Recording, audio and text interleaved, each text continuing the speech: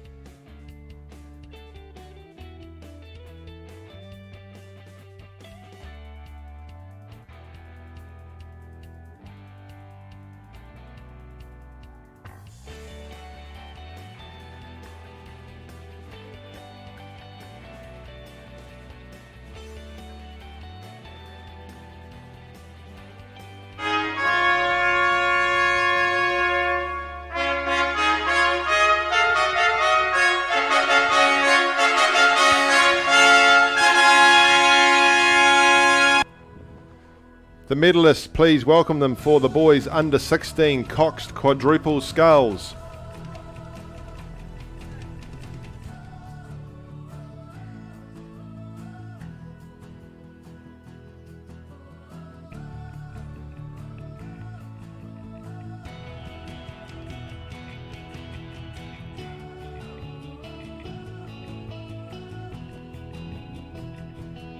The winners of the bronze medal in a time of 6:58.56, Timaru Boys High School.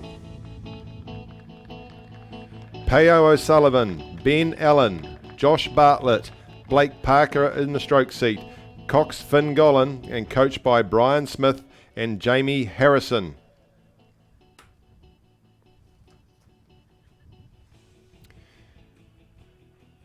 The winners of the silver medal in a time of 6:56.28 from St Peter's School. It is St Peter's School. The silver medalists: Valentine Barrio-Frogen, Jack Kidd, Joshua Yeoman, and Harrison McClintock, coached by Alyssa Sherry Middlemiss and coached by Chris Thorson.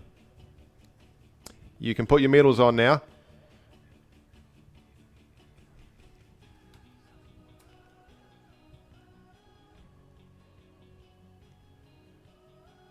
And in a time of 6:51.43, the winners and gold medalists in the boys under 16 Cox quadruple sculls and the winners of the Wellington College 150th Cup, Wakatipu High School.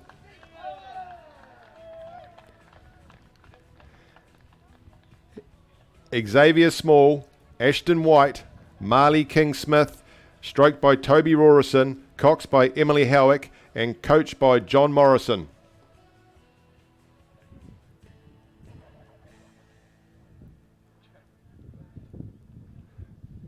Congratulations to the medalists and the boys under 16 Cox quadruple sculls.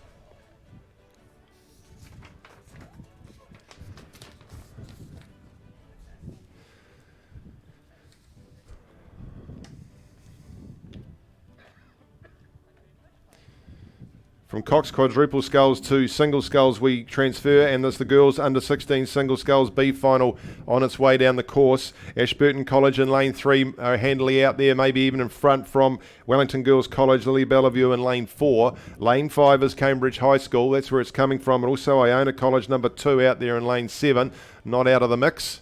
Of course, fantastic effort for these girls to be rowing through into a B final here at Maadi Cup. Everybody wants to be rowing at the end of the week, and getting to do it into a B final is no mean feat. It takes a lot of work and effort to get here. So out there in lane 3 still, Ashburton College, then Wellington College, and then Cambridge High School, Bethlehem College 1. Back into Huanui College in lane 2. Then we would go out to Iona College in 7 and 8. Lane 8 is Iona College 1. Back inside to Roncalli College. Just in behind Huanui there. They're very close, those two. But it looks like Sophie Gibson from Ashburton College is making a lot of the running here now. She's come through the 1,000 and done a bit of extra work just to try and pull away from Wellington Girls outside of her in lane 4. Then we go to Cambridge in 5, Bethlehem in 6. But they are still just behind Iona College in 2.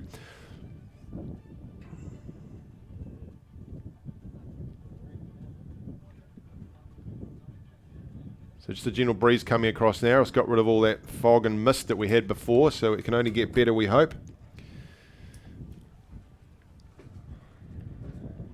Still Sophie Gibson in lane 3 with a handy lead there, I would think. But just watching out there in lane 7, Hannah Ritchie from Iona College. She's put some good work in the last 250 metres in this B final. Third would still be with Wellington Girls College. Those three starting to move out. And in fact, this run from Hannah Ritchie out there in lane 7 is putting pressure on Sophie Gibson in lane 3. Then we go back to Isabel from Cambridge High School, just outside of her, Jemima from Bethlehem. Then back to Olivia from Huanui. And then right close to her, but just on her left-hand side, is Sahana from Roncalli. So just watching that B final come through. The A final is due to go to 11:05. They'll be in the blocks and not far off going.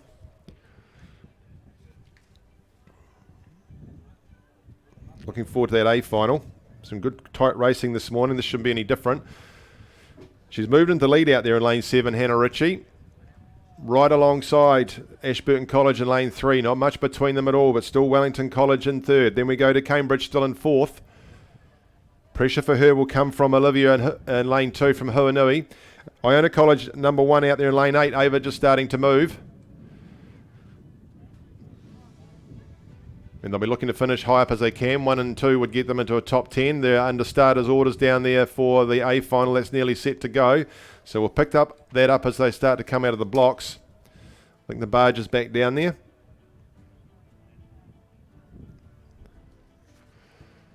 So coming past the crowd there, 250 metres to go. And it is out there in lane 7, Iona College. Back to Sophie down there in lane 3 from Ashburton College. She got a bit of work to do the next 200 metres to try and take this out, but it does look like Iona's gone past her. Ashburton College is second now. Third still is Wellington Girls College, moving up alongside her, Isabel Murray from Cambridge High School. That's your 4 at the moment. Outside of her is Bethlehem College. Then it's Iona number 1 out there in lane 8. Then we come back down to Huanui in 2, and it's Roncalli in lane 1. They're away in the A final. We'll just give you the field for the A final.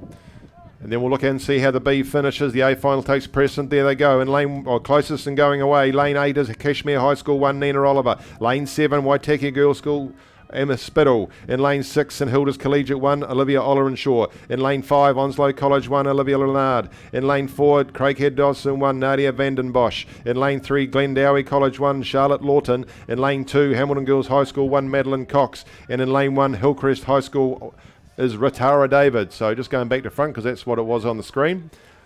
But as we'll pick them up there, so there's Nina Oliver from Kashmir High School just outside of her, and just pushing for the lead already is Emma Spittle from Waitaki.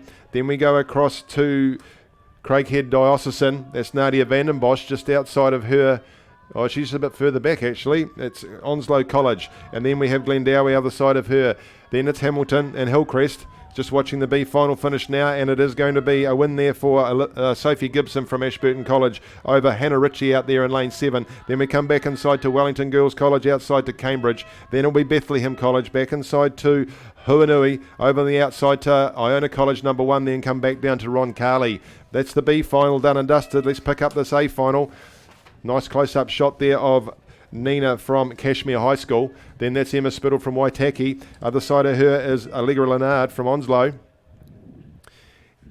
Craighead Dawson just back in the picture there. That's Nadia Vandenbosch. You'd think she'll have a bit of a sprint to go when they get further down the track, but it's been a lot of racing for some of these crews. Almost an inverted arrow as they come down. Nice start there from Ratara David from Hillcrest. Just outside of her is Madeline Cox from Hamilton Girls High School. But leading there out in lane 5 is Allegra Nannard from Onslow College. She spent a bit of time down this lake. She came down for South Island Secondary Schools and cleaned up there.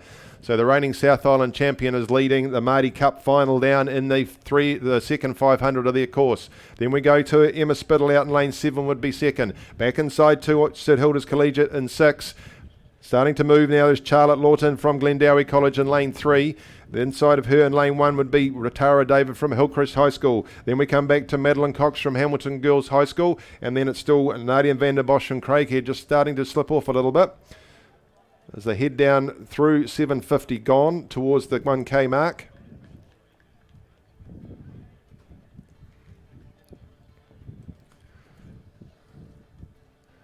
Out in front there, that's Olivia Lennard from Onslow College. Then we come back to Glendowie, would be second now. In third position, Waitaki Girls. Then maybe out to Kashmir in lane 8. Back inside to St Hilda's in lane 6. Very marginally ahead of Ratara David down there in lane 1. Back to lane 2, which is Hamilton Girls High School. Then we're back to Craighead Dosserson in 4.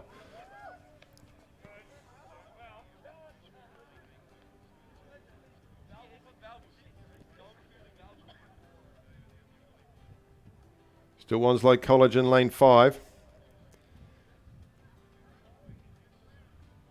Over St Hilda's and Glendowie in lane 3. Lane 6 starting to move there. It's Olivia Ollerenshaw from St Hilda's.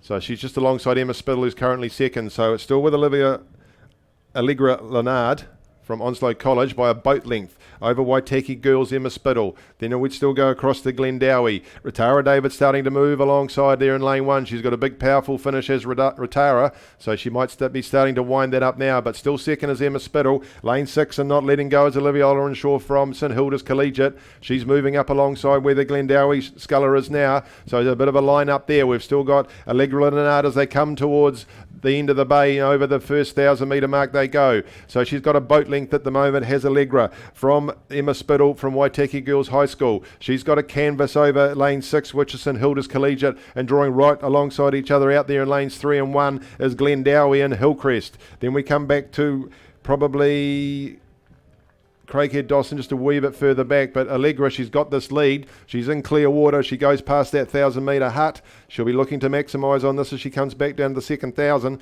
and she still has that lead over Waitaki Girls High School. We can see just inside of there is St Hilda's. Then it still is a real lineup. In fact, Glendowie just going back ahead of Ratara in lane 1. Then we come back into Hamilton Girls High School. Outside to Kashmir High School just starting to drop off a little bit, as is Hamilton Girls maybe now, but here comes Craighead Doss and Nadia van der Bosch starting to pick up the pace a bit. She was back a bit in the first 1,000. Now she's starting to put some work in. She's had a strong season, but she's had a lot of rowing this week. We'll see what she's got left. She's starting to push up on lane 3 and 1, which is Glendowie and Hillcrest, but it's still Allegra Lennard. Emma Spittle sitting there would be a boat length and a half back. She's got 3/4 of a boat length over St Hilda's Collegiate.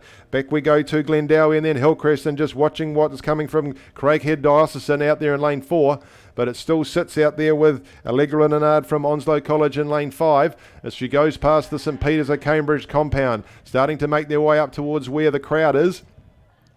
They'll be looking forward for a big cheer from them.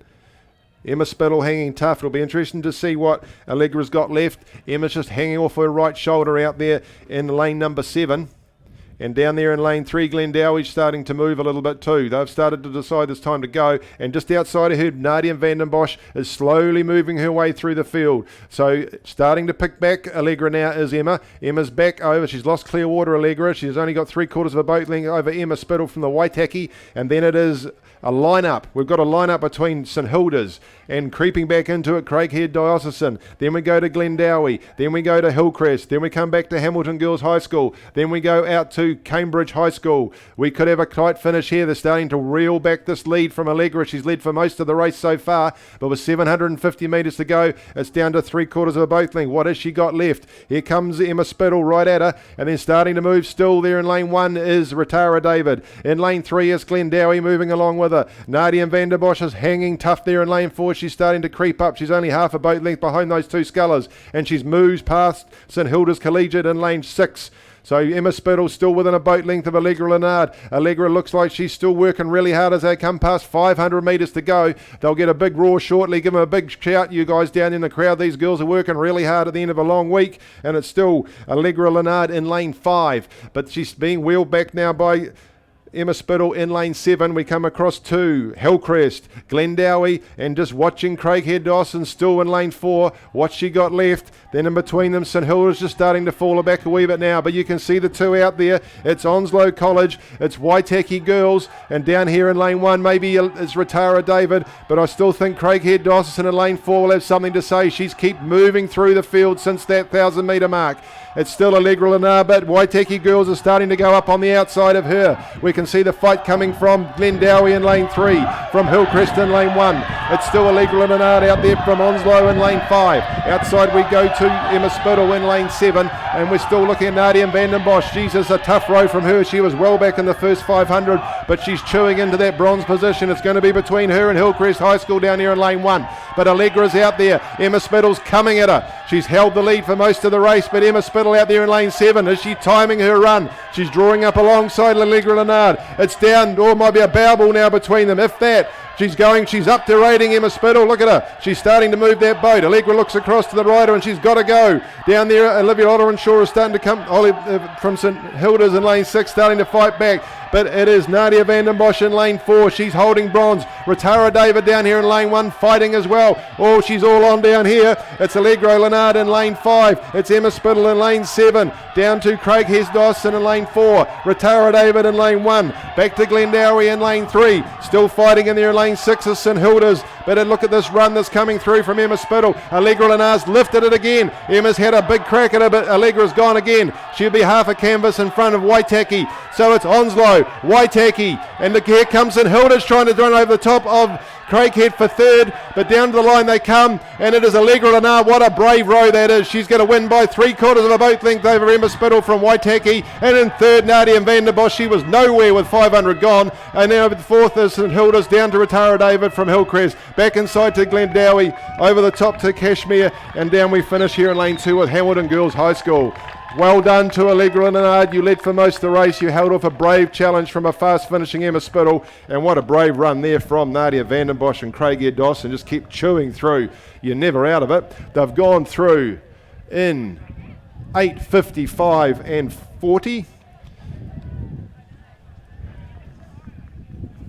Well done, Allegra Lennard. You've won the South Island Secondary School Champs down here. You've now won yourself a maadi gold medal. Fantastic race up against Emma Spittle from Waitaki Girls High School, and what a tough row that is, Nadia van den Bosch to finish third.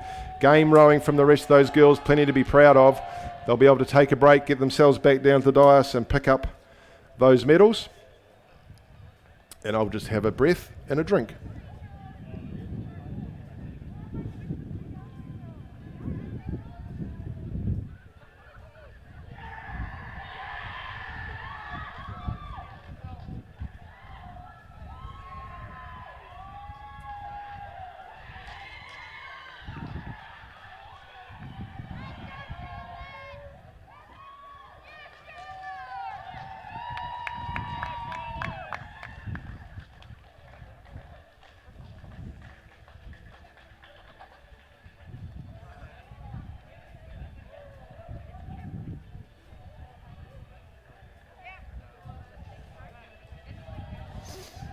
Just confirming the placings in the girls under 16 single scull A final. First in a time of 8:55.43 Onslow College.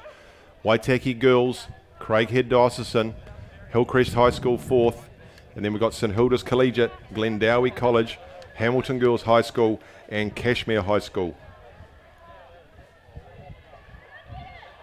Just another chance for us to acknowledge the support of the local companies that we really do value here at South Island Rowing.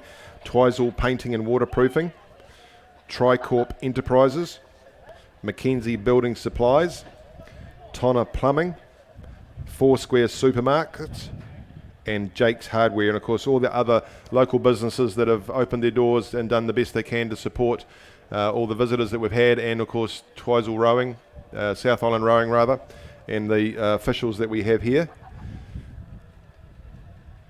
Good to see the supporters that we have down there between the ropes, and we thank you very much for that cooperation.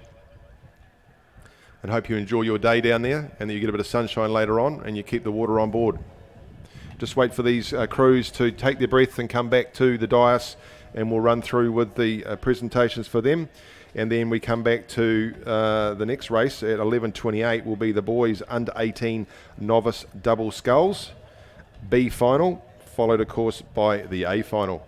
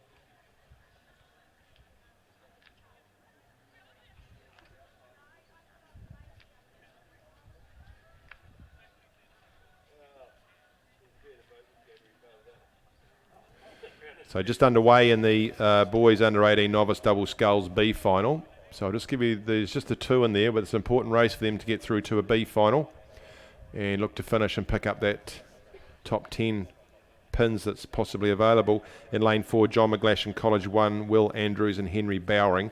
And in lane 5, St John's Hamilton 2, Zachary Armin Bryant and Noah Turner.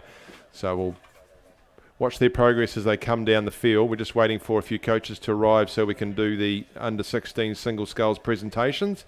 And then I will hand over to Kirsty Dunhill for her session as take you through the A final of the boys under 18 novice double sculls through until Russell Mills joins us back. So we're being short and sharp and snappy with the commentary team today and making sure we can handle these presentations in a way that would make Kay Gregory proud or cringe, one or the other.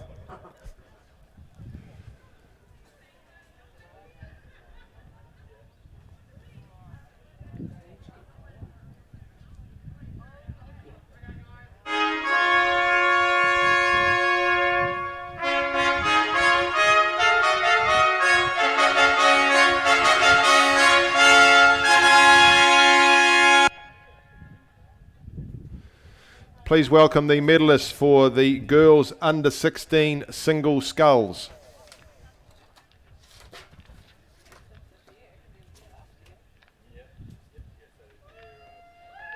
That's it, give them a big clap. It's a long way from the start down to here.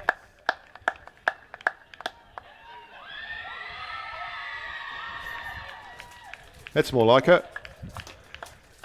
The winner of the bronze medal in 8:58.71 in a brave row from Craighead Diocesan, Nadia van den Bosch.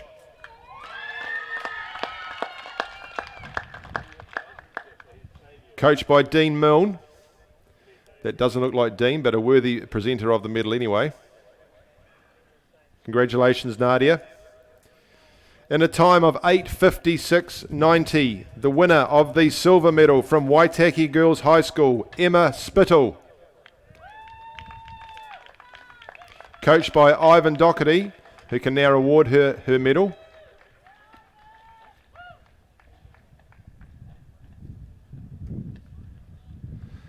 In a time of 8:55.43, the winner of the under 16 single sculls gold medal and the Mary Thomas Cup from Onslow College, Allegra Leonard.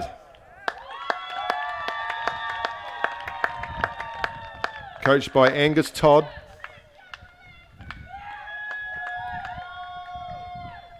Well done, Allegra. And then well done, Angus. Once again, please give a big hand for the medalists in the girls under 16 single sculls.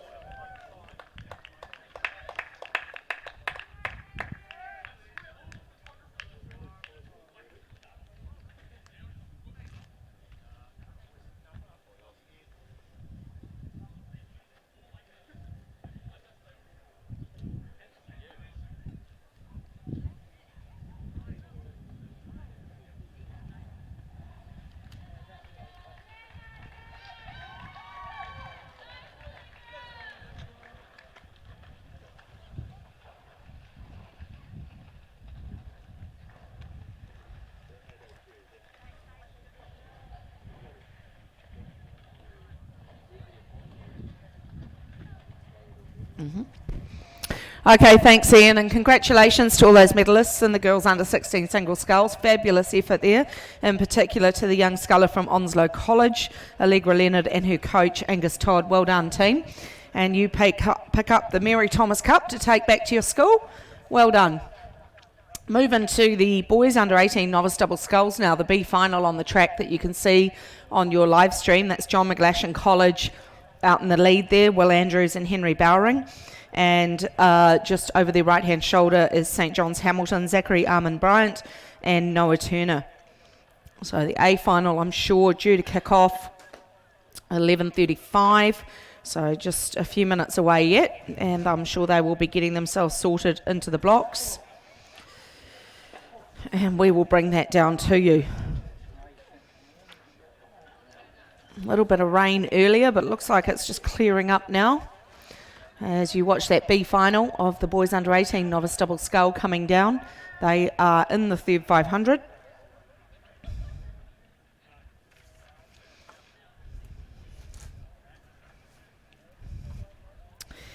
And once the A final has been completed, they will be the winner will be receiving the Russell Baxter Memorial Cup. So let's see whether Wakatip can go for their third gold. They've had a great morning so far with their boys 16 quad and 17 single. You can see in the foreground is the boys under 17 eights, I think, rowing up to the start. And that's going to be another great race that will come down at 12 p.m. So B final still being commanded by John McGlashan College out of Dunedin. Over their right hand shoulder is St John's number 2 out of Hamilton.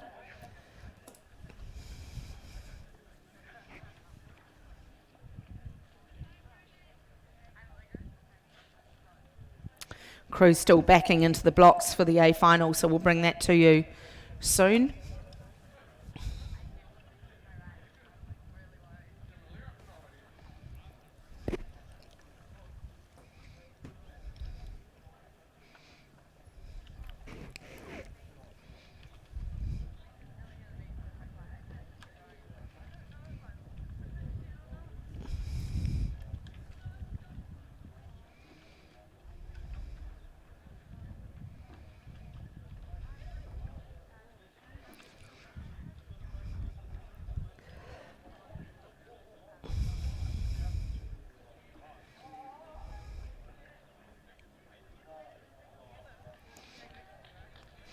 Boys under 18 novice double scull B final now heading down towards the last 250. That's John McGlashan on the right of your live stream there. And then over on the left in the blue and yellow, that's St John from Hamilton.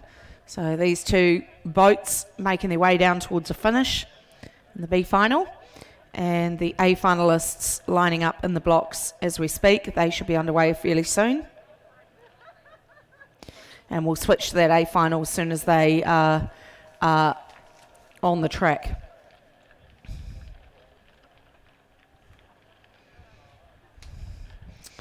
So an easy win here for John McGlashan. We'll just have a look at their time as the boys come down. They're inside that last 100, probably about 4 boat lengths clear now of St John from Hamilton. And Will and Henry coming down to the line now.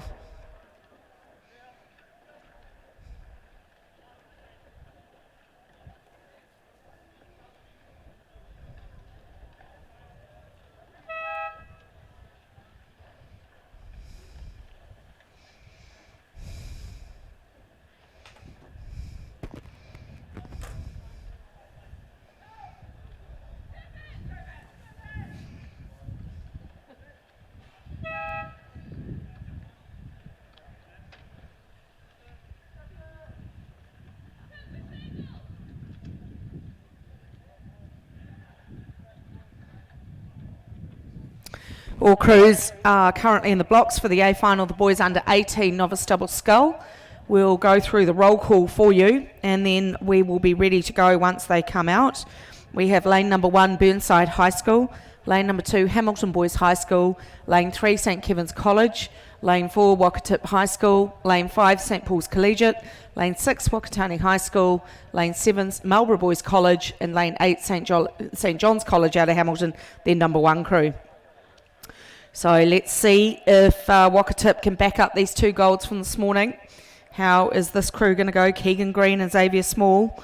And you would have to look either side of them to St Kevin's College, Zeke Goodsir and Cody Marshall, and St Paul's Collegiate, Sam Peoples and Charles Samp. We will see anyone in the final, as you know. And you can just see one of the under 17 boys 8s rowing up to the start there, just down in front of the medal dice. And that would be Christ College number 2 heading up for the under 17-8 final. So we'll be underway shortly in the boys under 18 novice double scull. And then a wee break and into the boys under 17 Cox State A final, no B for that. Great to see some spectators here. We welcome you on the finals day here at the AL Maadi Cup. We've had an amazing week here at Lake Ruataniwha, and the officials have done an incredible job to get this regatta underway. And there goes Christ College number 1 in the yellow Windpacker heading up for the boys 17-8. So there you go on your screen, sitting nice and calm and relaxed as the boys under 18 novice double sculls A final.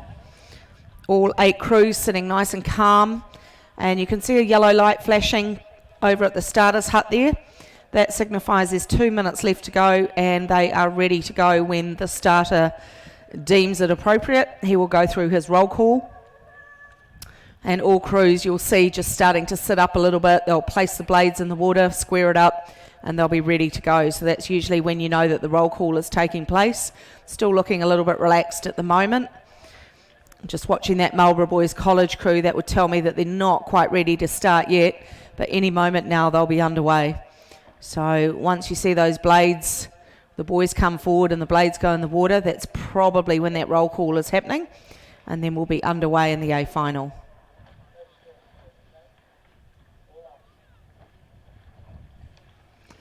Yep. So St Kevin's sitting there quite calm at right now. So now you can see all the crews sitting up there. Blades are squared and buried. So I'd say we're ready to go any moment now in the A final of the boys under 18 novice double. And there we go. We've got a clean start.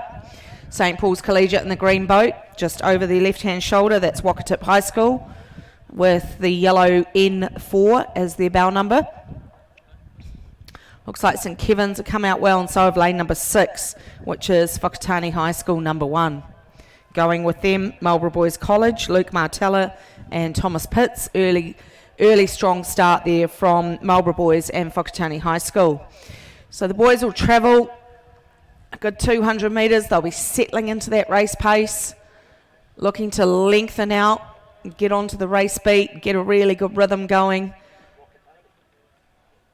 And we should see that very shortly. Still quite a high stroke rate for Marlborough Boys. You can see just half a canvas behind them. The back of the picture there, that's Whakatane High School. And the stroke just had a look across at Marlborough. And there's Wakatip, who have had a great morning so far in lane 4. That yellow bow number, N4. Probably pushing up into second now. Marlborough still holding that lead, but only just over Wakatip, and then back to Whakatane High School. That's your 1, 2, 3. We can still see St Paul's Collegiate in the green boat. They would be in contention as well in these very early stages of the boys under 18 novice double. So right in the foreground there, that's Marlborough Boys. Over the far side, that is Wakatip High School out of Queenstown.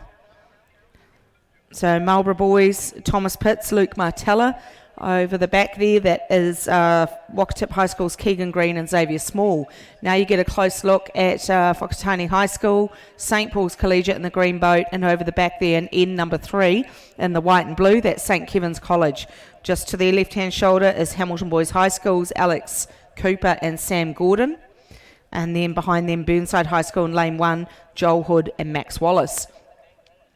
So we're just heading up now. We've gone past that 500, and Wakatip High School have hit the lead here in the boys under 18 novice double scull. Sitting now in second would be lane number 7, Marlborough Boys College, and sitting in the bronze medal position now, St Paul's Collegiate have done a big push out there in lane number 5.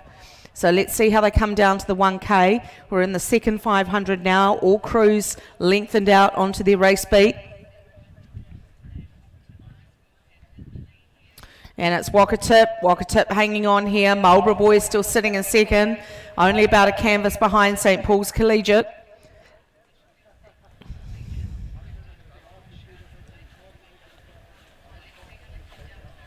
And you got a close-up look there of Wakatip High School. Picked up the 17 single and the boys 16 quad earlier. Can they make it 3 from 3 here? Boys under 18 novice double. These boys might be aware of how their team went this morning, so that will spur them on, I'm sure. And this, you're getting a close look. 37 rating on these young boys from Wakatip. Keegan Green and Xavier Small, coached by John Morrison. Done a great job with his team. That's St Paul's Collegiate, the Bumblebees over there in lane 5 in the green boat. Sam Peoples and Charles Samph trying to push themselves into that silver medal. Then we come over to lane number 7. You've got Marlborough Boys College, Thomas Pitts and Luke Martella. Both these crews now a couple of lengths back on Wakatip. Wakatip have taken off and they are through the 1K. Silver still sitting marginally only by a barrel ball with Marlborough Boys College. St Paul's Collegiate piling all sorts of pressure on Marlborough Boys. That's your silver and bronze at the moment with St Kevin's in lane number 3 sitting in 4th place.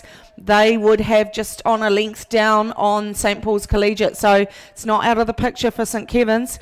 And Hamilton Boys High School trying to hold on to St Kevin's down there in lane number 2. That's a close-up picture there in the background on the green boat, St Paul's Collegiate. Just in the front here is Marlborough Boys College, who have been holding on to that silver most of the way, but St Paul's now trying to put them under pressure, and here comes St Kevin's.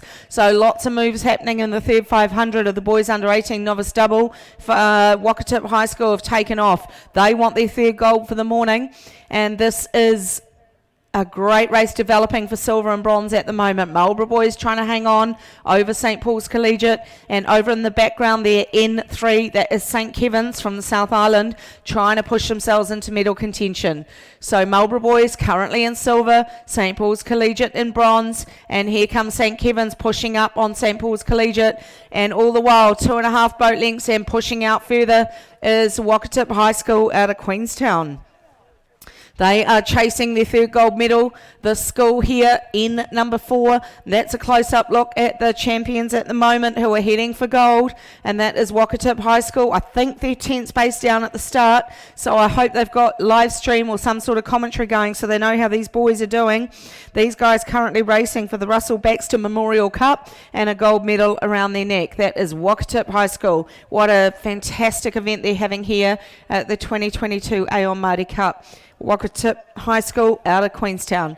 Here we go, still silver place sitting with Marlborough. Here comes St Kevin's. St Kevin's fighting for a bronze over St Paul's Collegiate. St Paul's Collegiate still sitting in that bronze medal position, half a length down on Marlborough Boys.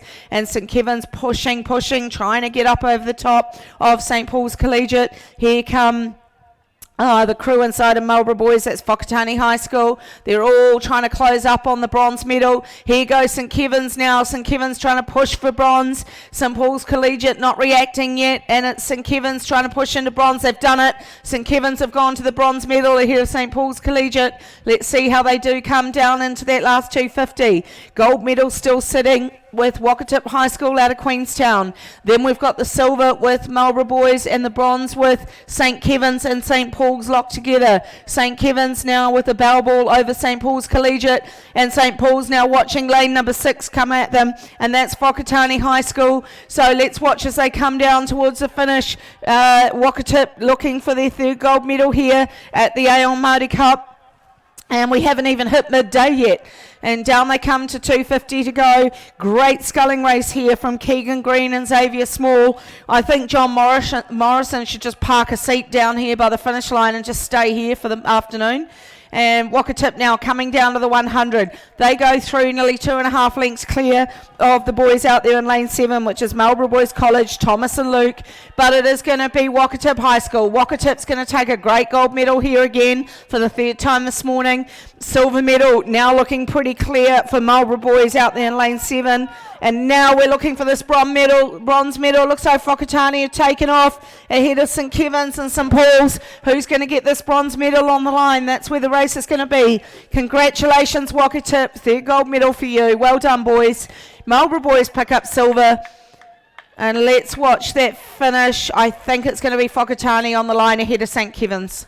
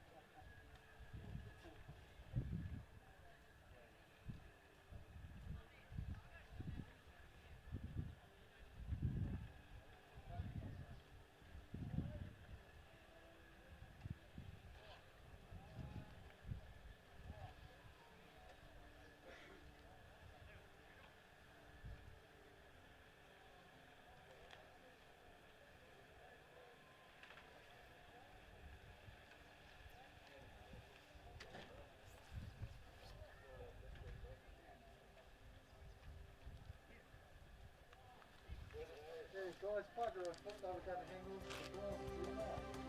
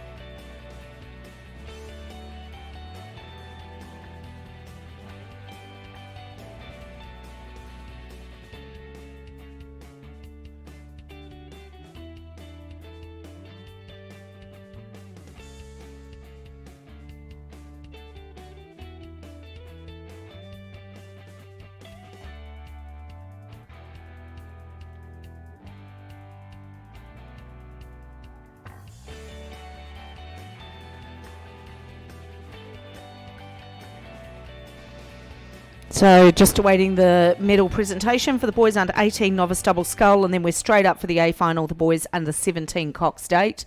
No B final in the 8, so the 8s will be backing into the blocks shortly.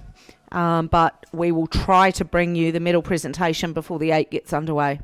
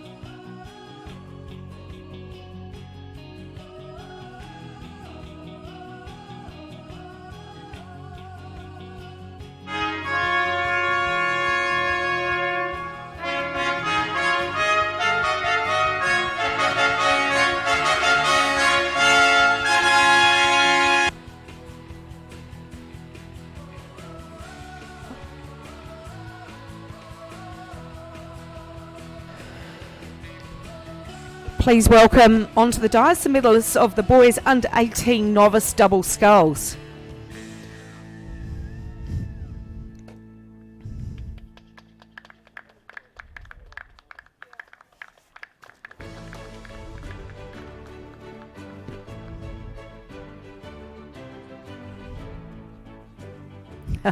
Just waiting for the last minute coach to come running up. Come on, Graham. In third place, receiving their bronze medal, congratulations, in a time of 7:27.92, Whakatane High School, number 1. Indy English and Christian Nell, coached by Graham Watt. So Graham, if you do the honours for your boys.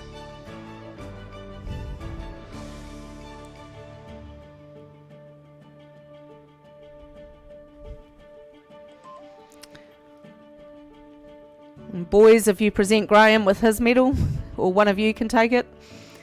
Congratulations to Whakatane High School, bronze medalists in the boys under 18 novice double scull. The silver medal in a time of 7:24.73. Congratulations to Marlborough Boys College, number 1.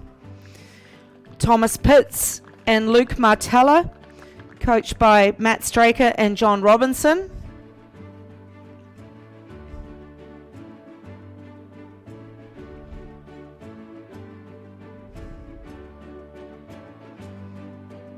Congratulations, silver medalist Marlborough Boys College, number 1. And our New Zealand champions for 2022 in the boys under 18 novice double sculls. Congratulations to Wakatip High School, number 1. A time of 7:16.95. Congratulations to Keegan Green, Xavier Small and John Morrison. Not only do these gentlemen pick up their gold medal, they are also the recipients of the Russell Baxter Memorial Cup. Congratulations, Wakatip High School, New Zealand champions in the boys under 18 novice double scull.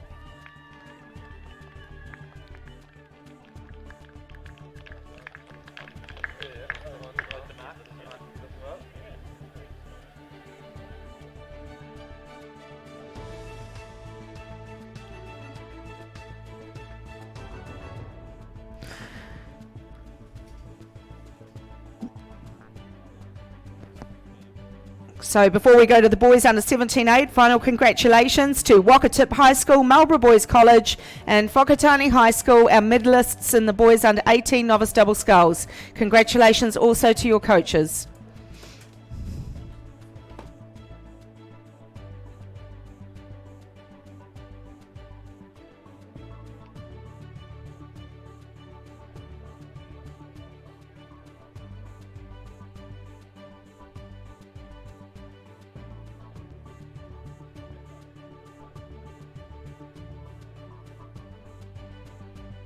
So we've got a couple of minutes to go, about 2 or 3 minutes before the boys under 17 Cox State starts. So we'll go through the roll call for you. We have lane number 1, Christ College number 2. Lane 2 is St Andrews College number 1 out of Christchurch. Lane 3, Christ College out of Christchurch. Lane 4, St Bede's College out of Christchurch. Lane 5, we have a North Island team, Hamilton Boys High School. Lane 6, Auckland Grammar. Lane 7, Westlake Boys, and Lane 8, Shirley Boys out of Christchurch.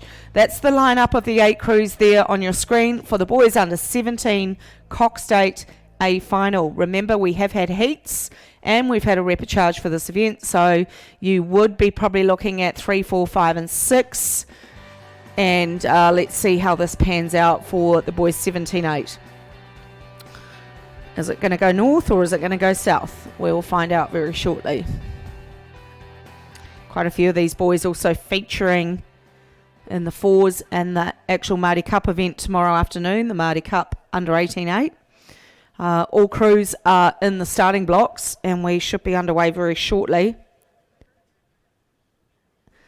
in what will be a very fast race on flat conditions here. No rain anymore on Lake Rurataniwha, and I'm sure we'll have some nervous coaches out there waiting for the start of this boys 17-8, which will be underway very shortly.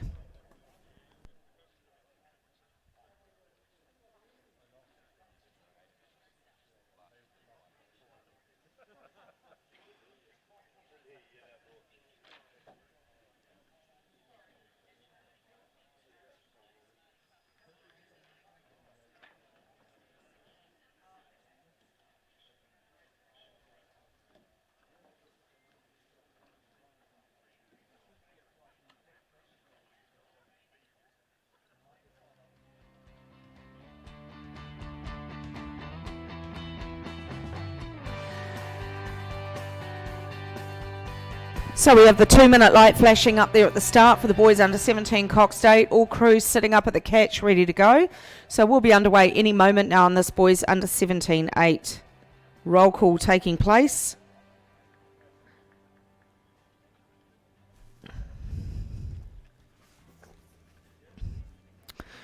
The winner of this event will be receiving not only a gold medal but the Arthur Andrew Memorial Shield.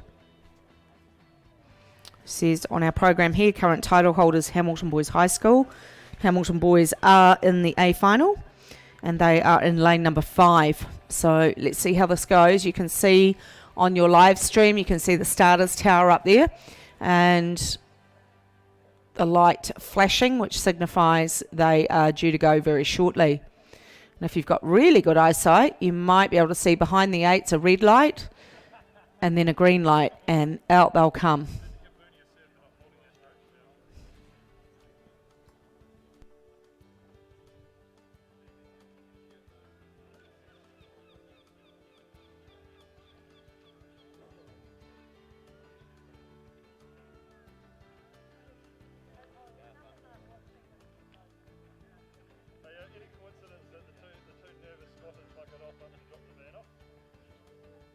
Away, we have a start. The boys under 17 Cox State here at the 2022 Aon Māori Cup.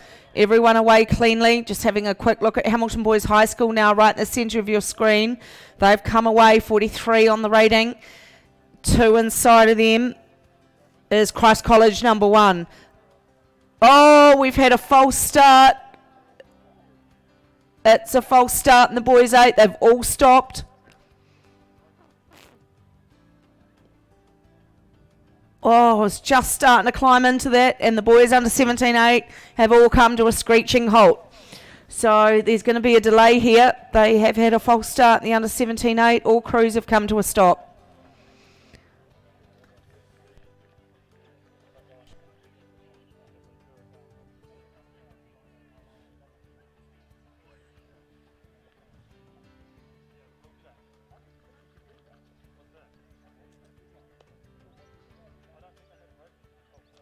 Nervous wait for coaches out there. These crews are all starting to back down and turn around.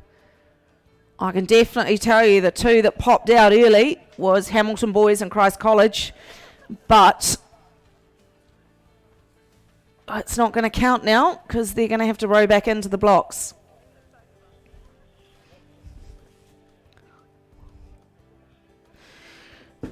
I think I know who the false start went to, but can't quite tell you at the moment till we have that confirmed.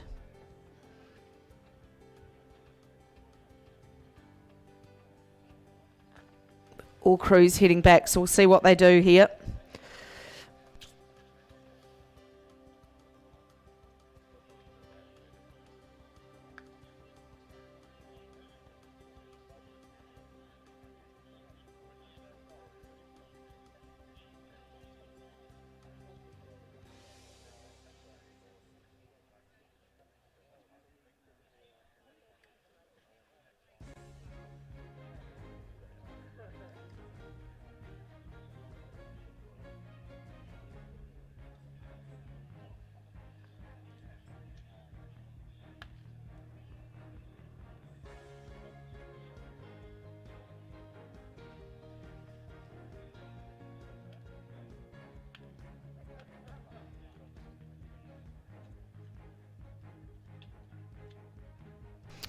So we'll just await these 17-8s to go into the blocks. It was a false start. I can't comment on which lane it was. And we will be underway fairly shortly. I can confirm it was from the middle there, but you can work out who the middle was. Who's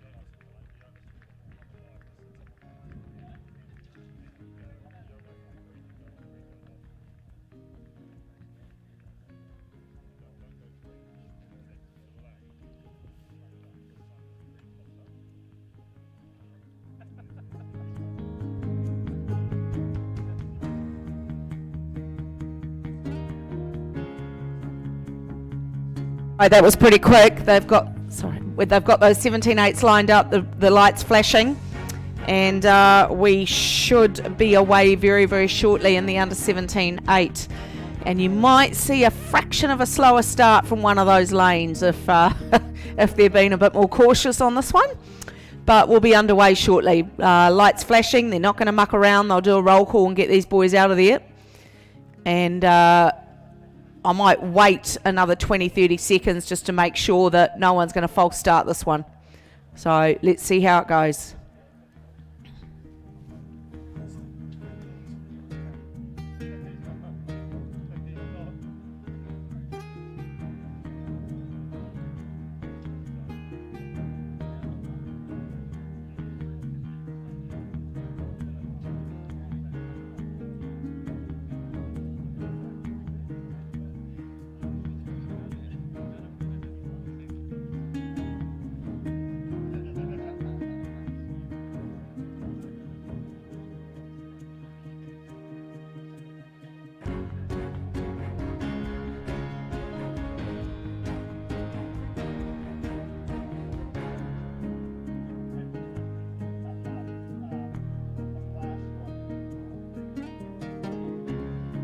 Okay, we're away again. Round number 2 in the boys under 17 Cox State. And I'm just going to wait a second to make sure they keep going.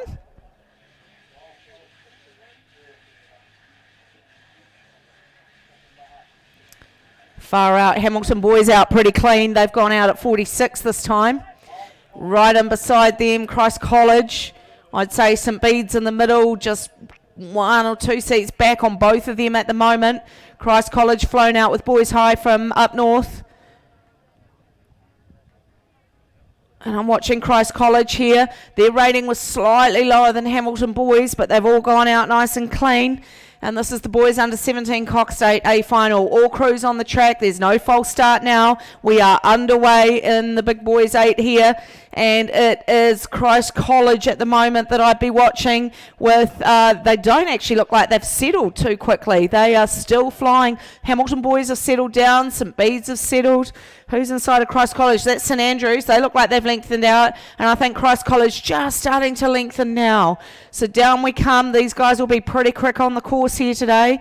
Boys under 17-8, St Bede's just starting to move now, pulling up alongside Christ College. I'd have Hamilton Boys in third place at the moment. And the big move coming from from St Bede's College. St Bede's out there in lane number 4. And just to our left on the video screen is Christ College with the black oars there and the white tops. They're in lane number 3. Just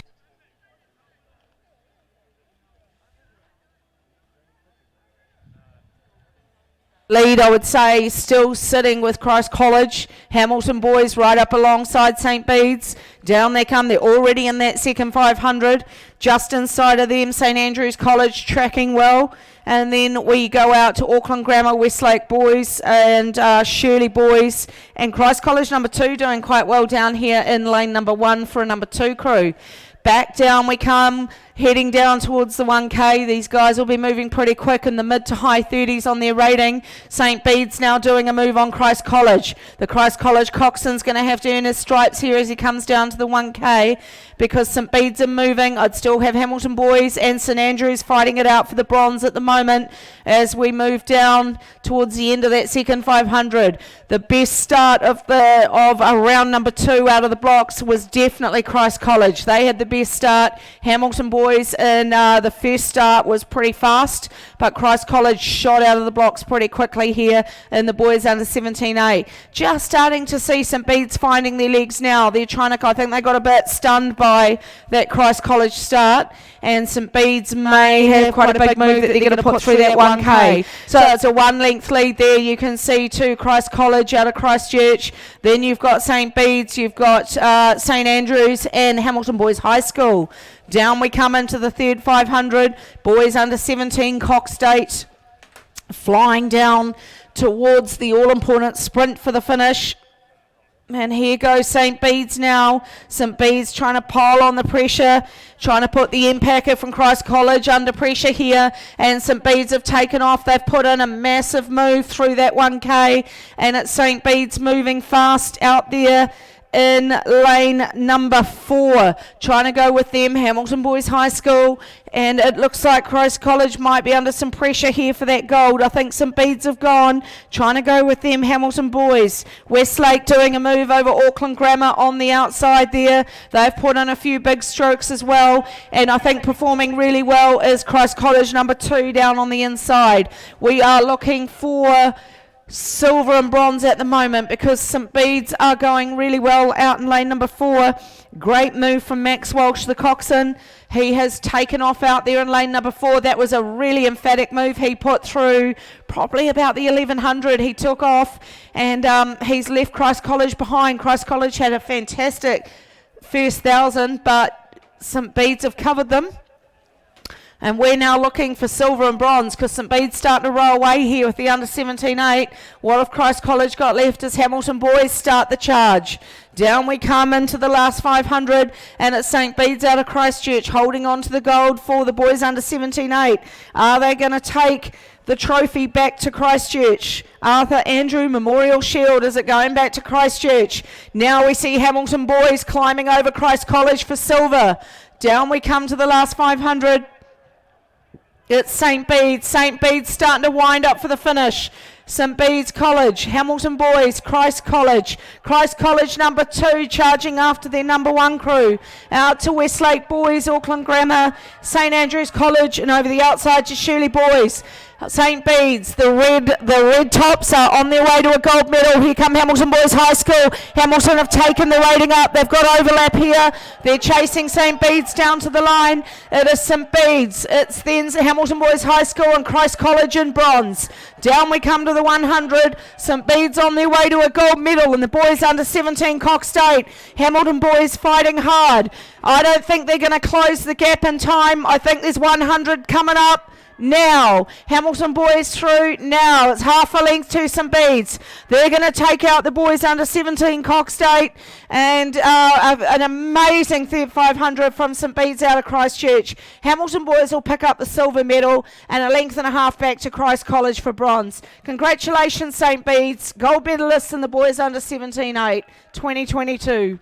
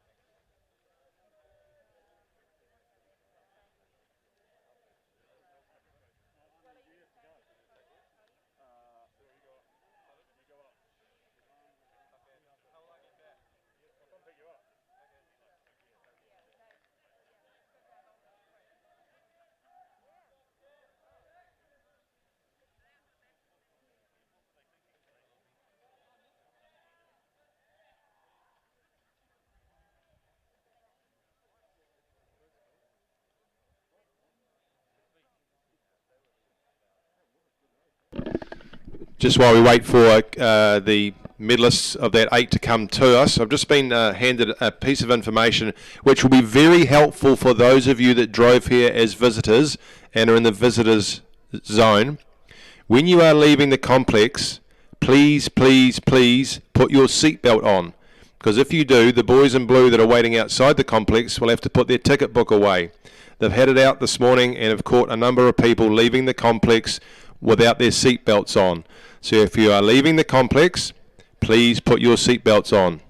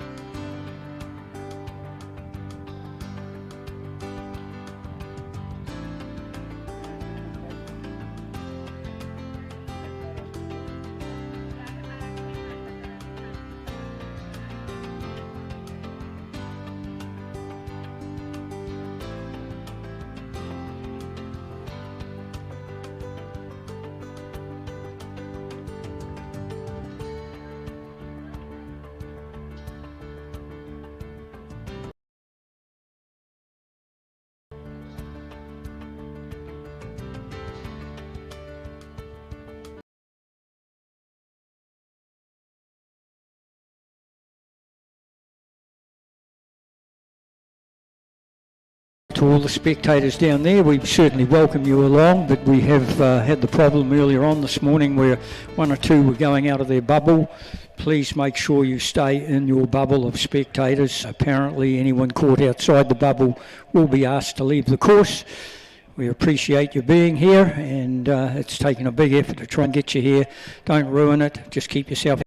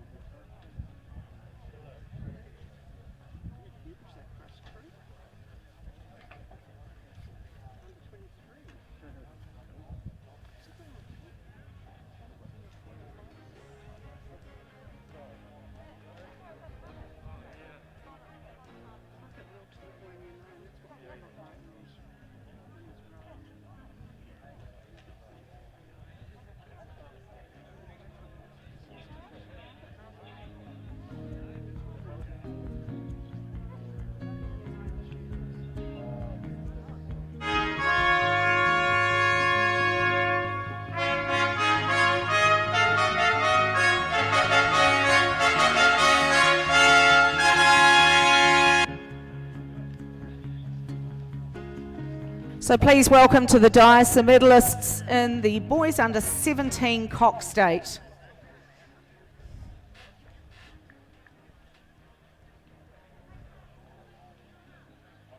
Come on.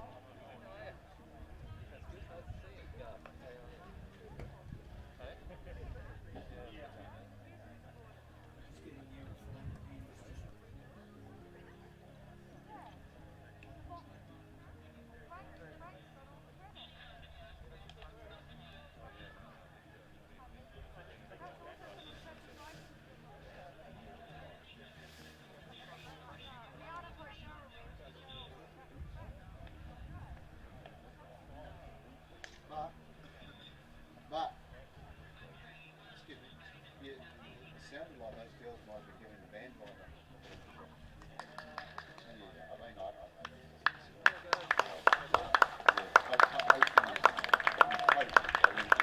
Yeah, I mean, Congratulations to all medalists here in the boys under 17 Cox State, starting with third and bronze medal position in a time of 6:13.33. Christ College number 1. So if the coach or any coach can start presenting these medals. Charlie Delling, Alex Spate, Charles Beale, Max Harris, Charlie Poulter, Fergus Johnston, Oscar Todd Hunter, George Cochrane, Coxon Henry King, and congratulations to the coaches Malcolm McIntyre, Will Satch and Tony O'Connor.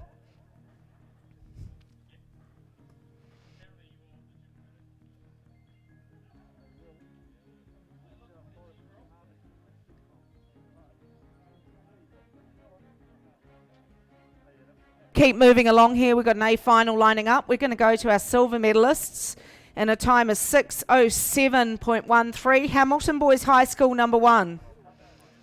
Dylan McConnell. Off you go, Bruce. Medals out. Jono O'Brien, Jamil Khan, Matthew Legale, sorry if I'm not saying that right, Matthew, Dylan Worthington, Tyrone Urbancic, William Milne and Josh Syme, Coxon Cameron Natter, coaches Caleb Shepherd and Bruce Holden.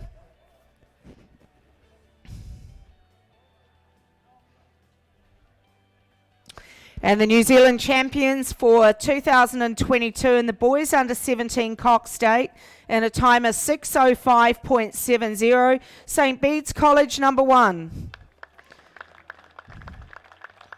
Luke McBride, Sam Earl, Matthew Glenn, Thomas Woodgate, Luke Hickling, Jack Dennehy Coles, Sam Woodgate, Josh Hammer, Cox and Max Walsh, and congratulations Dale Marr. This crew not only picking up a gold medal, they will also receive the Arthur Andrew Memorial Shield. So coach, when you finish, pick up the shield. Congratulations to our medalists in the boys under 17 Cox State for 2022, Christ College, Hamilton Boys High School, and our New Zealand champions, St. Bede's College.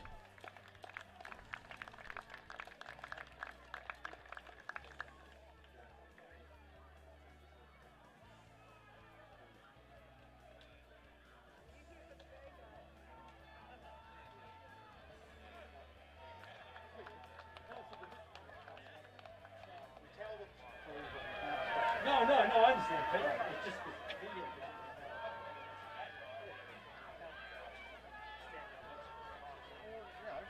Steal it to me. Steal it to me. I'll deal it. Take the pressure off. Pass the buck. Yeah. You good? Another fine regatta again, I see. Yeah, see ya.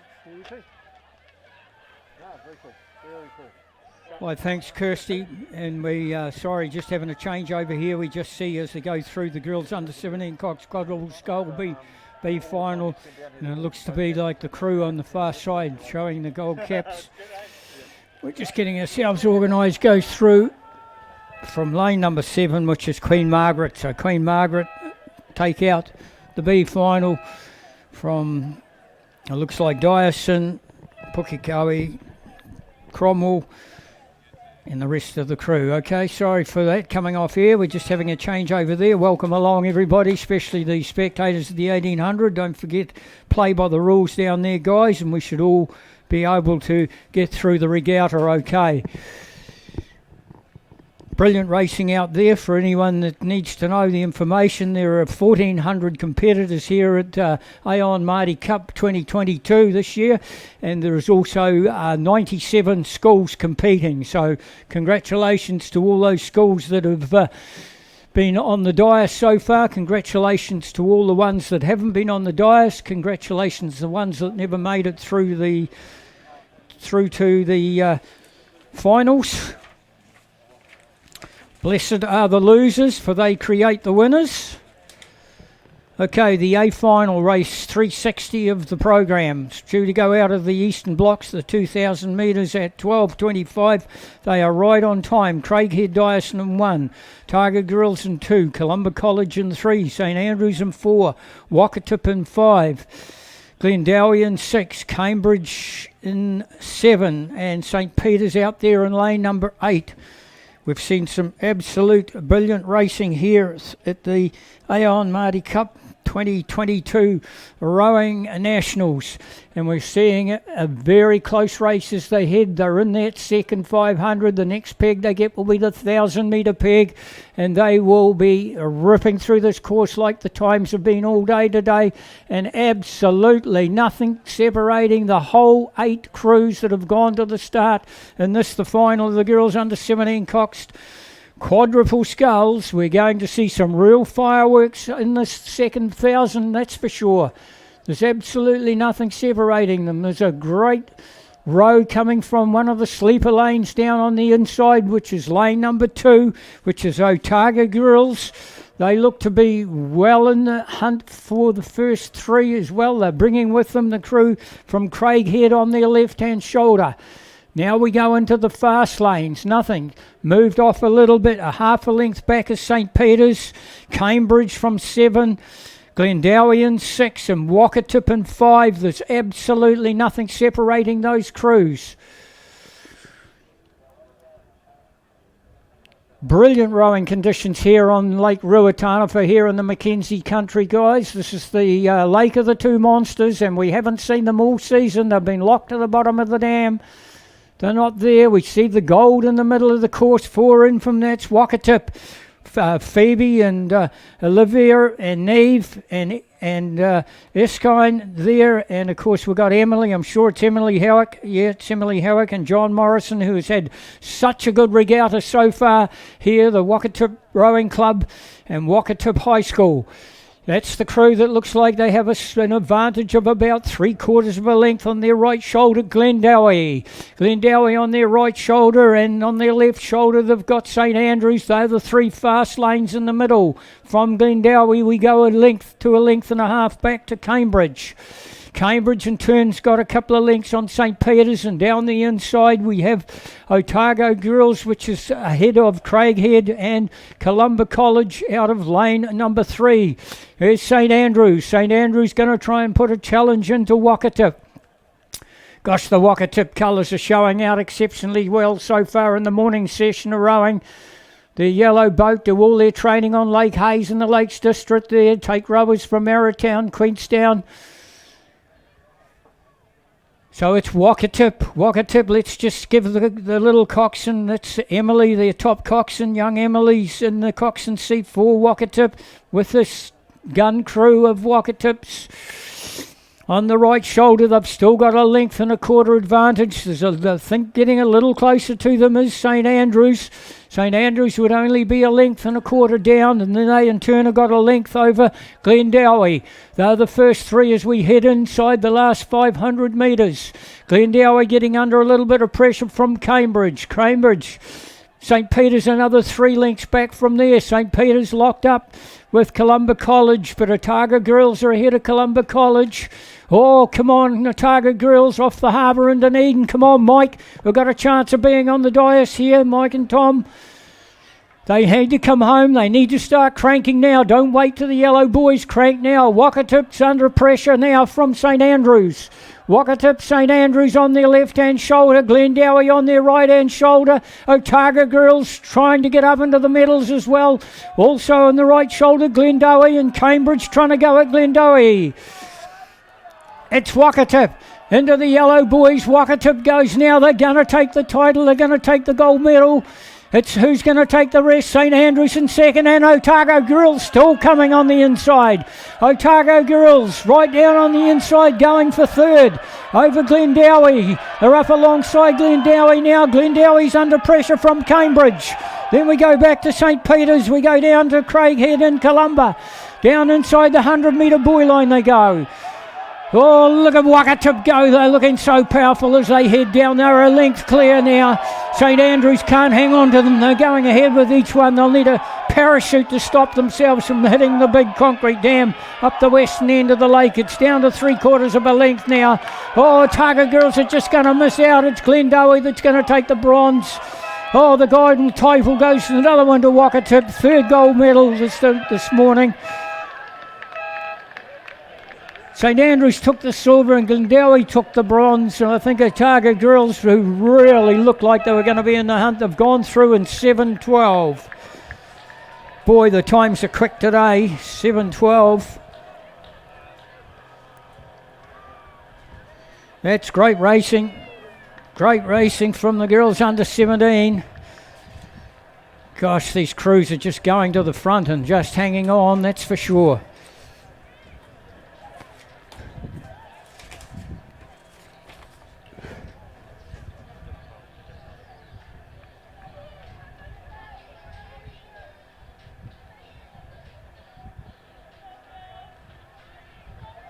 Yeah, we got the 3rd. I think pretty sure of it.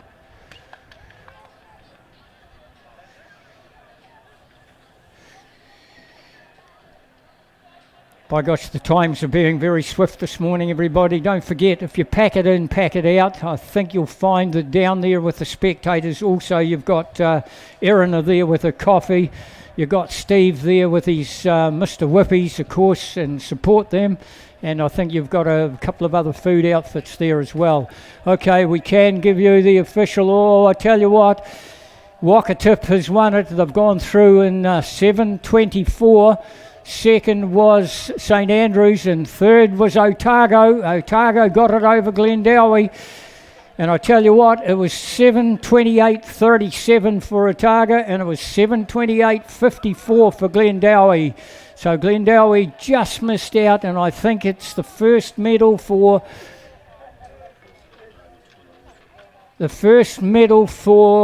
Otago girls in 21 years. So congratulations, Mike and Tom. What a brilliant job you've done with the girls. Yep. Mike Goldsmith and Matt Thomas. First medal for Otago girls in 21 years. And I tell you what, there was only split seconds in it. It almost looked like it was Glendowie from here, and a split second to Otago. The water conditions absolutely brilliant, like they've been all week now. The spectators across the other side on the terrace, not as many as what we had yesterday. They must be all the way back to work. Don't forget again that message down there, play by the rules. The ones down there at the spectators, support the food outfits that are there. And anyone else that's in their bubbles, just remember you're not allowed to jump over a fence. You must keep in your bubbles. You are only allowed the coaches or the people that are holding the boats and presenting the medals to go out of their bubble. And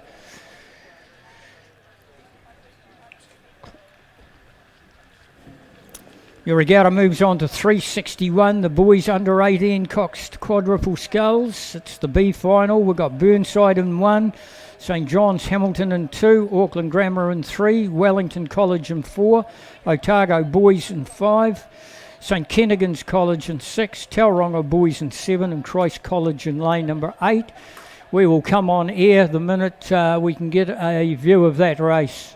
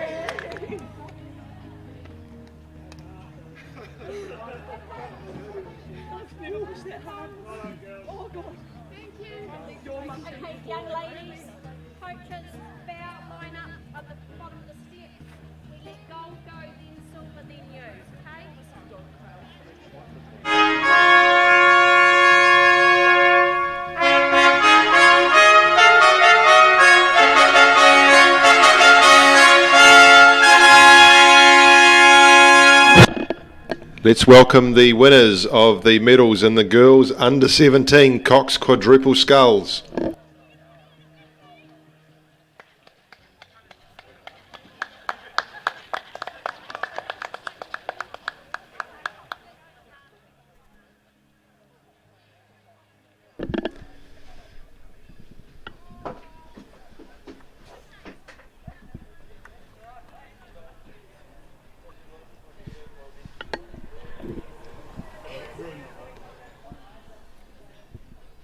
In a time of 7:28.37, the winners of the bronze medal, the first maadi medal for this school for 21 years, Otago Girls High School. Sophie Orchiston, Maggie Hepburn, Isla Merriman, Harriet Thompson, Cox by Emily Esplin, and Mike Goldsmith, Matt Thompson, the coach, can hand those medals out with pride. What a fantastic effort. Well done, girls.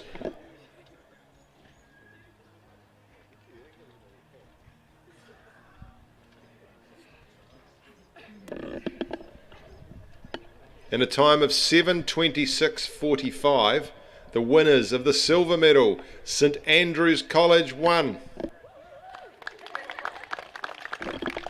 Sophie McNee, Amy Hughes, Freddie Todd Hunter, stroke Georgia Thompson, Cox by Isabel Forsey, coaches Michaela Turfus and Rachel Williams.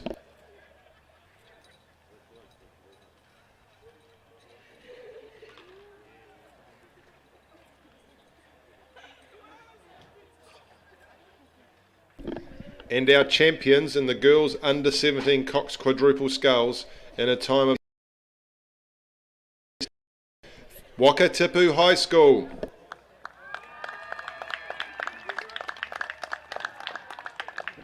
Phoebe Kavanagh, Olivia Key, Neve Bates, stroke by Keely Erskine, Cox by Emily Howick, and coached by John Morrison.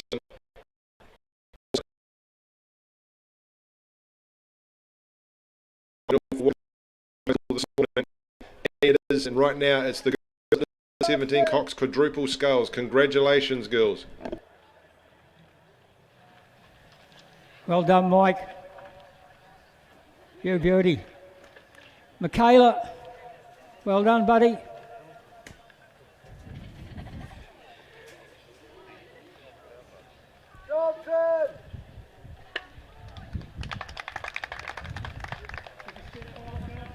The medalists in the girls under 17 Cox quad.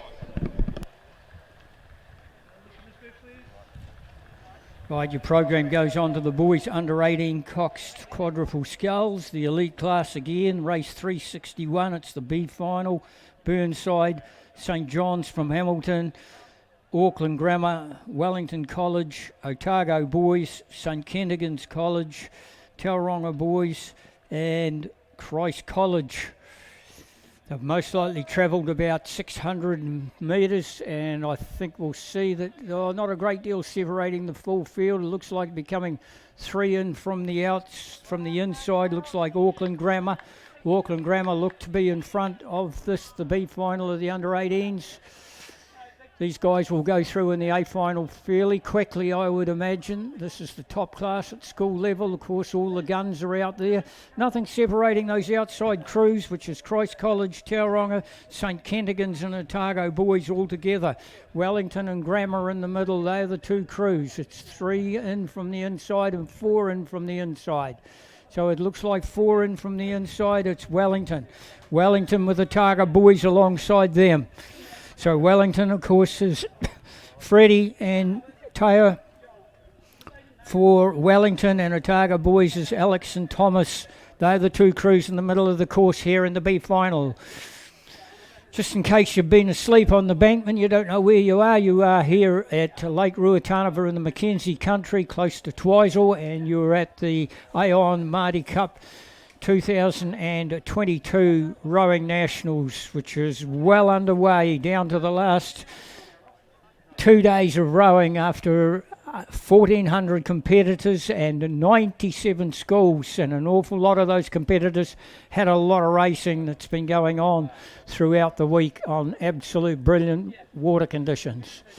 Still nothing separating those three outside crews. We're looking at most likely St Kennigan's just moved away from the two outside crews, Tauranga and Christ College. Otago boys are right alongside them, but it's definitely the Wellington College crew that's in front of the rest of the field. We know there hasn't been a lot of training done with the North Island crews. There's been a great season down here with South Island. They've been able to row every regatta on brilliant water conditions like this, every regatta. They haven't had any hold-ups, but I'll tell you what, the North Island crews have been very, very competitive here at this Maadi Cup program. So Wellington out in front in this the B final. Targa boys on their right hand shoulder, left hand shoulder. They have got Auckland Grammar. Targa boys back off the pace a little bit, and then we go from a Targa boys another length back to St Kennigan's. Couple of lengths back to Tauranga. Christ College is ahead of Tauranga on the far side.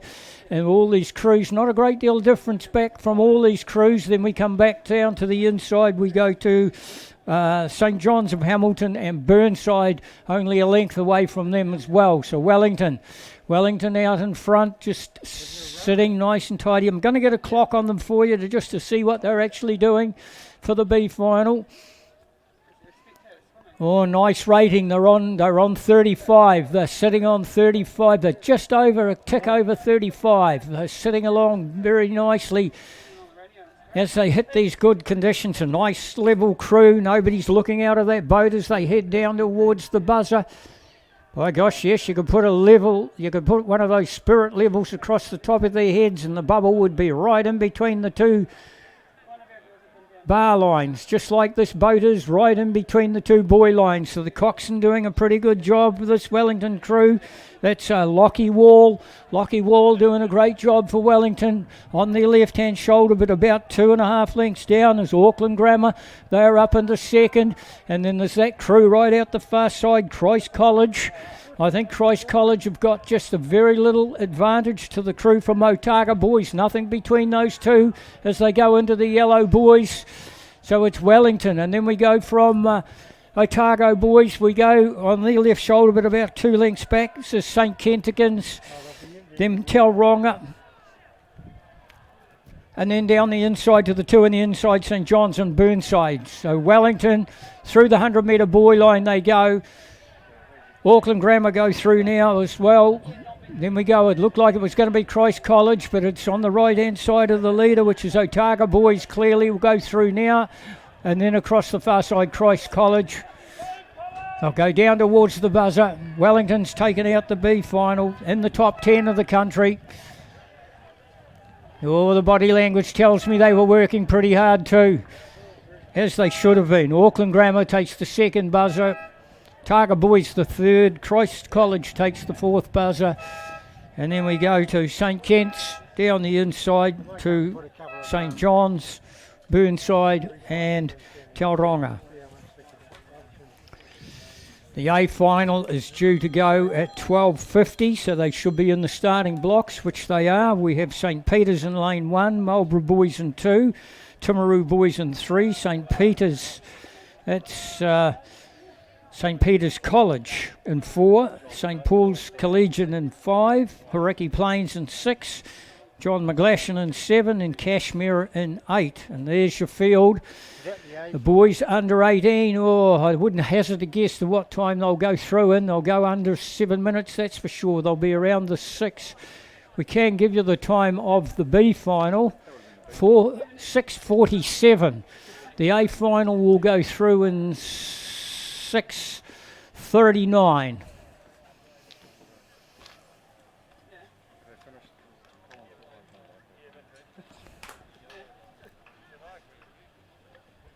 The starting team doing a brig. The only held up they've had here for Maadi Cup 2022 has been the fog, which was semi-final day yesterday. They were an hour and a half late. They got away, but the fog came in, and then they lost an hour and a half of racing. The water conditions were good. It's just they couldn't see past their nose. They've let them go out of the blocks, as we always say, at around 38, 39, 40. Some crews have got very quick hands, can go to 31. Nice upright, nice short on the slide. And nothing breaking the line at this stage. It looks like it's coming from Hauraki Plains. Gone and put a couple of feet. Hauraki Plains on St. Paul's Collegiate. And then, of course, on the right-hand side of them was John McGlashan. And then we come right down the inside to Kashmir on the outside. It's in that middle of the course. It's Hauraki Plains. Oh, now the Hauraki Plains, I think, have had their lead taken off them already from St. Paul's Collegiate, who have gone and put a couple of feet on Hauraki Plains. On the opposite left-hand side of them, St. Peter's are about a canvas away from the leading crew, St. Paul's. St. Paul's have come out of Hamilton, I think, do a lot of their training on Karapiro. In fact, if not all of their playing out there. Les Varney country it is up there. Then we go from there, we go to St. Peter's, we go Timaru boys. Don't leave out Timaru boys and Marlborough boys. Timaru boys just back a wee bit. Marlborough's ahead of them. Marlborough's moved up into third place. Marlborough on the inside. And of course Kashmir is just back off the pace, and hanging on to it is John McGlashan. They're only a half a length off the leader through the first 500. It's St. Paul's. Then it is Hauraki Plains. Then it is 2, which is Marlborough boys. They're the first 3. Then it is 4, which is St. Peter's that have gone through the 500. So it looks like nice tight racing inside that first 500. There's a long way to go. We're getting brilliant shots to live streaming. If you're looking on live streaming at the Aon Maadi Cup 2022, welcome along to the live streaming.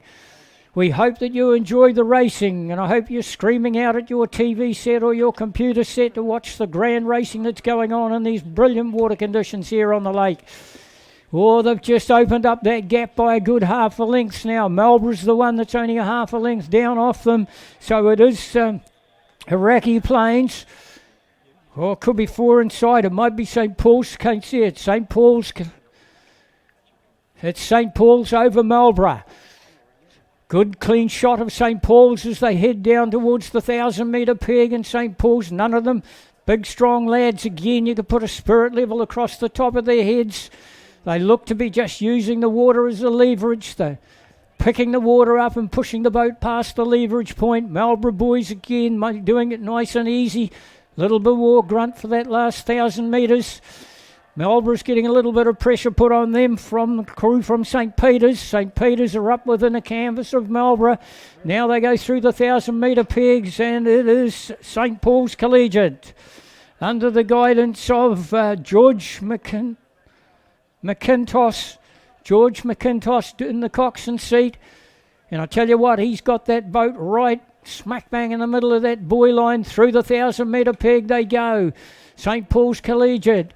Marlborough boys have been picked up now just about from out here. Is lane number 6, which is Hauraki Plains. They went out nice and quickly, and I can just see a little bit of movement coming from that lane 4.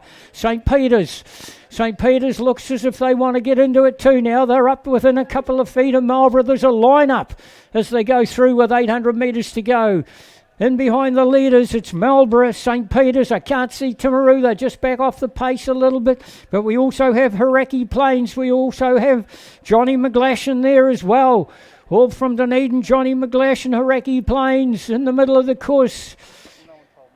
St. Paul's Collegiate, that's the crew that said goodbye to the rest of the field. But I tell you what, who's going to take the silver and who's going to take the bronze? You can have a good guess. You can see it square down there at the 600-metre mark. Get them behind them as they come through that crowd down there at the 250, 300. You're always there. Make sure you stay in your bubbles, guys, until... Tell you what, they're only chasing one crew here. This is the under 18s. So Kirsty will be out there taking a look at these guys, that's for sure. St. Paul's, let's see who's doing the coaching of them from there. There's Martin and Bruce. Well done, guys. You've got a good crew going along there. They've still got that lead. It's on their left-hand shoulder. It's St. Peter's. They were one of the big movers. They've moved up within about a length now of the leading crew, and they've clearly gone into second place, but they're under siege. And that's for sure. They're under siege on the right-hand side of the leader, which is Hauraki Plains and John McGlashan. Right out there in lane number 7 as well as... That's Hauraki Plains is under pressure from Johnny McGlashan. And then we come down here to Marlborough. Marlborough was second. All the pressure was coming on them. I think Marlborough's got some real pressure on them now. From 4 out, which is St. Peter's. Nothing between St. Peter's and Marlborough. And in between the two now we see the colours of Timaru starting to go as well. Leave the leaders in front. St. Paul's Collegiate, they are in front. They're all coming at you, St. Paul's. Have they got a big enough lead? Left on St. Peter's, Marlborough. Oh, look at Timaru. Timaru are coming up on Marlborough. They're coming into the picture now, Timaru. They sat back for the first 1,000, but they're starting to bring it home now. And right across the far side, John McGlashan. You've got to crank it up, Timaru. Timaru, you've got to come up one more. Look at the Timaru crew go down there. They come up alongside Marlborough. It's St. Paul's, Marlborough, St. Peter's, St. Paul's. And across the far side, Johnny McGlashan. St. Paul's, can they hang on? 100 metres to go. St. Peter's coming at them. Timaru coming at McGlashan. McGlashan hanging on to the bronze. They're coming at them. Hauraki Plains trying to come back into it. And also down here, Marlborough boys. St. Peter's. St. Peter's are coming at St. Paul's, St. Peter's coming at St. Paul's. St. Peter's. St. Paul's have taken the title. 2 feet. Johnny McGlashan's got the bronze. And everything rushing in behind them. Hauraki Plains, Marlborough, Timaru. Wow, what a row from Timaru. They came from well back at the 1,000. Wowee, now let's see what they've gone through in 32, 6:32. Oh, Millsy, you're 7 seconds out. That is an exceptionally good time.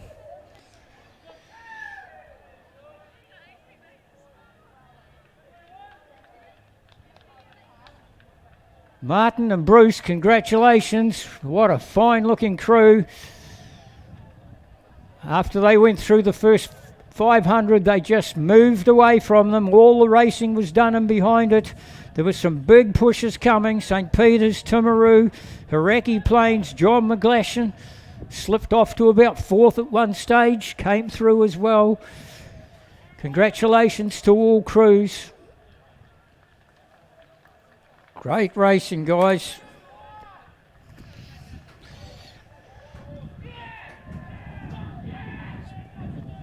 Right, we've got the official results for you now. It's St. Paul's. St. Paul's have taken the gold medal in the title in 6:32. 0.46 of a second back is the crew from St. Peter's. Then we went John McGlashan, Hauraki Plains, Timaru, Marlborough, St. Peter's and Cashmere. And if anyone was confused about the two lots of St. Peter's, one was St. Peter's and the other one was St. Peter's College.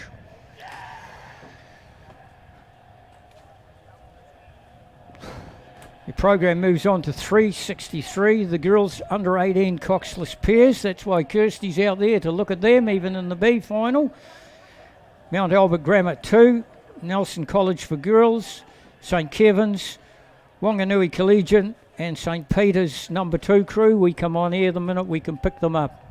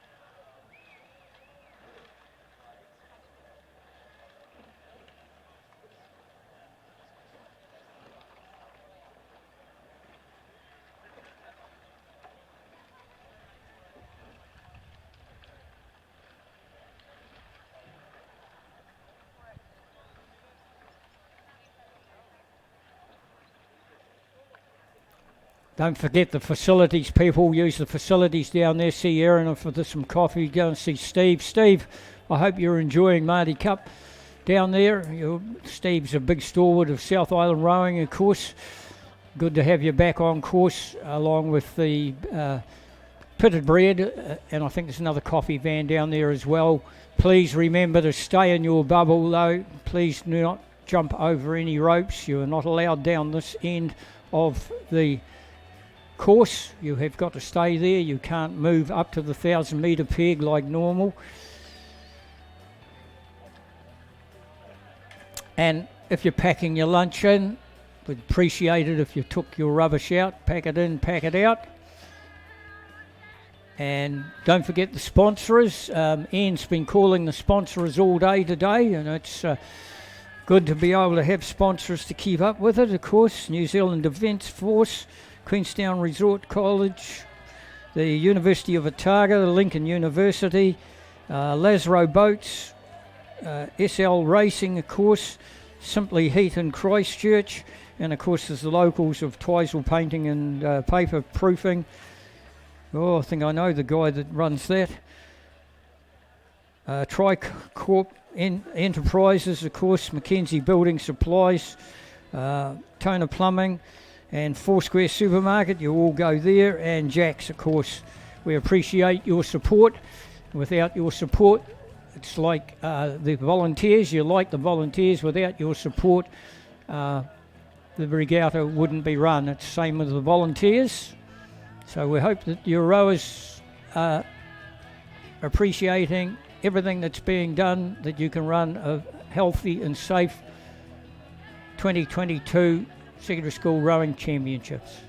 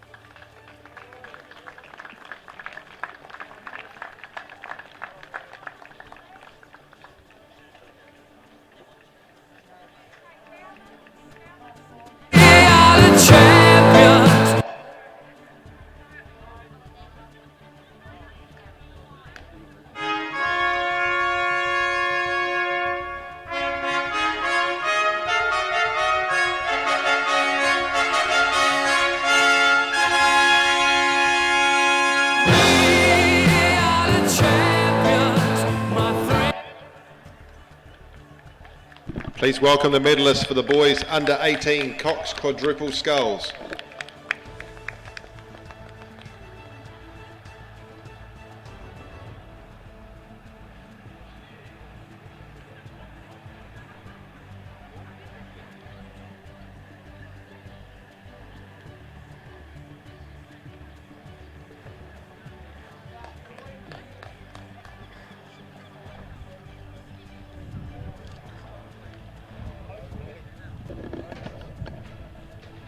The bronze medalists in third place in a time of 6:35.37, John McGlashan College. Oliver Hamilton, Finn Allison, Matthew O'Meara, Mark Smith and the coxswain Aidan Zebb, coached by Dylan Davis and Lauren Gibb.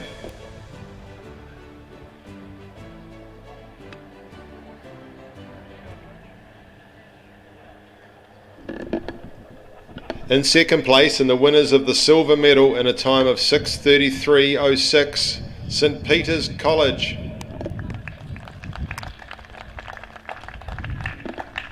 Tom Leon Brown, Shay Reid, Owain Lee, stroked by Xavier Simpkins, Cox Benjamin Howard, coaches Sam Jackson and Harry Malloy.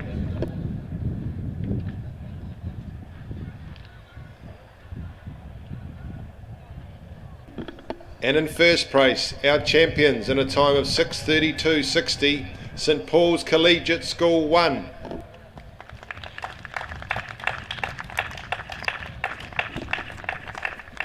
Connor Irving, Levi Davidson, Logan Spencer and Riley Wills the stroke, coxed by George McIntosh. Coaches are Martin Simonsilli and Bruce Jones.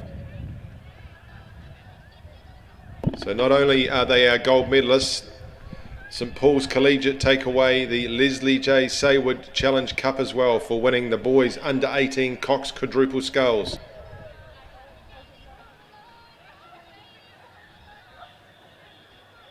So another round of applause please for our medalists in the boys under 18 Cox quadruple sculls.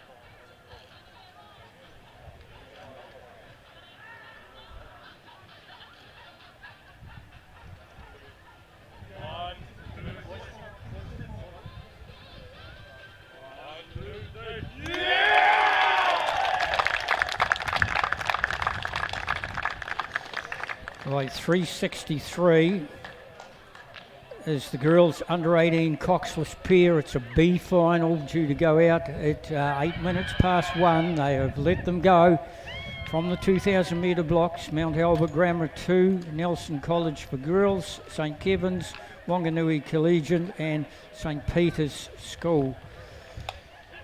Number 2 crew, of course.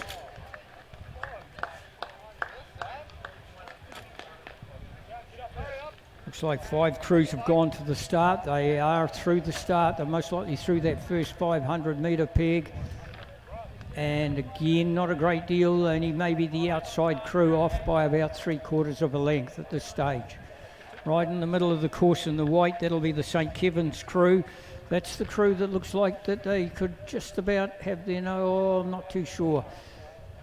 It'll be on their right-hand shoulder. It'll be Wanganui Collegiate. Nothing between St Kevin's and Wanganui Collegiate as they just finish that first 500 and head towards the 1,000 metre peg. These two crews now have opened up a gap of about 3/4, maybe a length on the crew from Nelson College for girls, Mount Albert Grammar 2, another couple of lengths back off them as well, and then we go a length and a half back to the crew from the outside lane, which is St Peter's 2. So the selectors will be out there looking at this. They love the Coxless pairs just to see this is the powerhouse that are always put in the Coxless pairs. And it's between St Kevin's out of this very good squad that came out of St Kevin's this season for Oamaru. Do all their training on that little 500 metre beach up there in Oamaru, and up here on Lake Ruatunava they do have sheds they can work in. St Kevin's, think only up into second place. Wanganui Collegiate at this stage is the crew that's in front. Tessa and Olivia looks to be in front over Amelia and April. That's not Amelia in April, that's Amelia and April. So it looks like St. Kevin's. St. Kevin's just might have that lead over Wanganui. As they head through, they're just about ready to go through that 1,000-metre peg. It'll go St. Kevin's over Wanganui. And then we come back on the left-hand side of St. Kevin's. The crew from Nelson College, they're about 2.5 lengths down off them. Another 2 lengths back to Mount Alma Grammar 2. And feeling the pinch is St. Peter's number 2 crew. Beautiful rowing conditions here on the lake, as you can see. Of course, everybody getting in behind them.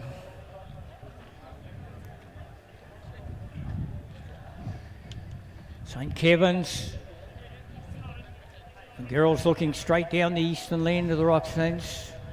It's nothing between the two of them.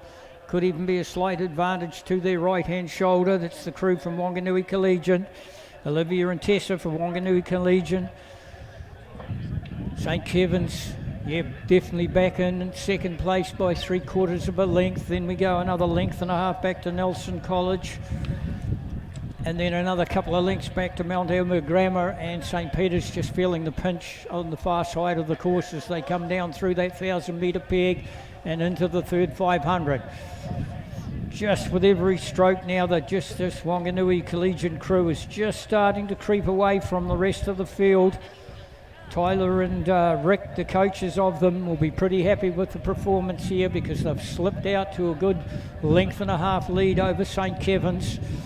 St. Kevin's in turn have got 2 lengths lead over Nelson Girls, and Mount Albert Grammar another 3 lengths back from there, and then a wee way back to St. Peter's. Wellington, St. Kevin's. St. Kevin's still sticking in there. They're only about a length down, maybe only 3/4 of a length down. The stroke girl from Wanganui Collegiate looks across and will go across with her. It's St. Kevin's she's looking at.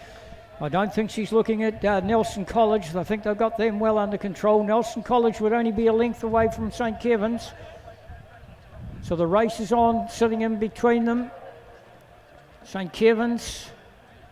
Oh, St. Kevin's are really cranking it up. They're reasonably short. They're really trying to mean business. Nice tidy rowing coming from Nelson Girls. They're getting very, very close to St. Kevin's as they come down in this last 500 of the course. You'll see out in front still is the Wanganui Collegiate. They have got this length and a quarter advantage, but all the pressure's going on St. Kevin's because I tell you what, Nelson College for Girls has moved up alongside St. Kevin's. St. Kevin's still quite short on their rating. They're quite high in their rating, whereas the Nelson Girls are just a little bit further out off the end of the handles. Picking up the water, definitely up into second is the Nelson Girls. St. Kevin's trying to hang on to that third spot.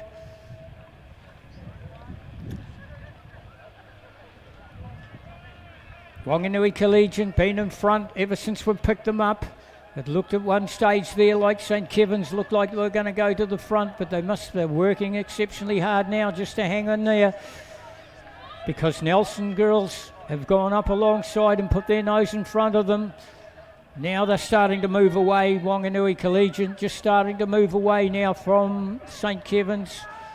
It's in the middle, and Nelson just ahead of St. Kevin's. Through the 100-metre buoy line they go. Nelson's having a good shot at Wanganui. Wanganui's going down. There's still a length clear as they go through on just this B final. The A final due to go at 15:15.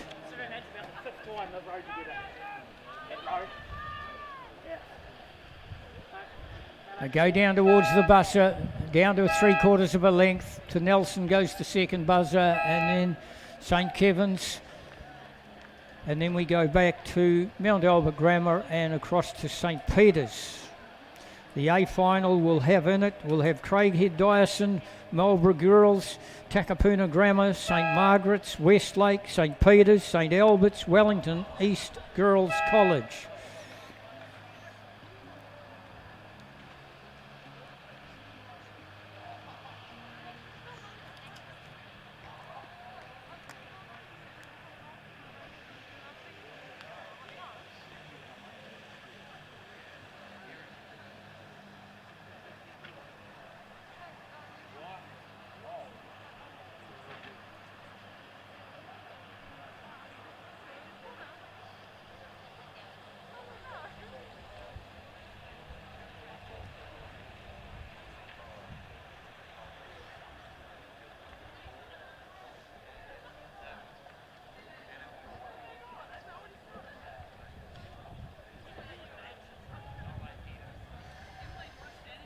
I think it looks like they've let them go. They have let them go in that A final. Takapuna Grammar and St Margaret's in the fast lanes in the middle. Under 18s, Coxless Pier, elite class at school rowing, right up to the challenge, all these crews, the top crews, the 8 top crews in the country. And it looks very much like it. It's lanes 4 and 5, which is St Margaret's. We haven't seen a great deal of St Margaret's crews here at this Maadi Cup Regatta. Most likely had a lot of under 15s that they could have brought, which they haven't been able to. So through the 500 they go. St Margaret's half a length in front of Westlake. Westlake on St Margaret's right-hand shoulder. They've opened up a gap now. Up into third is Wellington East Girls College. Go through the 500 ahead of the rest of the field. And that's chased up by 2 inside from them. St Peter's, they are up into 4th place. Then we go 2 inside again, which is Takapuna Grammar. It is. Takapuna Grammar is then Craighead going through that 500. Marlborough stuck in between them. And then we come back out to Mount Albert Grammar. But the 2 crews have opened up a little bit of a gap. I think it's West End. It is St Margaret's and West End right alongside them. A half a length advantage to St Margaret's. Going along here in one of the slow lanes, of course, is lane number 8. That's Wellington East Girls going along. That's Kate and Ava going along exceptionally well, but they're working hard as well. Obviously, to keep in that group going through that first 1,000, it's with that second 1,000 that you really need the pressure goes on. They're going back to the leaders. Now they've opened up the gap a little bit more. St Margaret's, we haven't seen many Margie's crews out there in the finals so far today. In fact, it's my first call for St Margaret's crew today, and they've now lengthened it out to a length. In the second 500, they've gone, they're going away with every stroke, so they're just putting a pressure piece in. They went ahead. They were only 3/4 of a length ahead of the crew from Westlake, and they just moved away, and then all of a sudden they moved away about another half a length. So they've gone out in front, and they've done it just before they hit the 1,000 too. Great move. That might catch everything. A lot of them wait until the 1,000 before they move. Some crews go beforehand. Some coaches don't do any moves at all, and some go 200 metres past it. Through the 1,000 they go. St Margaret's now got a length and a half lead over Westlake. Then we go back to Wellington East. They go through that 1,000 metre peg in 3rd place. And they've followed up from lane number 6, which is St Peter's. Gosh, we've seen some great racing out there today. It's still Takapuna Grammar. I see Takapuna Grammar, the blades of Takapuna Grammar, but it's certainly that crew that's out in front. 4 out from the outside, it's St Margaret's. St Margaret's, it was West End. Takapuna Grammar's just back off the pace a little bit now. It's coming from West End and St Peter's. St Peter's starting to row their second 1,000 a little bit stronger than their first 1,000. And they look as if they might have moved up into bronze medal position at this stage. They're trying to bring with them Mount Albert Grammar. And then ahead of Mount Albert Grammar is Wellington East, still across the far side, doing a great job from one of the slow sleeper lanes on the far side. Come down to the inside, we go Marlborough Girls and Craighead Dyson. Just behind Marlborough Girls and just ahead of them is Takapuna Grammar. But the leaders have got a commanding lead now of most likely 2 to 2.5 lengths. They just put the pressure on just before the 1,000 metre peg. And they are absolutely just starting to push it away from the rest of the field. Great rowing from St Margaret's off the Avon River. Oh, I think they train on the Waimak, but they're out of Christchurch anyway. And then on the right-hand shoulder of Westlake is St. Peter's. They've clearly moved up into third, but the challenges could come from them from Wellington East that were in the fight for that first 1,000. They're the first 4 crews. Then we have to go back to Mount Albert Grammar in between those 2 outside crews, and then we come down to Takapuna Grammar. All these crews 2 or 3 lengths away from the leading bunch. And Takapuna would have 3 lengths advantage over Marlborough Girls. Marlborough Girls 2 lengths over Craighead. That's the way we see it as they head through the 500 metre peg line. Margaret's, they took control of the race, 1,200 out. And they have said goodbye to the rest of the field, under 18, and I'm sure Kirsty will be getting a good look at these St. Margaret's girls because they done the moves in the right place and nobody's been able to stick in there with them. Wellington's got a chance of getting the bronze medal out on the far side. They need to crank though, Wellington. You'll have to go now. Guys, you can't wait for the gold boys. You've got to go now if you want the bronze medal. So far, and sitting in bronze medal position is St. Peter's. St. Peter's, Margaret, the silver medal looks like it's set for Westlake. Then we go St. Peter's. Oh, Wellington girls are really, they must have heard us. Wellington is starting to crank it up now. They're not inside the yellow boys. You've got to come up another couple more, Wellington. It's going to be a bronze medal for one of these crews, either Wellington out wide or down on the right-hand side of Westlake at St. Peter's. St. Margaret's coming up to the 100-metre buoy line. They will go through. I think it's Wellington on the far side up into the bronze medal position. St. Peter's, it's Wellington hanging on to that bronze. St. Peter's looked as if they were putting in a good challenge, but Wellington have come again. They started cranking their hands up, 400 out, and it's going to give them a bronze medal, that's for sure. St. Margaret's go down. They'll take the title and the gold medal back to Christchurch. I'll tell you what, Wellington have done a brilliant job. They looked as if they'd slipped off to about 4th at one stage. They've come back into it. They had a really good start and they're almost challenging for the silver medal. But you'll find that it'll be Westlake will hang on to the silver medal and Wellington East Girls College will take the bronze medal. And St. Peter's only a half a length away from them as well. They have gone through the course in 7:43.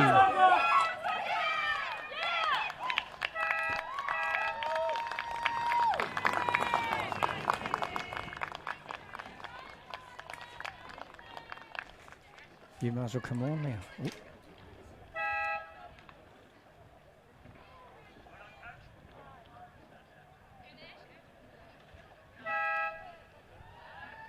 Just having a change of commentary. Ian's coming on for an hour now. Just remember all the rules and regulations out there, guys. Get them behind the crews. You're doing a brilliant job. Nice and easy job for the commentators. Nice and plenty of gaps in between today.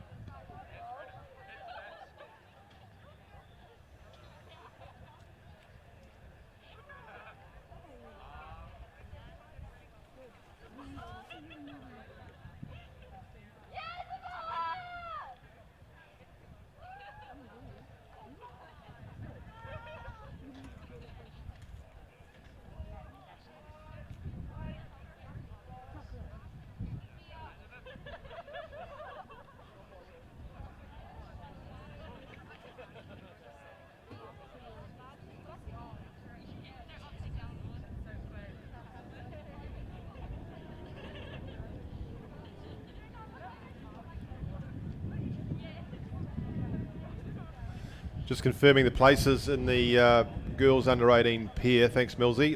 First, St. Margaret's College in a time of 7:43.86. Second, Westlake Girls High School.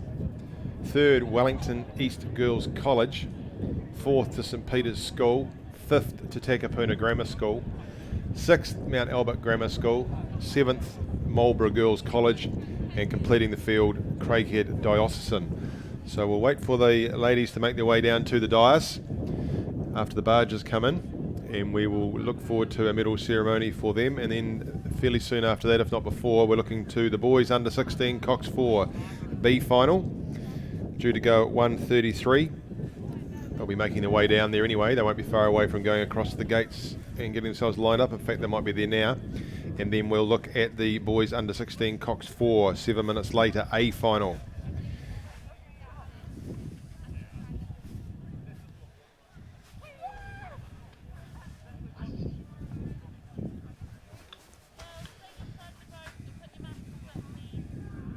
So you might see on your screen there the points for the executive trophy for the sweep or champion school.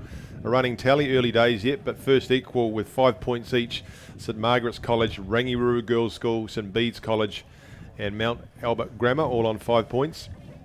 And then fifth equal, Wellington Girls College, Otago Boys High School, Westlake Girls High School and Hamilton Boys, all with 3 points each.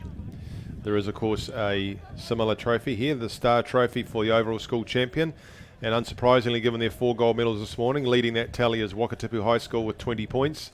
And then we go back second equal with 5 points each to St Margaret's College, Mount Albert Grammar, Takapuna Grammar, Onslow College, St Paul's Collegiate School, Rangiruru Girls School and St Bede's.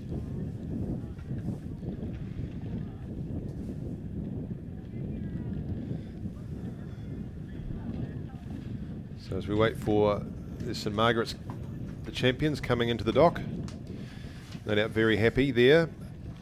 Grace Farrell and Gemma Burrows, looks like it. Great shots when we see these crews getting back to base and sharing in the delight with each other and what they've achieved. Long campaign for some of these crews. They've been at it for a long time with so much uncertainty, so to get down here now and get the job done must be really cool.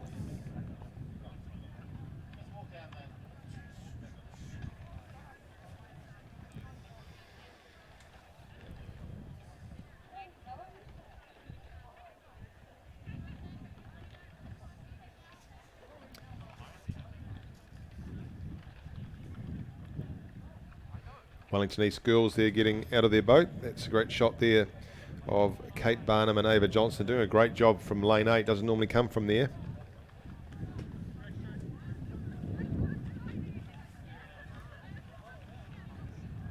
And just beyond them you can see Sophia and Scarlett from Westlake Girls just coming into the pontoon.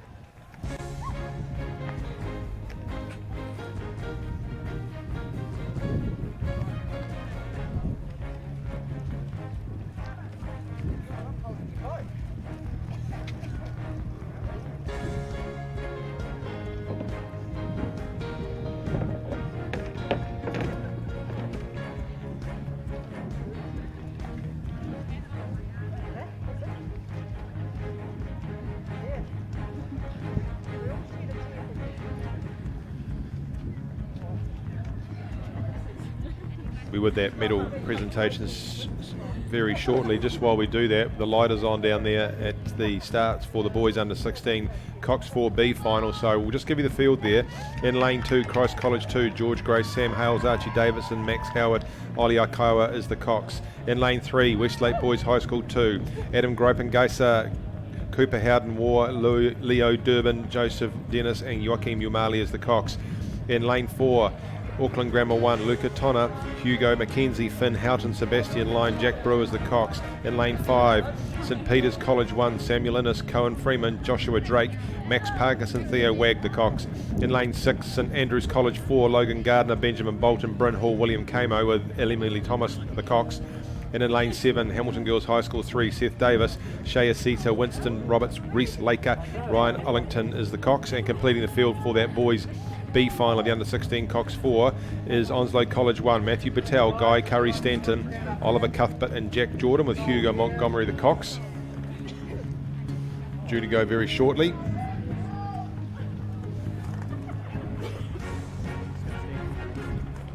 And just about good to go here for the medal presentation.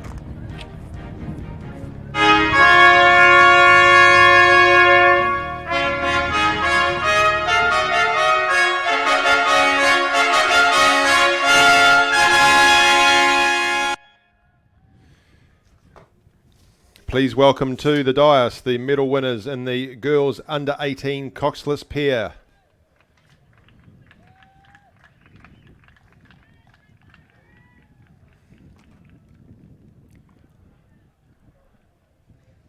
In a time of 7:52.52, the winners of the bronze medal, Wellington East Girls College.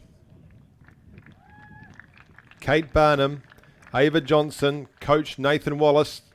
Nathan, you get to hand those medals around the girls' necks.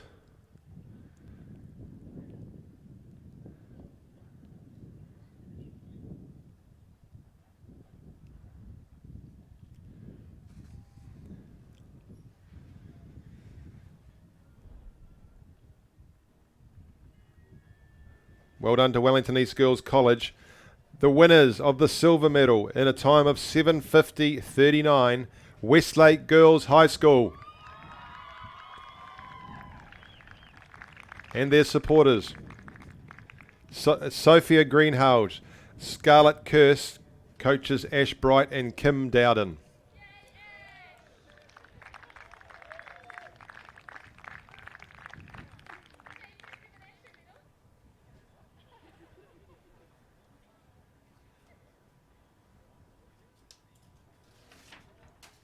The New Zealand champions in a time of 7:43.86. They couldn't wait. It's St Margaret's College. Grace Farrell, Gemma Burrows, coach is Chris Everett.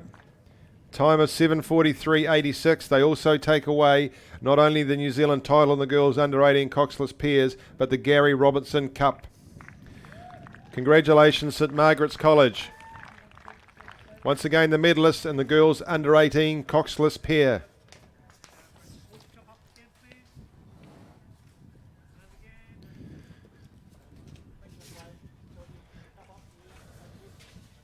Out on the course we go for the boys under 16 Cox 4. Auckland Grammar 1 are out there in lane 4, have got an early advantage, or really they're through the first 1,000, so they've really put some pressure on for that time. Outside of them in lane 6 would be St Andrews College, would be second. Then we go outside of them to Hamilton Boys High School. Back across to Westlake Boys in lane 3, then Christ College in lane 2. Outside in lane 8 would be Onslow College. So these boys will be looking to take out first and second to give them a top 10 placing in New Zealand, but also a great job to get themselves through to this B final as they head into the second half of the course. Looking very comfortable, the Auckland Grammar, that's them you can see there in lane 4 right to the right of your screen. Then you come back to St Peter's College just to the left. The red boat out there is Hamilton Boys. They would be, St Peter's pulling up alongside Hamilton Boys, so really starting to get together there on this. So in third still now would be Auckland Grammar, but it looks like it's St Peter's and Hamilton Boys leading the rest of the field down. Starting to get some distance between them. It is St Peter's, then Hamilton Boys, Auckland Grammar. Actually, it's Auckland Grammar, then Hamilton Boys, then St Peter's. Let's try that order. Then we come back to Westlake Boys in lane 2. Christ College 2 down in lane 1, just trying to hang tough with Westlake boys. We'll bring you the A final very shortly. They don't have the light just yet. They're just they're in the docks, ready to go. Nice view there as you look at it. So there's Christ College number 2 on your left-hand side of your screen. Coming across the right is Westlake boys. And then we see Auckland Grammar. Actually, there's Christ College just going past that boat truck right on the left. So try that again. Westlake boys, then Auckland Grammar right in the middle of the screen there now. Just to the right of them is St Peter's College. Just in front of the umpire's boat is St Andrews College. Then you can see Hamilton boys, and tucked in behind them is Onslow College. As they make their way up towards the spectator grouping. Great to see some colour starting to come in there. A few flags. See a St Andrews one, see a Westlake one. See some high vis from the marshals. But Auckland Grammar doing a nice job here. They'll be 3 boat lengths clear at this stage from Westlake boys, then out to Hamilton boys in lane 7, and then we come back to St Peter's, then to St Andrews, Christ College in lane 2, outside to Hamilton boys number 3. They're underway in the A final, so we'll give you the field for that first though. Lane 1, St Andrews College 3, William Voice, Benjamin Ashman, Jake Burrows, Luke Skinner, William Tavendale as the cocks. In lane 2, St Andrews College 1, Sam Gamble, Williams Long, Jack Pitts, Charles Butterfield, Jonty Pye as the cocks. In lane 3, Mount Albert Grammar 1, Charlie Heath, Fraser McGilvray, Luke Sanders, Max Jarvie, Guy Pinfold as the cocks. In lane 4, St Bede's College 1, Matthew Glenn, Thomas Woodgate, Luke Hickling, Josh Hamer, Max Walsh. In lane 5, Christchurch Boys High School 1, Ollie Browning, Jacob Yule, Harry Galvin, Jimmy Dawson, Liam McPherson as the cocks. Auckland Grammar Tour in lane 6 with Jacob Hawkesby, Alex Merrilees, Charlie Wallace, Henry Barrow and Samuel Fisher as the cocks. St Kennigan's College 1 in lane 7, Freddie Hitchcock, Luca Cutfield, Eden Mead, Henry Chafer and Julia Huang as the cocks. And then Westlake Boys 1 complete the field in lane 8, Matthew Young, Ryan Haves, Quinn Wiltshire, Thomas Link and Liam Bellman. They're through their starting patch now. We'll start to pick them up pretty shortly. We'll be on the live stream because the barge is back getting refueled. So we thought they're away, but they're not quite started yet. They're actually got the lights are going. They won't be far away. So we can come back here and see what's happening out here in the B final. So Auckland Grammar have really consolidated there. They're now 2 boat lengths, but Westlake boys have moved to be second. They're now a boat length ahead of St Peter's in lane 5. Then it's Christ College, I would think, in the line with Hamilton Boys High School out in lane 7. We come back to St Andrews College in lane 6, out to Onslow in lane number 8. But a good job here from Auckland Grammar. Luco, Hugo, Finn, Sebastian and Jack. Down to 100 metres to go now. They are in the B final here of the boys under 16 Cox 4. 100 metres to go now for Westlake. Adam Cooper, Leo, Joseph and Joaquim. And then we look at St Peter's coming to 100 metres to go now. Samuel Cohen, Joshua, Max and Theo. So down with 40 metres to go now is Auckland Grammar and the boys under 16 Cox 4 B final. Across the line they go now to take first position in that. Second will be Westlake down here in lane 3. Then we go to St Peter's taking third, out to Hamilton boys. Then we're going to come back and so it's going to be close between St Andrews and Christ College. St Andrews I think by a canvas. St Andrews over Christ College. Then we go in the outside lane to Onslow College in lane 8 to complete that B final. So just check a time there. They've gone through in a minute 10. That's pretty good, isn't it? We might the official time perhaps. And away we go in the A final. So you can see there lane 3 Mount Albert Grammar right next to the scorers hut away pretty cleanly. Next to them St Bede's. Then we look at Christchurch Boys High School. Those will be the 3 cleanest out. And then Auckland Grammar is away as well. So through the start sequence as they go. High rating till they get themselves out long and strong. But through the first 250 they are now pretty even. Although that first one out there is from St Bede's out nice and clean in lane 4, and either side of the Mount Albert Grammar and Christchurch Boys High School as the umpire boat swings in behind them. So this is the boys under 16 Cox 4A final, race 366 for the week. And still just starting to come there out of lane 3, 4 and 5, Mount Albert Grammar, St Bede's and Christchurch Boys High School.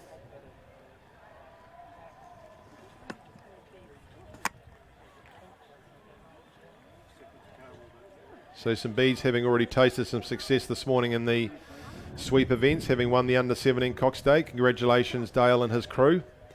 As you look at your screen there, you can see on the very left hand side St Andrews College 3. Then we look at St Andrews College 1. Then we come across to Mount Albert Grammar. Right in the middle of your screen, just to the left, the umpire's boat is St Bede's College 1. Then we go across to Christchurch Boys High School, Auckland Grammar 2, then St Kennigan's 1, and right on the far right of your screen is Westlake Boys High School. Nice picture through there, the autumnal colours starting to show here in the Mackenzie country, as it is with St Bede's, Auckland Grammar and Christchurch Boys High as they make their way into the second 500 of the course. And already those three crews starting to put some distance between them and the rest of the field, will poke out St Bede's at least anyway. St Bede's, Mount Albert Grammar. Then we go outside to Christchurch Boys High School, showing strongly there in lane 5. Back inside to St Andrews College 2, not doing too badly down there in lane 2. Then we go across to St Kennigan's. Then on the outside is Westlake Boys, and then down to St Andrews College 3 in lane 1. So moving along into the second 500, they'll be rowing nice and long and strong now, setting into a rhythm. Getting themselves underway, then starting to think about what their race plan is. So just starting to move out a bit in lane 6 is Auckland Grammar number 2. They would have drawn even with 2 lanes across from there, St Bede's College. Then right next to them in lane 3 is Mount Albert Grammar, still thereabouts, and they're taking St Andrews College number 1 with them in lane number 2. Then we go outside probably to St Kennigan's in lane 7, in a line there with Auckland Grammar number 2, Auckland Grammar 1, and then back to St Andrews College number 3 as they make their way up the course, heading towards the 1,000 metre mark, and you'll see that camera starting to come into view now. So right on the very right hand side of your screen, you can just see Westlake going out of camera. There's St Kennigan's, but right there now is Auckland Grammar. So it's going to be between Auckland Grammar and St Bede's, I suggest, as we come up to that 1,000 metre camera. It's going to be very close though. This has got the makings of a cracker. As we come in, look at Mount Albert Grammar in lane 3 as well. It'll be very interesting to see the margins as they come up and we pan straight. Been great to have these initiatives all week. And it looks like Mount Albert Grammar there in lane 3 starting to do some work over St Bede's. That's St Andrews College, you can see right there, St Andrews number 1 and St Andrews number 3 just out to the left. So it is starting to come out of lane 5 as well. Christchurch Boys High School doing well. Out to them, Auckland Grammar 2. So I'd give it to Auckland Grammar 2 at the moment over Mount Albert Grammar 1. Just really close in between them is St Bede's College and Christchurch Boys High School. Then we're looking at St Andrews College 1. Then out to St Kennigan's in lane 7, back inside to St Andrews College 3 in lane 1, then outside to Westlake Boys in lane 8. That's what it looks like to me as we come up. We've gone through the 1,000 metre mark, so into the second half of the course we go. There's not a lot between these first 4 or 5 crews. This could be a doozy. Who's going to do a piece of work here to try and put some distance between themselves and the rest of the crews? It's looking like St Bede's have started to pull a move. They've gone alongside in Mount Albert Grammar and starting to come back at Christchurch Boys on the outside of them. On the outside of Christchurch Boys High School is Auckland Grammar number 2. Then we come back into St Andrews College 1, are still hanging tough in there with the rest of those crews. Then it's St Kennigan's out to Westlake and back inside to St Andrews. But it's looking like it's going to be out of lane 3 with Mount Albert Grammar, lane 4 with St Bede's, lane 5 with Christchurch Boys High School, lane 6 with Auckland Grammar number 2. Those are the ones that are looking most likely as we come through 750 metres to go. St Bede's still going along nicely. They're trying to get ahead of that Mount Albert Grammar number 1 crew, but they won't let them. So there's still those 2 crews in 3 and 4. Then we go out to Auckland Grammar 2, back inside to Christchurch Boys. A nice piece of work from Mount Albert Grammar now. They're putting some real pressure on St Bede's. They look like they've started to pull ahead of them. St Bede's going to respond. What's their Cox Max Walsh got to say about it? They've probably just gone past the St Bede's compound. They'll get an earful from the supporters. Down the left-hand side in lane 3, it's still Mount Albert Grammar putting some real pressure on these crews. And Auckland Grammar number 2 out in lane 6 going with them. So Mount Albert Grammar and Auckland Grammar number 2 starting to pull ahead. Back inside of Auckland Grammar 2 is Christchurch Boys High School. Come on down there in the fan zone. Give them a holler. There we still have St Bede's in lane 4, but they're starting to struggle. They were in the front early on, but they're starting to fall back a wee bit now under the pressure from Mount Albert Grammar out there in lane 3. Then we come to Christchurch Boys High School in lane 5, still right in the middle of it, they'll be third. Auckland Grammar number 2 out in lane 6, pulling up alongside Mount Albert Grammar, putting them under pressure. St Andrews College down there in lane 2. The way St Andrews College are going, they might put pressure on St Bede's. They'll need to put a move in now if they're going to do that, but now it looks like it's Auckland Grammar 2 moving through on Mount Albert number 1. Mount Albert number 1 under pressure from Auckland Grammar, 3 lines out from them. We come back inside to Christchurch Boys High School and still St Bede's, but look at St Andrews starting to come down here in lane 2. They're getting a run on their boat. They're going to go past that St Bede's crew at this rate, but they won't go past Auckland Grammar out there in lane 6. It's going to be close between Auckland Grammar and Mount Albert. Here comes Christchurch Boys High. Christchurch Boys High starting to get a run on their boat and squeeze past further past St Bede's to put pressure there on Mount Albert. Auckland Grammar is still going. Christchurch Boys getting a run. They're starting to come through the middle of these two boats. Have they got enough left in the course? 100 metres to go now for Auckland Grammar. Auckland Grammar with 100 metres to go now. Christchurch Boys now. Mount Albert just ahead of them all. It's very close. St Bede's back into 4th. St Andrews still coming. But it's Auckland Grammar number 2 with 50 metres to go. Christchurch Boys High have squeezed past Mount Albert Grammar. Christchurch Boys High under 2nd. Mount Albert on the outside lane by 3/4 of a boat length. They start to go down the line. Mount Albert coming again, but it's Christchurch Boys High will take the silver by a bow ball over Mount Albert. Into the outside lane, Westlake Boys High School, back to St Bede's. Down here to St Andrews. On the outside lane we go to St Kennigan's. And down here in lane 1, St Andrews College number 3. Congratulations to Auckland Grammar. Great finish for second by Christchurch Boys High School. Mount Albert hanging tough to take the bronze medal.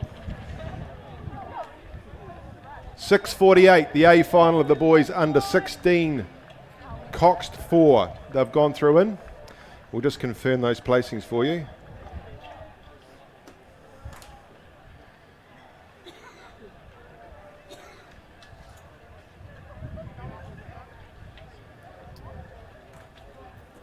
Early lead early on there to St Bede's, but it just got down to the last 1,000 metres where the Mount Albert and Auckland had done the work and started to pull ahead, and then Christchurch Boys High timed their run almost perfectly.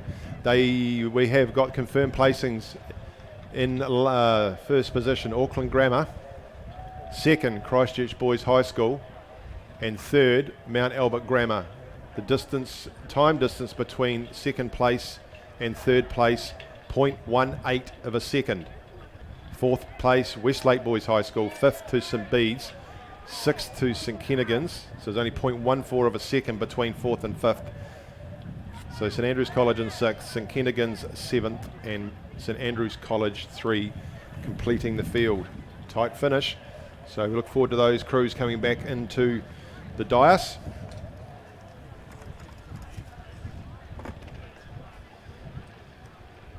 We'll get through those medal ceremonies for them.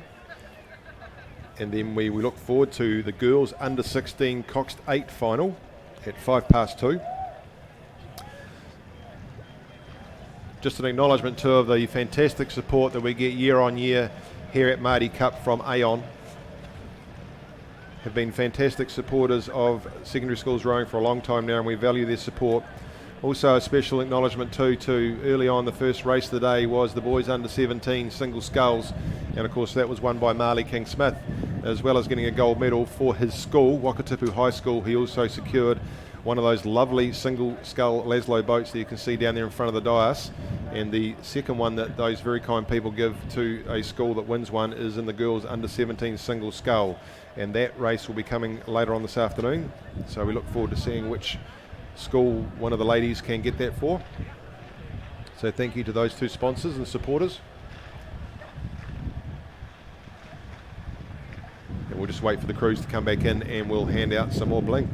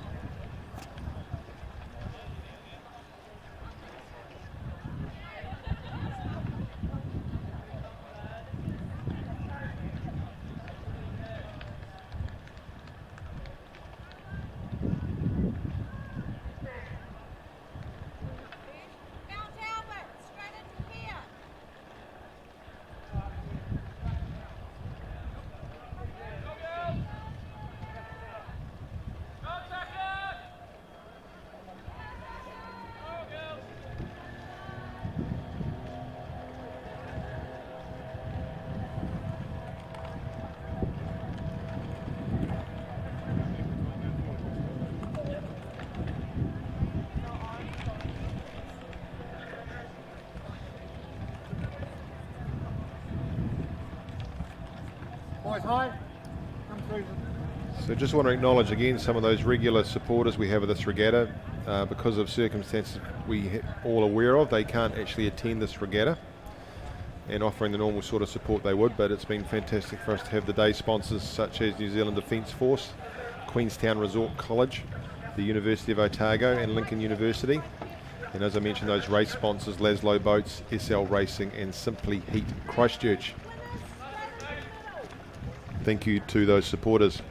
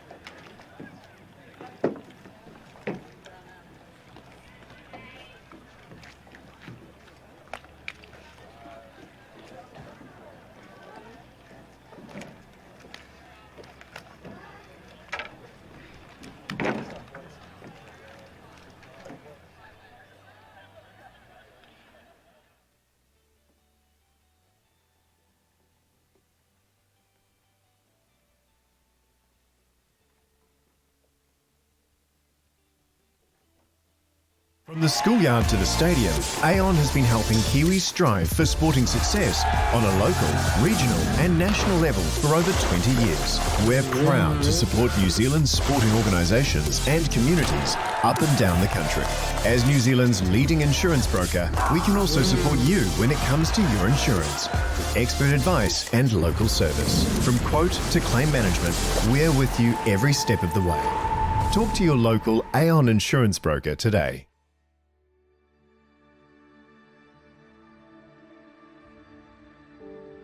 Te Manahuna, the Mackenzie Basin, sits at the very heart of the South Island. It's home to the mighty Auraki, who along with his brothers brought his great waka down from the heavens to visit their stepmother, Papatuanuku. A World Heritage Area, a designated outstanding natural landscape, and the world's largest gold status dark sky reserve. A place where the earth meets the sky. It's no wonder that this place is incredibly special to those who live and work here, and to those who come to visit. For mana whenua, it's a place where tipuna provide an unbreakable connection to the past, where traditional trails converge and Mahinga Kai has sustained whānau for generations. The region has a unique and fragile ecosystem that's home to hundreds of threatened, at-risk, or endangered species of indigenous animals and plants. Visitor numbers to Te Manahuna have expanded exponentially in recent years. If left unchecked, this growth threatens to destroy the very things that make the region so special and unique. COVID-19 has given us all a chance to take a breath, to pause, slow down, an opportunity to make a change, to do things differently, to restore balance. This year, Mackenzie District Council, mana whenua, government and the community will work together to curate a 100-year vision for Te Manahuna, Mackenzie Basin. We will map a more sustainable future for our shared taoka and create a regulatory framework that allows appropriate development while protecting the things most important to us all, so they endure for generations to come.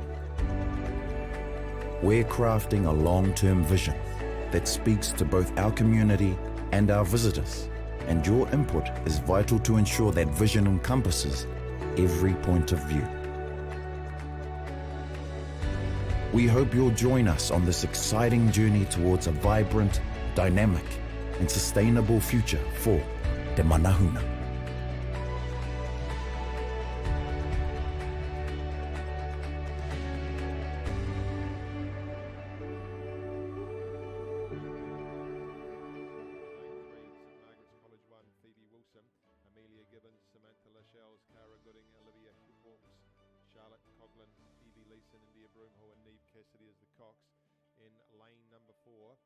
Christchurch Girls High School 1, Coco Chaffee, Lucy Heller, Charlie Hallier, Kate Smith, Sienna Godfrey Chatterton, Katie Gardner, Isabella Williamson, Kira Wolf, Erin Kang, the Cox. Lane 5 will be Rangiru Girls School 1, Lucy Vance, Alice Hawkesby, Sophie Payne, Millie Gallagher, Sophie Schneiderman, Alice Ferguson, Jessica Hickling, Sophie Kusil, Bridget Pye, the Cox.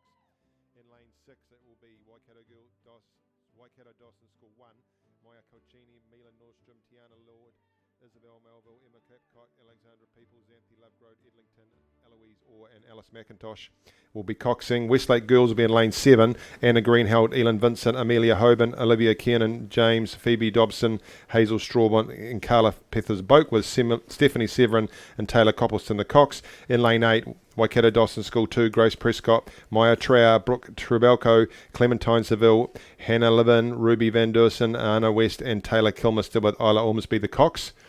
So we're just waiting here and here to see if we can get a medal presentation underway. So just see there's the field there on your screen for that girls under 16 Cox State. No.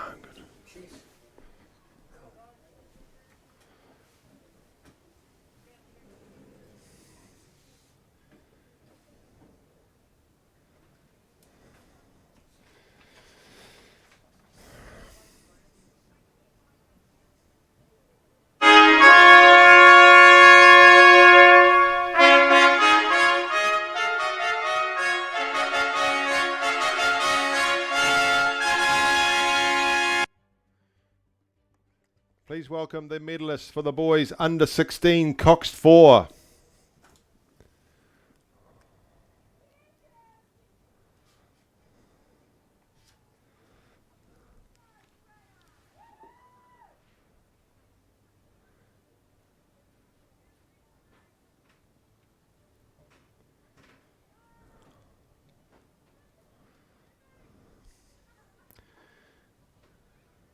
The bronze medalists in a time of 6:50.66, Mount Albert Grammar.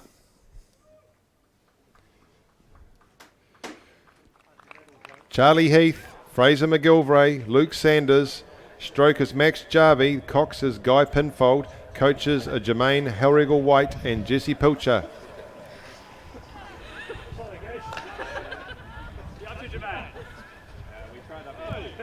And just that's for next year, Mount Albert, that's what silver looks like. But unfortunately, you will get bronze. But well deserved it is.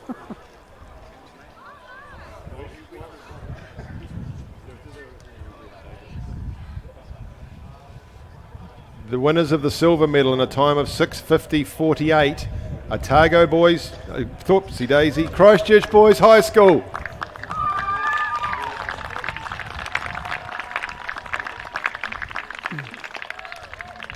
Ollie Browning, Jacob Yule, Harry Galvin, Jimmy Dawson, Cox, Liam McPherson, coaches Marcel Scott and Bradley Layton.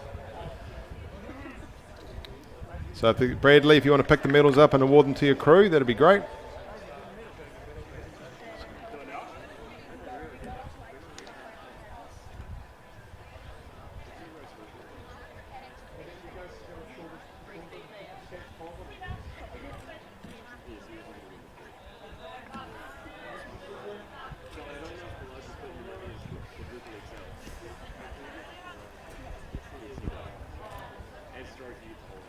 And our champions, the boys under 16 Cox 4, Auckland Grammar.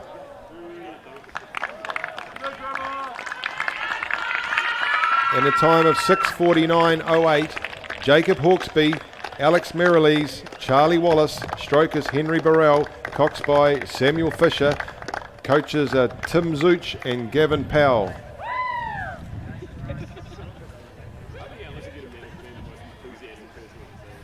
Not only do Auckland Grammar win the gold medal here in the boys under 16th Cox 4, they also win the Westlake Boys High School Cup.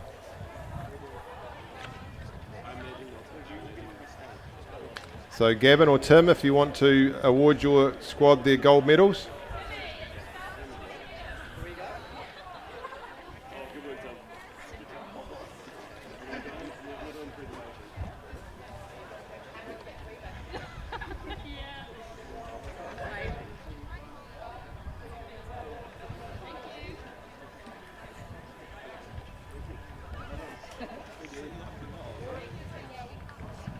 Congratulations to the gold medal winners, Auckland Grammar.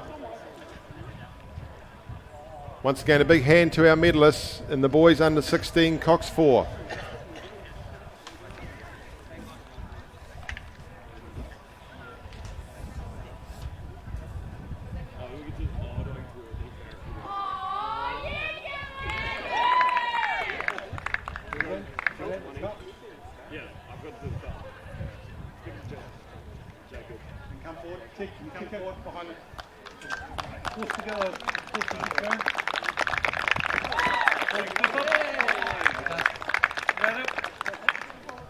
It's the Westlake Boys High School Cup. Congratulations. Well done to all those crews.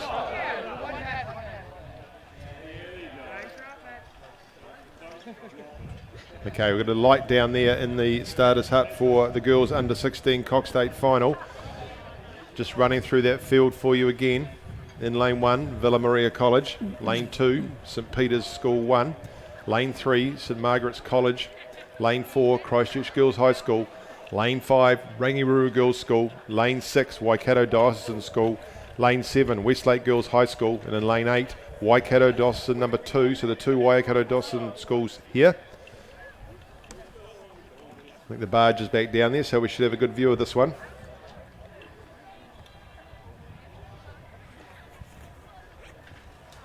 Expecting a good battle here between Rangiruru, Christchurch Girls High School and Waikato. Can't leave out St Margaret's either. And could Westlake Girls be out there in a sleeper lane along with Villa Maria? So as you look at the starters hut there, you can see lane 3 immediately. That's St Margaret's coming across to the left from there. Christchurch Girls High School, Rangiruru Girls School, Waikato Diocesan, Westlake Girls. Orange lights flashing. We're waiting.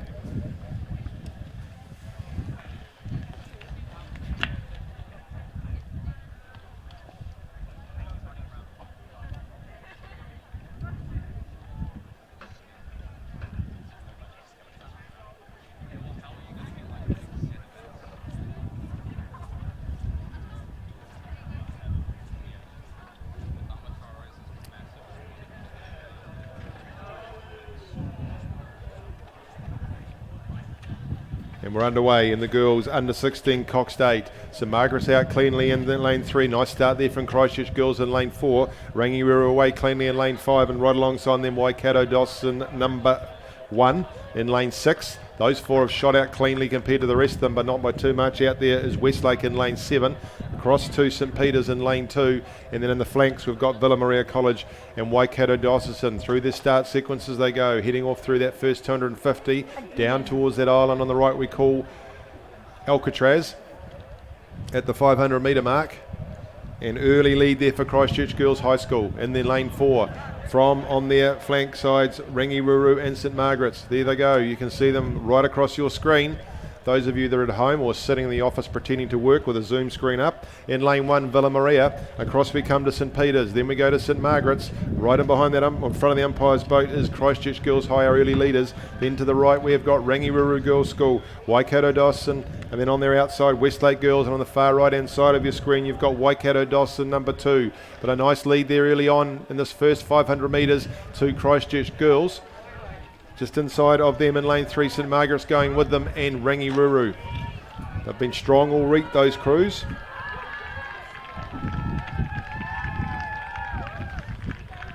and it's just an arrowhead starting to form really. It's starting to go with the way that we thought timing might. So it's Christchurch Girls from St Margaret's, then Rangi. Outside of Rangi we go to Waikato Diocesan, back across to St Peter's School number 1, then out to Westlake Girls School number 1, and then inside again to lane 1 Villa Maria, and then further out just in lane 8 would be Waikato Diocesan at this early stage. So it is still with lane 4 Christchurch Girls High School from St Margaret's over Rangiruru out there in lane 5.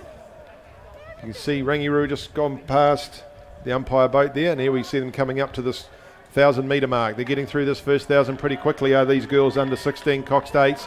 On your left there's Villa Maria coming across to St Peter's, St Margaret's.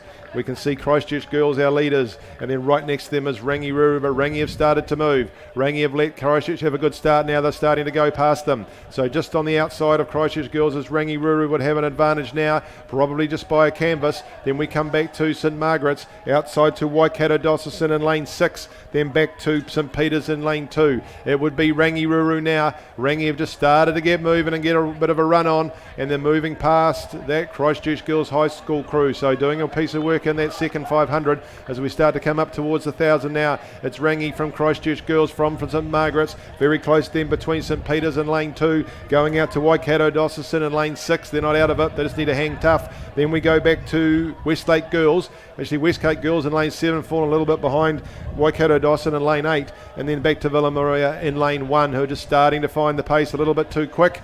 Those leading boats starting to eke out now. Rangiruru, they're starting to pull away now a little bit in this piece. So what are the other crews going to do? It's Rangiruru from Christchurch Girls, from St Margaret's. Those 3 Christchurch crews leading the rest of the field down, and trying to hang on there with them is Waikato Diocesan number 1. Into the second half of the course they go, through the 1,000, starting to come up on the 750 and towards the spectator fleet. It is still Rangiruru, right close there to Christchurch Girls. Christchurch Girls aren't letting go, and inside them is St Margaret's.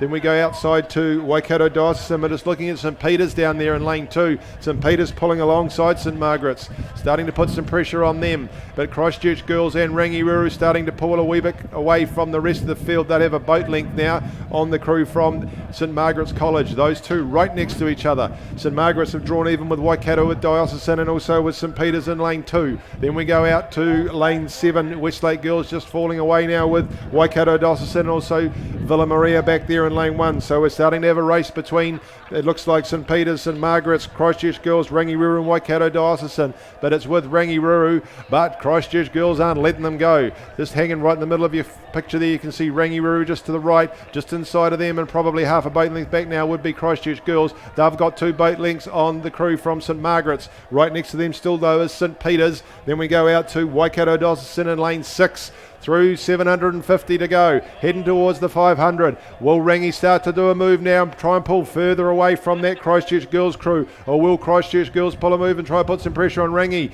We'll see very shortly. It's still there, or 2, maybe 3 boat lengths back now to St Margaret's, but out there Waikato Diocesan putting St Margaret's under pressure for that 3rd place, and don't count St Peter's out of it in lane 2. They're right alongside St Margaret's as well.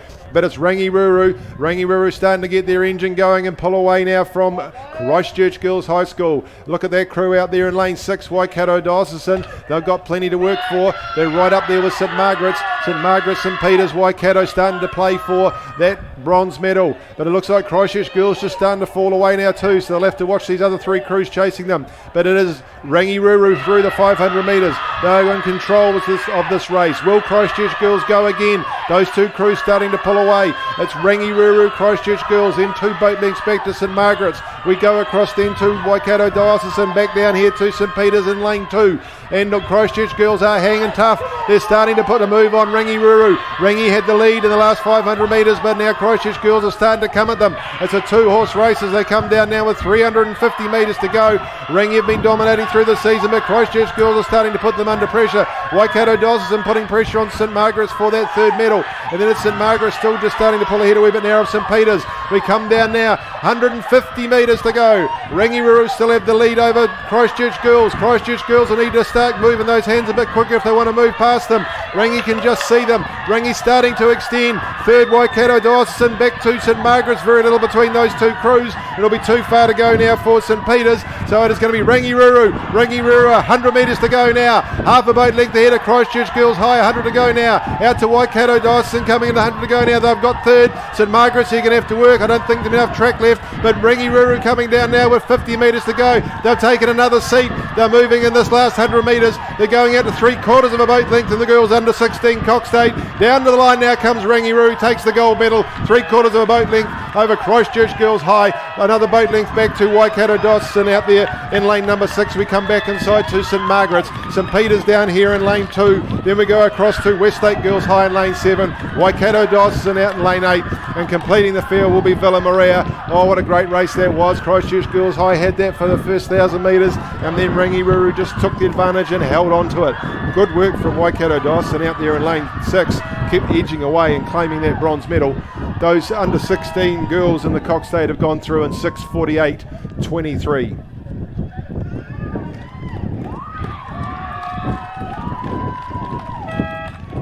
Some very happy Rangiruru girls in that boat and some very happy supporters around the complex. Well done too to Christchurch Girls High and Waikato Dawson shutting out the Christchurch School 1, 2, 3. So they'll be next up to the podium for the medal ceremonies.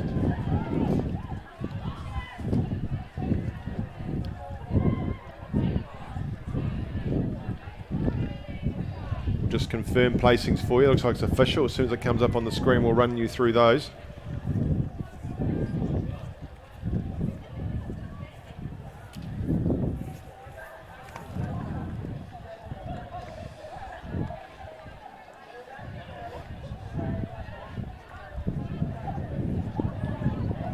So placing is confirmed. First, Rangiruru Girls School. Second, Christchurch Girls High School. Third, Waikato Diocesan School. Fourth, St Margaret's College. Fifth, St Peter's School.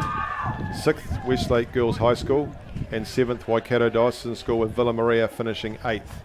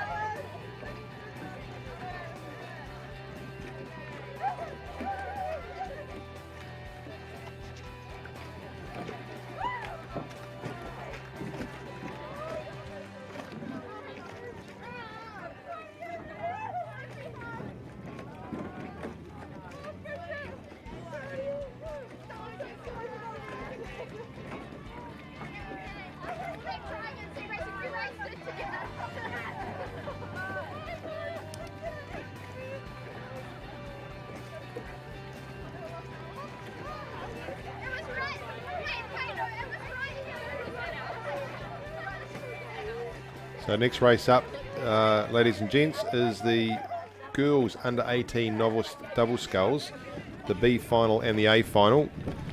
About 4 minutes away from a start in the B final, so we'll get into the medal ceremony for the girls under 18 novice double sculls very shortly.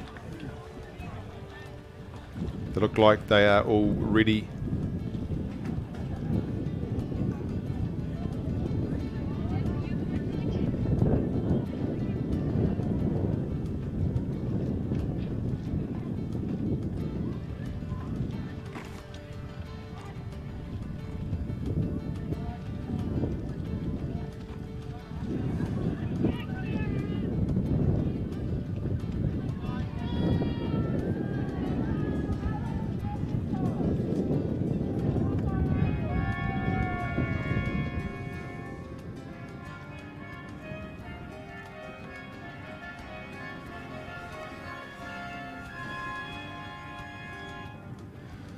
The medal ceremony for the girls under 16 Coxed 8. These maadi medals are very hard earned things, and it's marvellous to see the joy on the face of these athletes as they get across the line.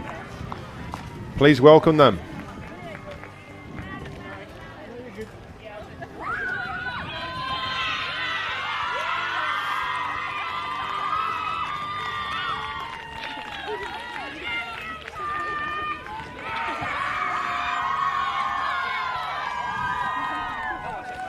Great to hear the support for these crews. The girls under 16 Coxed 8. The winners of the bronze medal in a time of 6:55.29, Waikato Diocesan School 1. Maya Kalchina, Mila Nordstrom, Tiana Lord, Isabel Melville, Emma Clapcock, Alexandra Peebles, Xanthi Lovegrove Edlington, Eloise Ora's the stroke, the cox is Alice McIntosh, and the coach is Pat Peoples.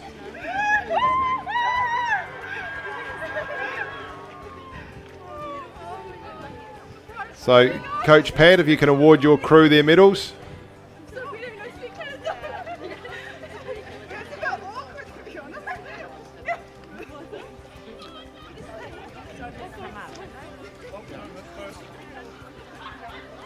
So Waikato awarding yourself your medals, that'd be great, thank you.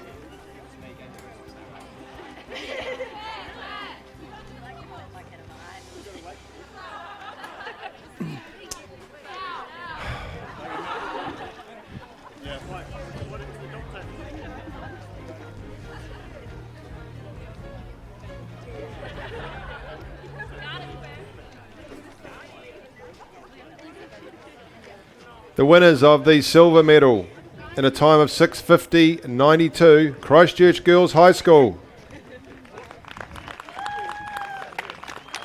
Coco Chafee, Lucy Huller, Charlie Hellier,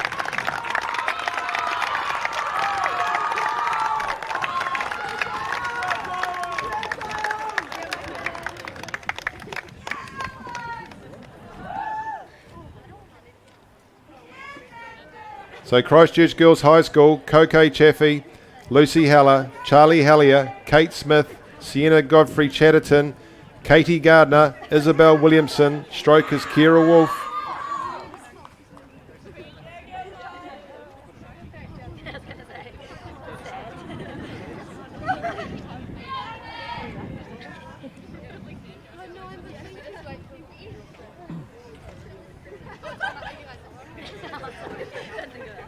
So Christchurch Girls High School, just having some. So silver medals there to Christchurch Girls High School.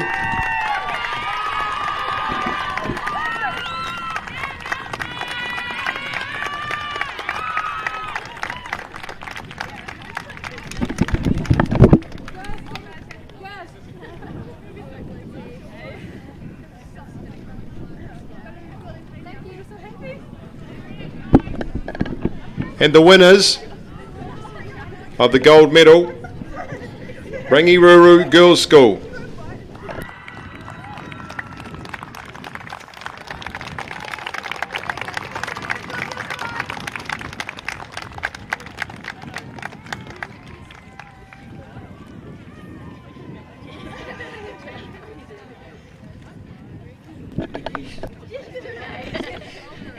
So Rangiruru Girls School, Lucy Vance, Alice Hawksby, Sophie Payne, Millie Gallagher, Sophie Schneiderman, Alice Ferguson, Jessica Hickling, and Sophie Cusell is the stroke. Cox by Bridget Pye. Coaches Leon Barracliff and Sophie Strawn.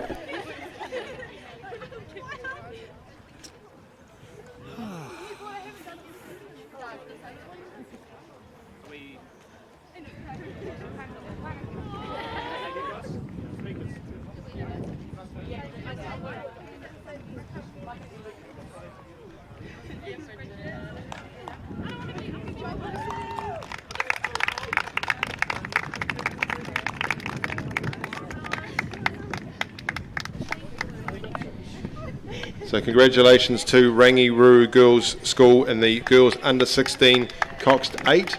Also winning the McDonald Shield.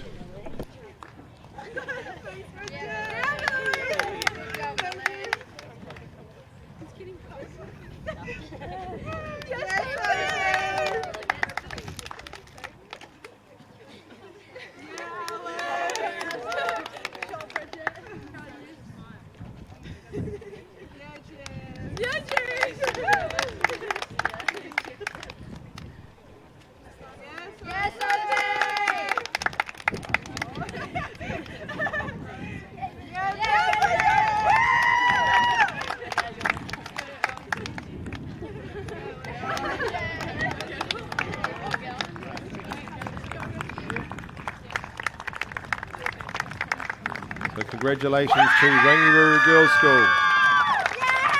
The McDonald Shield.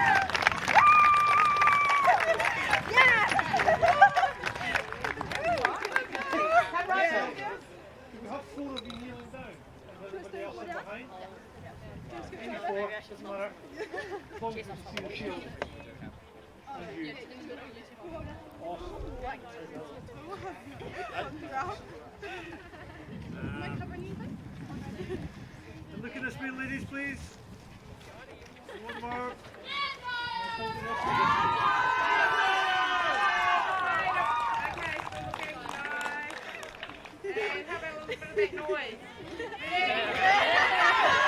couldn't hear a word I was saying.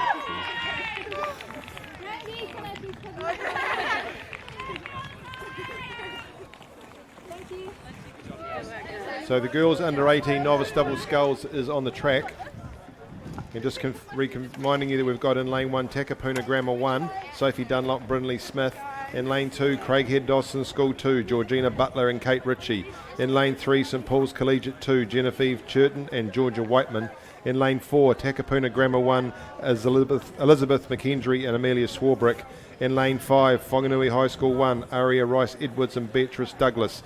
In lane 8, it's Columba College 2, Hannah O'Neill and Olivia Davies. They're heading up towards the 1,000 metre mark. You can see that field there on your screen for the B final of the under 18 novice double sculls.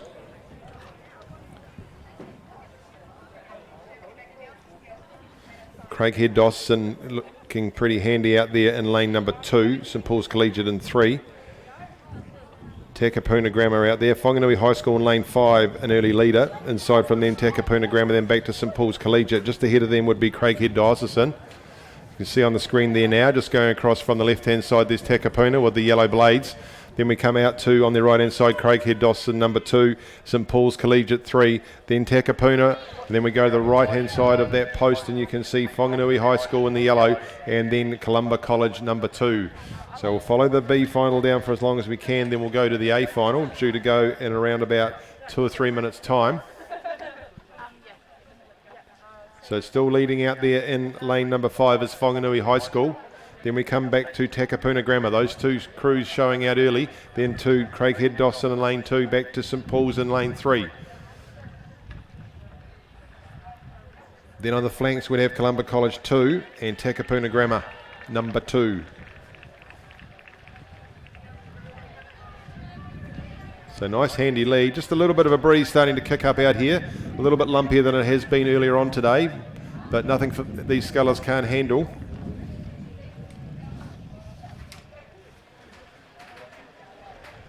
So So right in the distance there you can see that we've got the A final in the start. We'll just take you through the field for the A final. We can bring that up and we can see that in lane 1 of the A final will be St Margaret's College 1, Poppy McNeil and Amelia Tamani Dean. In lane 2, Villa Maria College 2, Georgia Kurnane and Ruby Armstrong. In lane 3, Mount Aspiring College 1, Anika Massey and Annie Wells. In lane 4, St Paul's Collegiate 1, Isabella Etherington and Sophie Dunn.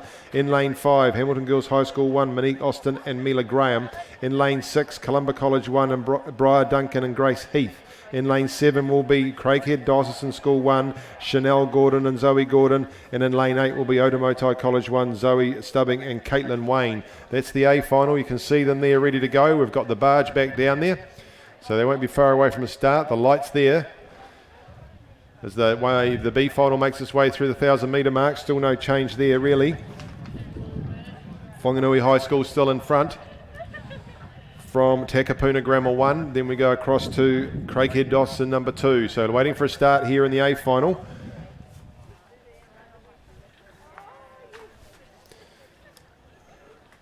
And they're away. Off and racing this time they go. So Craighead Dawson just there in lane 7 in the front of your screen. I got away pretty cleanly. Right next to us on the right hand side of them is Otamotai College. Columba College out cleanly there too, would be one of the quicker ones. Then we go 2 lanes across to St Paul's Collegiate. They've got out cleanly, and also have Mount Aspiring College. So through the starting sequences they go, nice and short, getting those bursts in, and they'll start to lengthen once they get through those.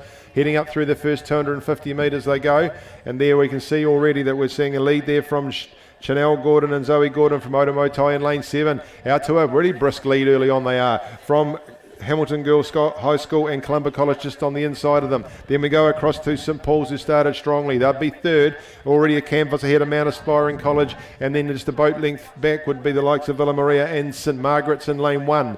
So it's still there with Craighead Diocesan out here in lane 7 in this girls novice under 18 double sculls. They're now heading out to half a boat length over Columba next to them, but that's Columba pulling up there on Hamilton Girls High School. They'd be second, equal those two at this stage. Then across to St Paul's. Then we go to Mount Aspiring. Just down here in lane 8, we've still got Otamotai College. They'll be just ahead of St Margaret's out there in lane 1 on the angle. And then back we are with the leaders, which is Craighead Dawson in lane 7. So 3/4 of a boat length to the Gordons in lane 7, Craighead.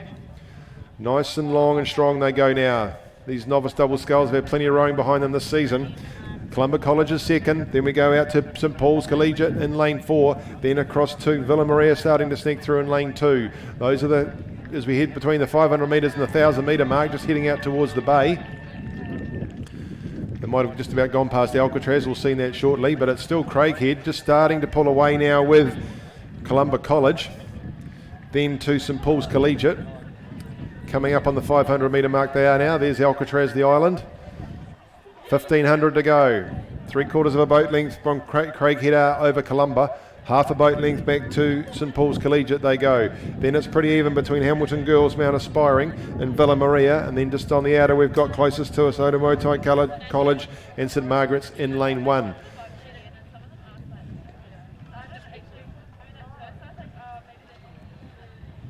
Just starting to push up on now Craighead Columba, putting a move on them as they come into the second 500 of the course. That lead is now back to a canvas, and just starting to go with them across there in lane 3 is Mount Aspiring. Just inside of them St Paul's Collegiate. Villa Maria still pushing through out there in lane 2, and just starting to go behind them would be Mount Aspiring. So that's the A final heading through. We just check out here in the B final just to see what's happening out here. And it still is Whanganui High School out there in lane 5. Back to Takapuna Grammar in lane 4. Then it's going to be down to Craighead Dawson in lane 2. And across to Columba College out there in lane 8.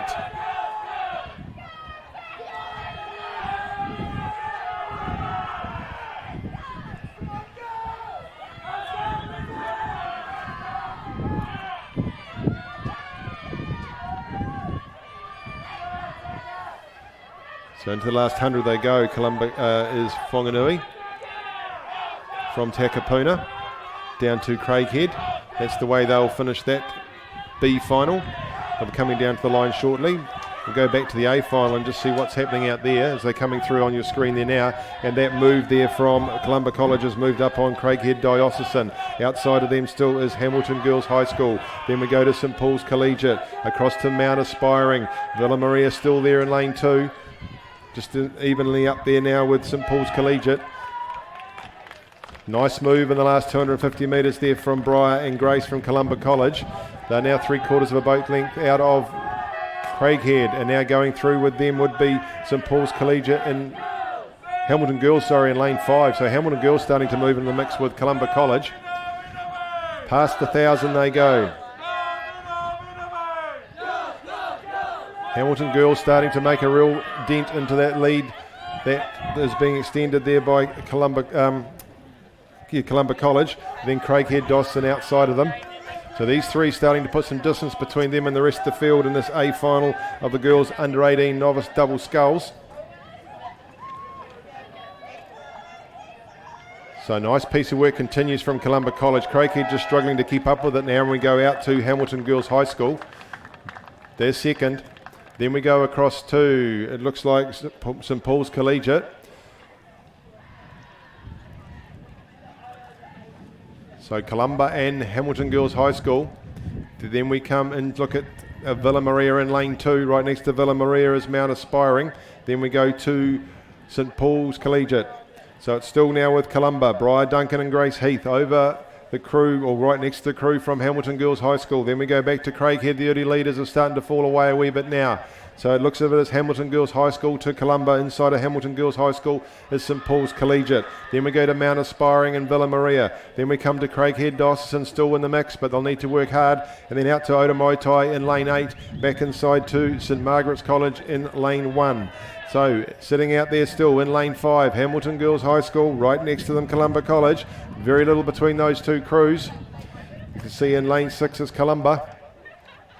Hamilton Girls just for the advantage. Probably half a boat length over them now. In lane 5 they are. As we come down now, and it looks like it's still Hamilton Girls from Columba College, then it's still Craighead Diocesan. We then go across to St Paul's in lane 4. They'll be wanting to put some pressure on for that bronze medal. Mount Aspiring in lane 3. Then we come back to Villa Maria in lane 2. Out of it now probably is St Margaret's down in lane 1. And struggling will be Otamoitai out there in lane 8. But it still is Hamilton Girls High School, Monique Austin and Mila Graham. They look like they've still got that lead there of half or 3/4 of a boat length over Columba College. Sculling very nicely, nice and long and strong as they come into the last 500 metres. It's them just over Columba College. Outside to Craighead Diocesan, then Otamoitai College just sitting out there in lane 8, just a wee bit out of it. St Paul's Collegiate in lane 4, not far away though. They're up there with Craighead Diocesan. Those two schools fighting for third, and also having a go at that will be Villa Maria down in lane 2. Villa Maria have been there or thereabouts for the last 500 metres. Now as they come up in front of the spectators, they'll start to push up there on St Paul's Collegiate. They're in the mix for a bronze medal, but out there in front and continuing to extend their lead is Hamilton Girls High School. They've now got a boat length over Columba College, looking for some clear water. It still goes back to Craighead Diocesan, but down there in lane 4 is St Paul's Collegiate. St Paul's Collegiate putting pressure on the crew from Craighead. Coming along still in lane 2 is Villa Maria. They'll want to put a bit more of a move the next couple of hundred metres if they want to get past St Paul's, but they've still got a good run on their boat. But out here it is Hamilton Girls High School in lane 5. From Columba College in lane 6. They've got clear water. We go out to Craighead Diocesan. They were leading early. They're still hanging tough for that third medal. And there's St Paul's Collegiate drawing alongside them. Still looking at Villa Maria down in lane 2. Will they get there on St Paul's? St Paul's and Craighead and Villa. That's where the bronze is going to come from. But it's looking like the gold's going to be heading up to the Waikato. Hamilton Girls High School, Monique and Mila in lane 5. They've got 150 metres to go. A boat length and a half they have over Columba, Briar and Grace. Out to Craighead Diocesan. Look at Villa still coming away here in lane 2. Villa putting pressure on St Paul's Collegiate. Are they going to have enough run to get past them? St Paul's look to lift again. They have. They've gone up. They're looking to get up over the top of Craighead. Craighead still hold the advantage, but down less than 100 metres to go now. It's Hamilton Girls High School. Hamilton are on their way to take the gold medal in the under-18 novice double sculls here at Maadi Cup. Second's going to look like Columba College. They're nearly 2 boat lengths back now as Hamilton extend on them as they come down to the line. Great road from this Hamilton double. They're going to take the gold medal. It looks like Craighead are going to hold on to bronze despite the challenge from Villa, and St Paul's over the line now, and the champions are Hamilton Girls High School. 3 boat lengths back back and coming down to take the silver medal as they come across the line now are Columba College. Third on the outside, a tough row there from the Gordons. They get the bronze medal down here, and St Paul's will take fourth. Down to Villa Maria in lane 2. Then we see Mount Aspiring in lane 3. Over the top 2, Otamoitai College, who finished strongly. And down here in lane 1, St Margaret's College. They've gone through in 8:36. 8:36 for the girls under 18 novice double sculls. By comparison, the B final went through in 8:57. Well done to those crews there, to Hamilton Girls High School. Great row through, and they started to move it around about the 1,000, went past Craighead Dawson, the early leader, and away they went with it from there. Columba then went between them and picked up that silver medal, and then we'll come back to you with some medal ceremonies in the very near future.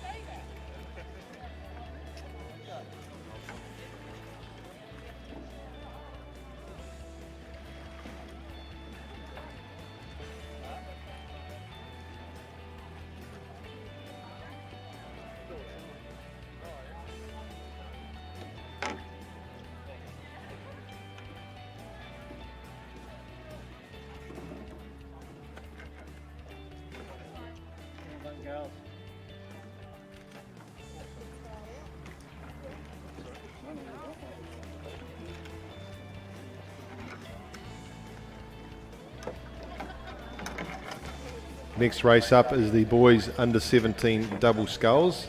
The B final first, and then the A final, which promises to be an absolute beauty.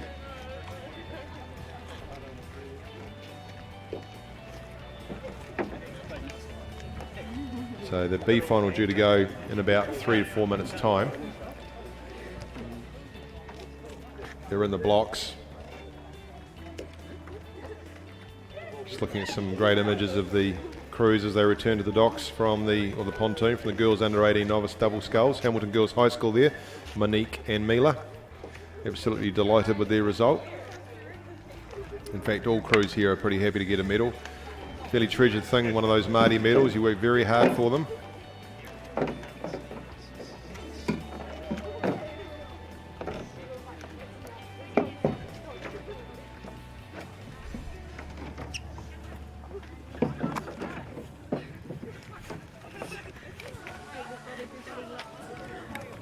This opportunity to thank the officials and organisers down there at the dais, making these medal ceremonies able to happen under these circumstances. As always with things down here this weekend in the regatta since Christmas, it's been a case of how can we. So fantastic to see these athletes able to receive the rewards they so richly deserve.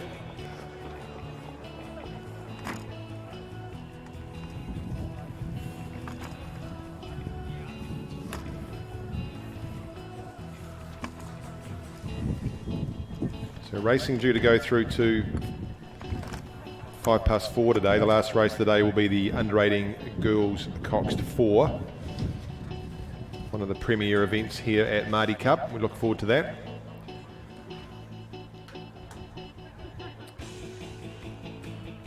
Just getting ready for the medal ceremony here.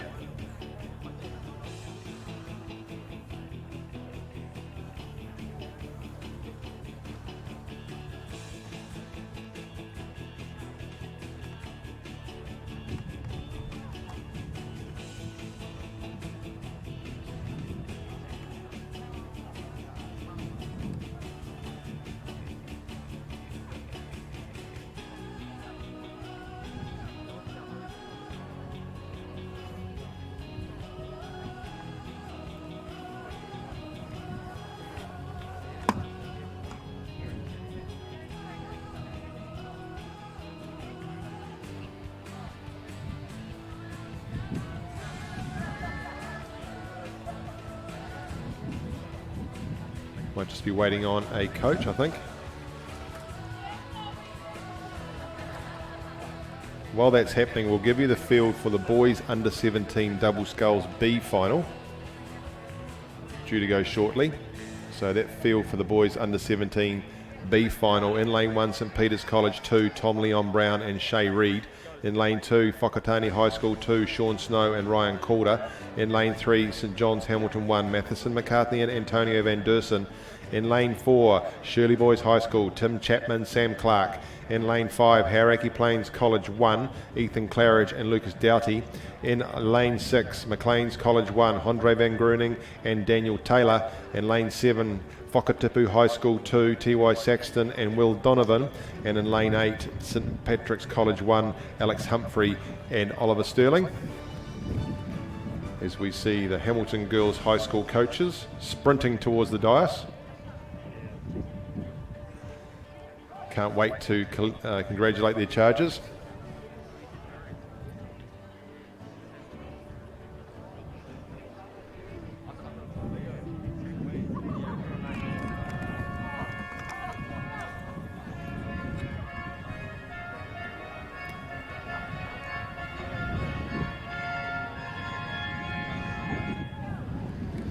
Please welcome the medalists for the girls under 18 novice double sculls.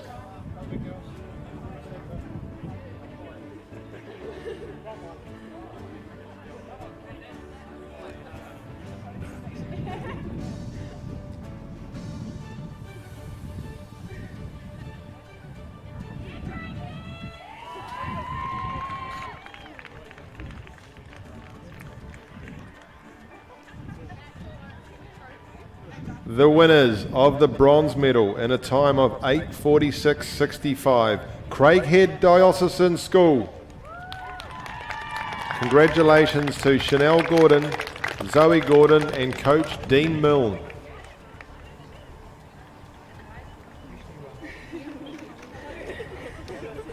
The winners of the silver medal in a time of 8:44.76, Columba College 1.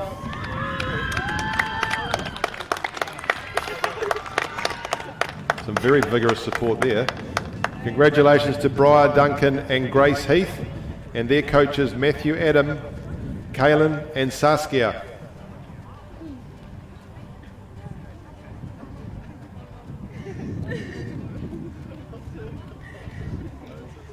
And the New Zealand champions and our gold medal winners in a time of 8:37.23, Hamilton Girls High School. Congratulations to Monique Austin, Mila Graham, their coaches Carl Manson and Axel Dickinson.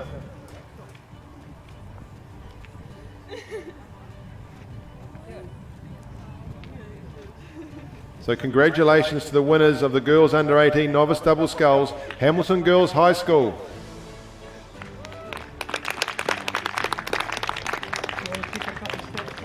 Congratulations to all our medalists in that Girls Under 18 Novice Double Sculls. Great race, good to see. Congratulations, ladies. Through the 1,000 metres they go, the Boys Under 17 Double Sculls B final. Just quickly give you some lineups there and see how they're tracking before we go back and give you the field for the A final. Looks like we might not have St Peter's College there just quietly. We come from the outside and there's St Patrick's, Whakatipu, then we get Maclean's College coming in, then it's Hauraki Plains, Shirley Boys High School look like they're leading this field down, then St John's and Whakatane High School. Yes, St Peter's are scratched. So out there in lane 4, an early lead there for Shirley Boys High School through that first 1,000. You can see them just on the left of your screen now. To the right hand side, Hauraki Plains. Then we go out to Maclean's College. They would be third. And then back inside to St John's Hamilton, inside to Whakatane High School. And then we go to Whakatipu out there in lane 7 and St Patrick's College out there in lane 8. As they head down now with about 1,000 metres to go, and these boys looking for 1 and 2 to get themselves a top 10 finish in New Zealand and just make the most of being able to row here in finals day at Maadi Cup. And it still is with Shirley Boys High School, although starting to move down there in lane 3 is St John's of Hamilton, and between the Whakatane High School actually down there in lane 2, and in between them and Shirley is St John's. So Shirley's still looking all right down there in lane 4, but I'd go out there and take a look at Maclean's College in lane 6. They're starting to move as well. Then we come back inside to Hauraki Plains, out to Whakatipu High School, and then St Patrick's College. That's what they look like as they're coming down. We just check now, we've got a couple of minutes before the A final starts. They probably should be in the gates there now, they are. So let's give you the field for the A final. Just before they kick off, the Boys Under 17 Double Sculls A final. In lane 1 will be Whanganui Collegiate 1, Chase Harnicum and Jaden Allen. In lane 2 will be Glendowie College 1, Alex Baven and Micah Fitton Higgins. In lane 3 will be Whakatipu High School, Marley King-Smith and Sam McAtamany. In lane 4, Auckland Grammar 1, Fletcher Hawkesby and Max Liggins. In lane 5, Sacred Heart Auckland, Sam Sturgis and Oliver Leach. In lane 6, Whakatane High School, Zachary Boonen and Luke Berquist. In lane 7, King's College 1, Kaylin Ogilvie and Baxter McGilvray. In lane 8, Christchurch Boys High School 1, Will Donovan and Luca O'Malley. That's a heck of a field. That'll be a heck of a race. We look forward to see what happens in that. They won't be far away from going now.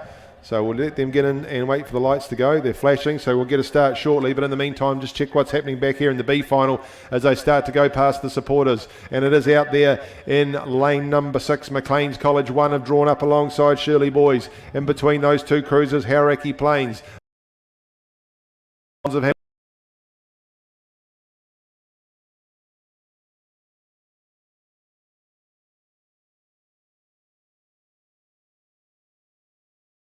Boys still doing a good job down there. They would be leading though, very close between them and Hauraki Plains and Maclean's College, those three crews. You can see the orange blades of Hauraki Plains. Just inside of Shirley Boys is St John's Hamilton. As they come down soon, we're underway in the A final, so we'll track back down to that shortly, but a nice clean start from all of them in the A final. In fact, it looks as if Christchurch Boys High have gone out really sharply in that A final out there in lane 8. and then across to, it's fairly even across from them. So we'll just bring back through as much as we can the B final. Shirley Boys out there with McLean's, and just inside of them is St John's. So it's looking like Shirley Boys and McLean's coming down to the last 100 metres to go. Shirley Boys, McLean's, back inside to St John's, then Hauraki Plains, out to Whakatipu, back inside to Whakatane, and then we go to St Patrick's College. 100 metres to go for those crews. That looks pretty much how they'll finish. Shirley Boys just have to watch from McLean's and then St John's, but we'll leave them to finish in that order. We'll go back and check on the A final, if I can bring that to you. Oh, no real obvious leader out there now. Really, Whakatane out in the middle, but it is coming out of Sacred Heart, Auckland Grammar and Wakatipu High School. So Wakatipu High School, Marley King-Smith striking that down. He's already got 2 gold medals today. Will he get a third? We'll have to wait and see.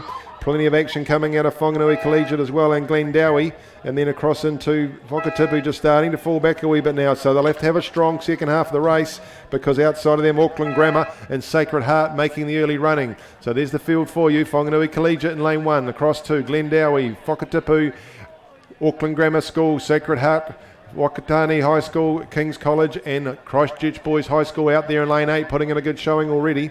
So it's still in the middle and in the outside. But there's a lead there coming in lane 4. That is Auckland Grammar. Auckland Grammar starting to put some pressure on Wakatipu.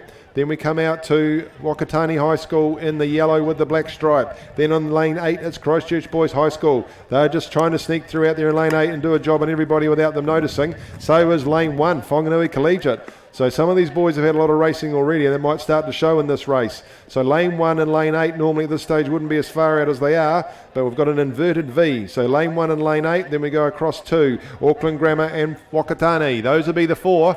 It's going to be tough here for Wakatipu. If they're going to get through here, it's going to be a big final 1,000 as they come up through that second 500. It is in the middle, Auckland Grammar, then down to Whanganui Collegiate in lane 1, then still out to Whakatane in lane 6. I'm still thinking Christchurch Boys higher in the mix, just inside of them King's College. They'll have a strong fillage, you would think. Cannon and Baxter, they've been rowing strongly all week. We look across the screen there as you see it now. Right on that far right hand side is Christchurch Boys High. Let's come across there from right to left. Inside them is King's College, then Whakatane, then Sacred Heart, then Auckland Grammar. Then we come to Wakatipu. Then we've got Glendowie, and then just panning across the left we'll find Whanganui as they head into the last half of the race. This is going to be close. There's not a lot of it with all these crews. There's some big strong scullers in here. They've had a lot of rowing though, so we'll see what happens at the end of the week. But it's still Auckland Grammar in lane 4. They're making the running out there. Christchurch Boys High just starting to fade off a bit, as is King's College. They'll need to go again if they want to stick with it. There though is Whakatane, Sacred Heart, Auckland Grammar, Wakatipu starting to push in. They've had a slow first 1,000, but now they're starting to eat into the field.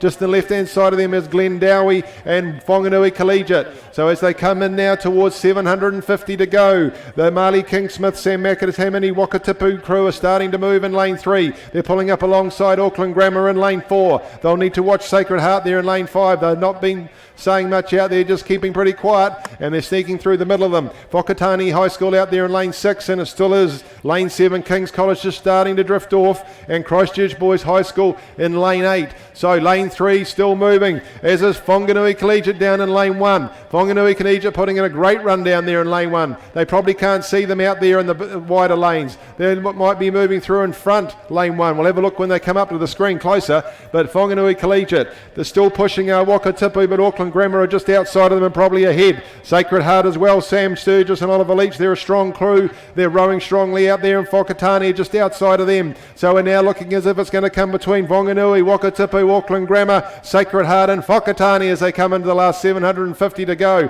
These boys aren't given an inch. They're under 17 double sculls.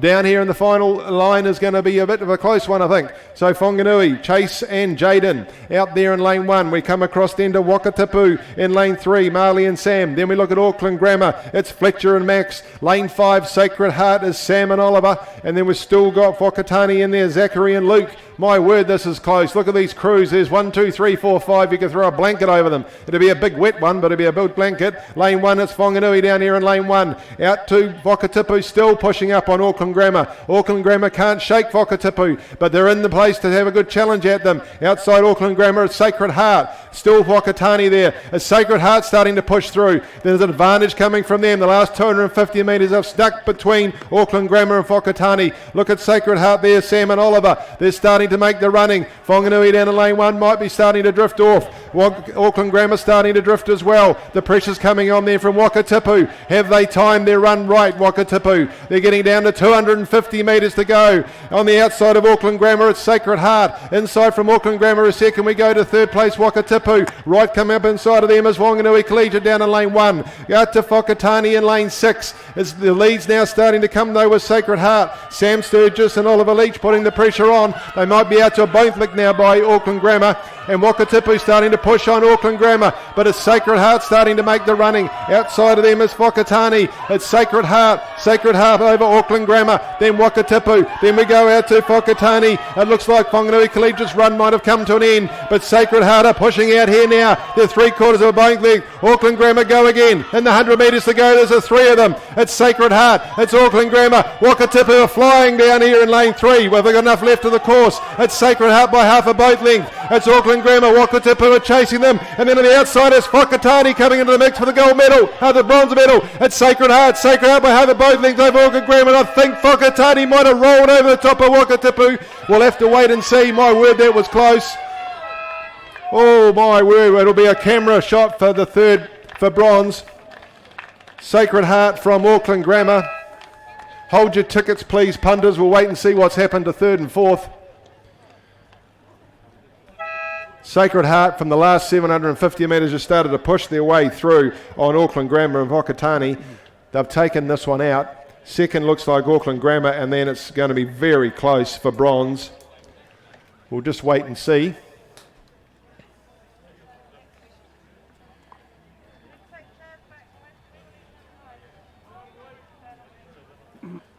All placings confirmed in race 371, the boys under 17 double scull. First, Sacred Heart. Sam Sturgis and Oliver Leach in a time of 7:05.85. Second to Auckland Grammar, Fletcher Hawkesby and Max Liggins. And then on the line by 0.39 of a second, Wakatipu High School take the bronze over Whakatane High School. Great valiant effort there from Whakatane, just really put the pressure on in that last 100. They started to fly, just ran out of track. So first to Sacred Heart, second to Auckland Grammar, third to Wakatipu, then Whakatane, Whanganui Collegiate, Glendowie, King's College and Christchurch Boys High School. They have gone through, as you see, in 7:05.85. Once they've caught their breath, they'll make their way back here to grab their medals.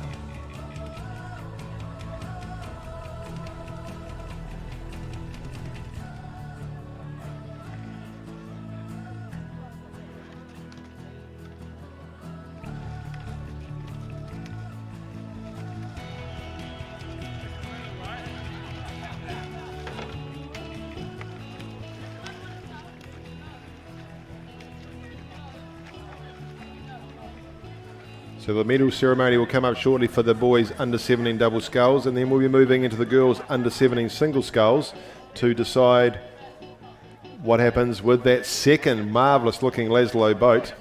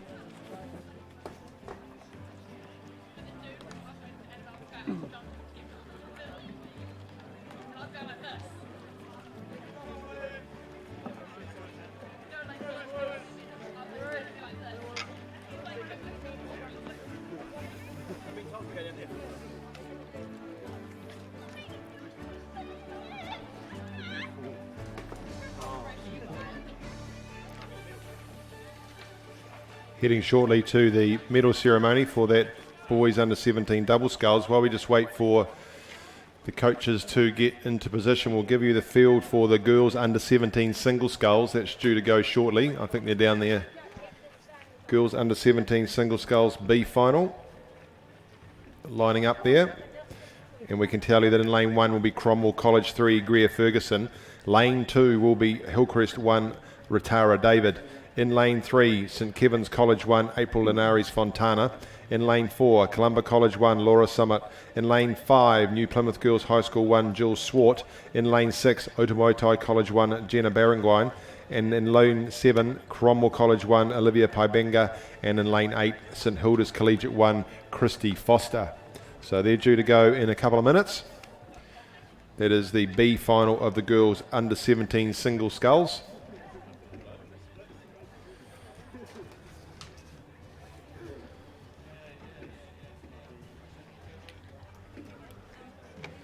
Sam McAtamney just taking the opportunity to have a wee lie down before he gets his medal. Marley King-Smith waiting on him.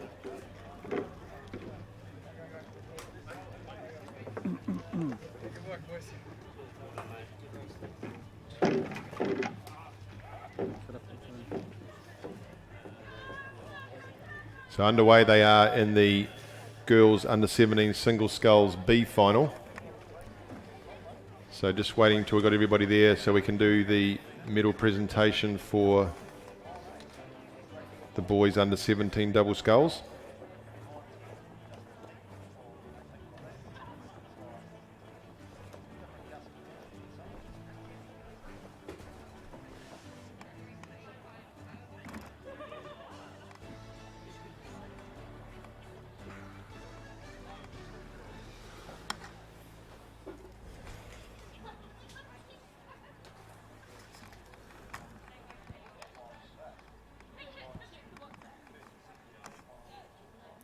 So April Linares Fontana from St Kevin's in lane 3 in the B final out pretty smartly. 2 across from her is Jill Swart from New Plymouth Girls High School in lane 5. Then we go across to Jenna Barangwine from Otamotai College in lane 6, showing out early. Then it would be back to Ratara David from Hillcrest in lane 2.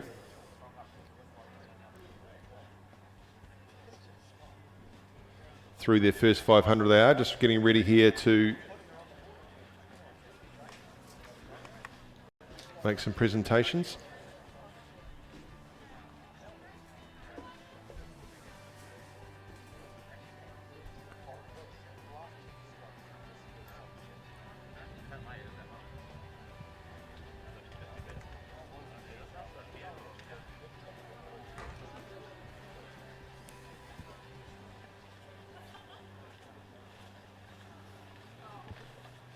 Still April from St Kevin's. St Kevin's in lane 3. Then we go across to New Plymouth Girls High School, Otamotai College. Out there in lane 8, St Hilda's is Christy Foster. We'll come back to that shortly. We'll just get underway with the most important piece right now.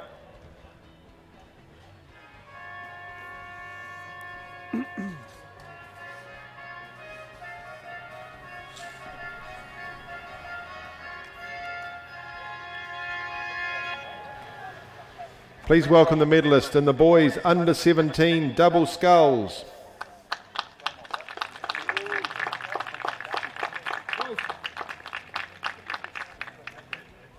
The winners of the bronze medal in a time of 7:07.74, Wakatipu High School, Marley King-Smith and Sam McAtamany, coached by John Morrison.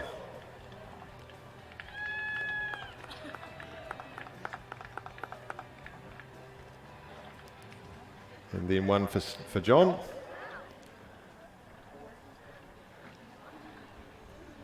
The winners of the silver medal, it was a double, in a time of 7:07.35, Auckland Grammar. Fletcher Hawksby and Max Liggins. My apologies, I'm not quite sure which one that is, so you can have both of them. Coach Matt Jensen and Natalie Welch. And our champions and gold medal winners in a time of 7:05.85, Sacred Heart College, Auckland, Sam Sturgis and Oliver Leach. Coached by Brent Leach. Not only are they the gold medal winners and our champions for today in the boys under 17 double sculls, but they also now win the St Andrews College Cup. Grab the cup, boys. Grab the cup. So Brent, there you go. Congratulations to Sacred Heart College of Auckland. Look in the square, please. Again. One more. Well done, guys. Back out to the B final of the girls under 17 single sculls as we await the A final, which is just getting ready to go. We'll give you an update on this, and it is still out there in lane 3. Nice row come from April Linares Fontana of St Kevin's. Then we go across to New Plymouth Girls High School in lane 5, then to Otamotai College in lane 6. That's the three that are looking likely to get across the line first. Then we go back inside to Columba College, which is near Columba College. Then we go to St Hilda's out there in lane 8. Back inside to Hillcrest in lane 2, Ratara David, then Cromwell College 1 in lane 3, then it would be back to Cromwell College 1 in lane 7. So they may well be in the gates now for the girls under 17 single sculls A final. The barge is down there. I think the light might be flashing, so we'll give you the field there. In lane 1, it is Iona College, Libby Christie. Lane 2, Onslow College 1, Tessa Thompson. Lane 3, Otago Girls High School 1, Harriet Thompson. In lane 4, Cambridge High School 1, Briley Deacon. In lane 5, Dunstan High School 1, Pippi Horan. In lane 6, Takapuna Grammar 1, Sky Lang. She's already got a gold medal today. In lane 7, Craighead Dawson School 2, Paige Butler Beard, and in lane 8, Craighead Dawson School 1, Elsie Talbot. So the two Craighead girls out there in lanes 7 and 8. So you can see Paige Butler Beard there right at the bottom of your screen. Then as you move across Takapuna Grammar, Dunstan, Cambridge, Otago Girls, Onslow College, and out there to Iona College in lane 1. They're at attention, the lights flashing. It'd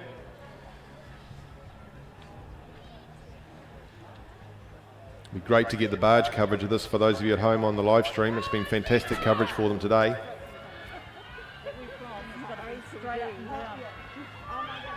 Back here in the B final, not much has changed, although it looks like New Plymouth Girls High School leading along with Cromwell, and they're away in the A final. So away pretty quickly out of there was Elsie Talbot from Craighead down here in lane 8. Also out there in lane 1, well, was Libby Christie. She's got away pretty cleanly too. Out there they go again to Skylang and Takapuna High School, and just up from her and away just in front of her is Dunstan. Then Briley Deacon from Cambridge just a bit further about. So early on we're seeing Elsie Talbot through her start sequence pretty quickly now, starting to lengthen. Up from her is Skylang from Takapuna. Then we see Pippi Horn from Dunstan. Right across the far side in the blue skiff is Iona College's Libby Christie. Then we come back inside to Briley Deacon in that light blue skiff. from Cambridge High School. Then we'll go back up there to Tessa Thompson from Onslow College in lane 2, then back inside to Harriet Thompson in lane 3, and just out of the picture, we can't quite see her there, is Paige Butler-Beard from Craighead Dawson in lane 7, but very early days and very even there between Craighead, Dunstan and Takapuna. Expect Skylang to do well in this. Pippi Horan's had a lot of racing. South Island champion, Skylang the North Island champion. And then we just see right next to us there, Elsie Talbot's had a great season down here for Craighead as well. Then we go across to, looking very strong there at the moment, is Libby Christie in lane 1 from Iona. She would be 4th as Pippi and Sky go Bowball for Bowball, and also out here with Craighead Dawson. Those are the 3 early leaders. 4th is definitely Libby Christie over there in lane 1. Then back to Briley Deacon in lane 4. She'd be 5th. Then we go to Tessa Thompson, Onslow College in lane 2. Harriet Thompson in lane 3 from Otago Girls. Then we can't quite see Elsie Talbot from Craighead Dawson on that angle, but she's not too far away, just further back there from her compatriot Elsie Talbot. As we go past Alcatraz, past the first 500 metres, and not for the first time today, we see a Craighead boat closest to the camera out there leading in this lane. Then it is in the middle of the course. It's with Skylang from Takapuna Grammar, Pippi Horan from Dunstan. Those are the 3 we see. Iona College is in lane 1. She's still well in the mix there, looking pretty comfortable. But it's those 3 boats that we see. Takapuna, Dunstan, and then it's Iona. Then we go inside from Dunstan to Cambridge. Those are the 4 or 5 making their way through the second 500 of the course. Online is the title of the girls under 17 single sculls, and this nice shiny red and white boat down here for their school. Be the furthest thing from their minds right now as they're in the middle of their second 500 in this final of the girls under 17 single sculls here at Maadi Cup 2022. It's Skylang from Takapuna out there in lane 6. Doing a job there with Dunstan's Pippi Horan. Down here in lane 1, Libby Christie got a reasonable start. She's not still out of it. And working hard too is Elsie Talbot from Craighead. Those are your 4. Then we go back to Harriet Thompson from Otago Girls High School. Back to Onslow College, Tessa Thompson, and then Paige Butler-Beard from Craighead. So out the lead now goes Pippi Horan. Pippi Horan by half a boat length from Skylang from Takapuna. Just edging up there now, Briley Deacon. She was a little bit further back in that first 500, but just in the second 500 she started to make a move. So she's moving into possibly 3rd in the line there with Craighead Dawson, Elsie Talbot. Elsie got away pretty quickly, but it's Pippi Horan making the running up through the first 1,000. She's now half a boat length over Skylang. Drawing right alongside Skylang is Elsie Talbot from Craighead Dawson. And then not too far back is Briley Deacon. Briley Deacon would be half a boat length or less than that behind those 2 scullers. Then we go to Harriet Thompson from Otago Girls High School. She's 3/4 of a boat length back from Briley Deacon. Briley Deacon moving up alongside Craighead. So Craighead, Cambridge, not much between those 2. They're going up alongside Takapuna now. It's still Pippi Horan with half a boat length over those 3 scullers who are 1, 2, 3 right in front of each other, right next to each other rather. Then we still go back to Harriet Thompson in lane 3, out to Onslow College in lane 2, back to Iona College in lane 1, and then we'll be back to Craighead Dawson here in lane 7. So Pippi Horan takes them through the 1,000 with a half a boat length advantage. Nothing then between Craighead Dawson 1, Onslow College and Cambridge High School. They're all very even as they come through. Now we're in the third 500. Who's going to make the move now? Who's going to try and put the wood on Pippi Horan from Dunstan? She's done the work in the last 500. Who's coming next? Just outside of here still is Takapuna. Briley Deacon's moving still. She's moved past Takapuna, just seeing there. Sky takes a look to her left and she can see it. In lane 3, Otago Girls High School, Harriet Thompson, she's moving as well. Takes a look to her right, sees everybody there as well. Pippi Horan's controlling things at the moment from lane 5. She's had a lot of racing. What she got left, she'll be starting to hurt soon. She's coming up with 750 to go, but she's still got a half boat length lead over now from Cambridge. It's Dunstan, Cambridge, then we go back to Takapuna. Harriet Thompson coming through in lane 3. Still out there in lane 8 is Elsie Talbot from Craighead Dawson as they start to get ready to go past the spectators. Then it's down to Iona College in lane 1. Then we go further back to Craighead Dawson, Paige Butler-Beard. It might be a bridge too far today, but Dunstan still holding the advantage. Dunstan and then Cambridge.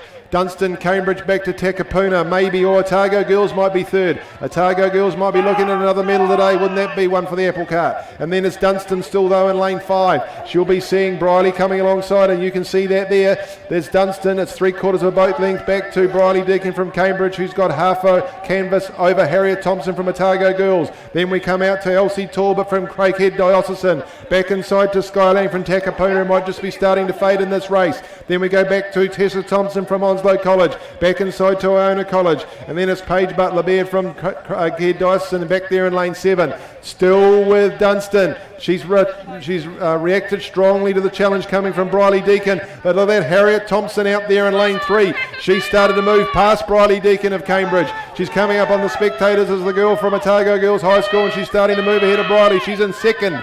So Pippi Horan still hanging tough and holding on to this half boat length lead, but she's under pressure. She's under pressure from Harriet Thompson.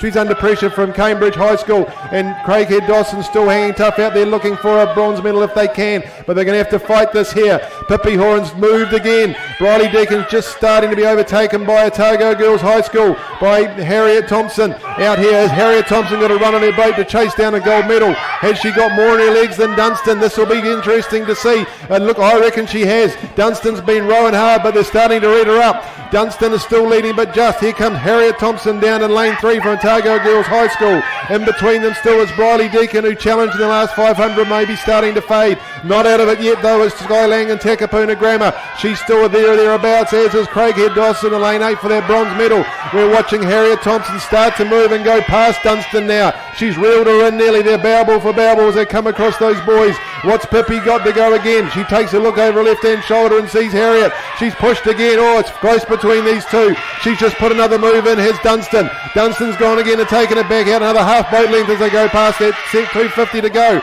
It's Dunstan. It's Otago Girls. Then we go to Cambridge. On the outside of Craighead Dodson, back inside to Takapuna Grammar. Oh, what a fight between these two. Dunstan's fighting tough again. She's made of some real stuff as that Pippi Horan. Outside there still is Harriet Thompson. Harriet is going to have to work hard to get over the top of Pippi Horan. Pippi Horan's giving everything she's got. She's gone out to half a boat length again, but she's taking Harriet with her. It'll be between these two. They come down 120 metres to go. Pippi Horan still has the advantage over Harriet Thompson. What have you got, Harriet? You're in side of a gold medal if you can go again a bit quicker. Into 100 metres to go goes Pippi Horan from Dunstan High School. She's rowing past that Aon boat. It might be her school soon. Pippi Horan, she's just clicked up. Her head's down. She's not moving. She's moving out to a boat length. She's gone well in the last 100. 50 metres to go. What a convincing and a strong, tough win this is going to be for Pippi Horan. She comes down with 20 metres to go. A boat length and a half from Harriet Thompson from Otago Girls. They've got 2 medals in a day over 21 years. And out in third to take the bronze. Their brave effort from Takapuna Grammar and Sky Lang. Out there in fourth will be Craighead Dawson. Down here to Onslow College in lane 2, across to Paige Butler-Beard from Craighead Dawson, back down here into lane 1, Iona College, to complete the field. And Briley Deacon might have just run out of a bit of puff there in lane 4, but she will be well attended to. My word, what a very brave and magnificent win for Pippi Horan there from Dunstan High School in lane 5.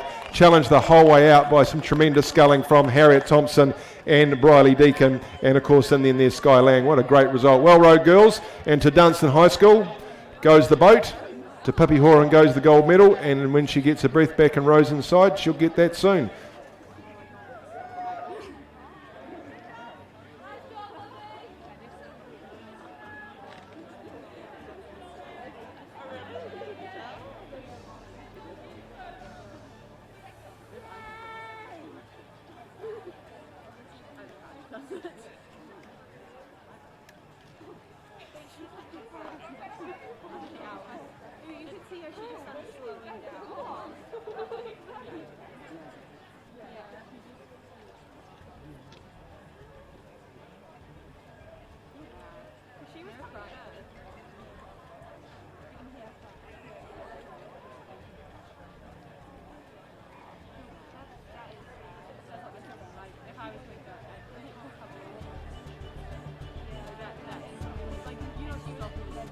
We'll just confirm the placings in the girls under 17 single scull.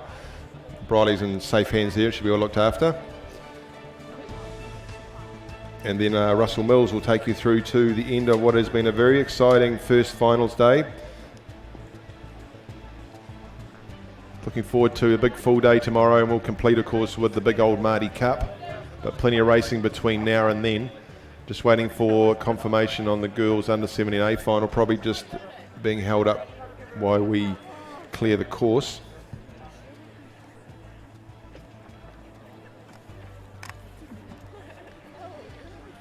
So we can tell you now that has first Dunstan High School, Pippi Horan. Second, Otago Girls High School, Harriet Thompson. Of course, Otago Girls before today hadn't had a Maadi medal for 21 years, and today they've got 2.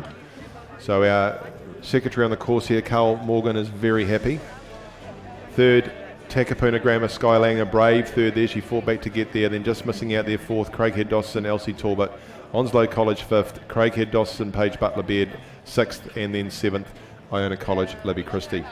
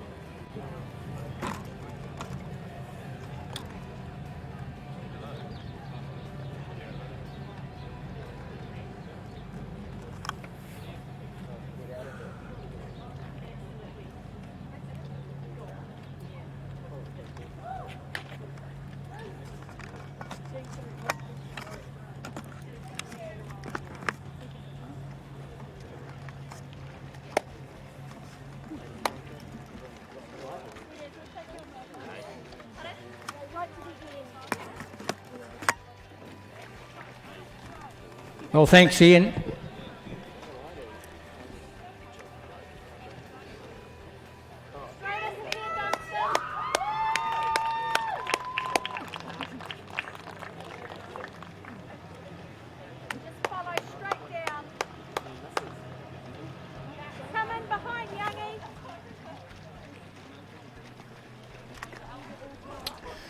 As the commentators continue to tell you, such brilliant racing going on here on Lake Ruatanava for the first day of the finals of the Aon Maadi Cup Rowing Championships here.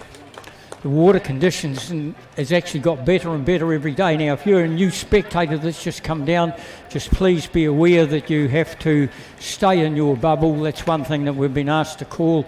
Also, don't forget the sponsors, guys. The sponsors, if it's not for the sponsors, then we certainly wouldn't be able to run this regatta, so we'll go through them for you again. New Zealand Defence Force, Queenstown Resort College, University of Otago, Lincoln University, Lasro Boats, SL Racing, Simply Heat Christchurch, and of course the locals, we've got Twizel Painting, Tricorp Enterprises, we've got Mackenzie Building Supplies, we've got Toner Plumbing and Foursquare Supermarket and Jake's.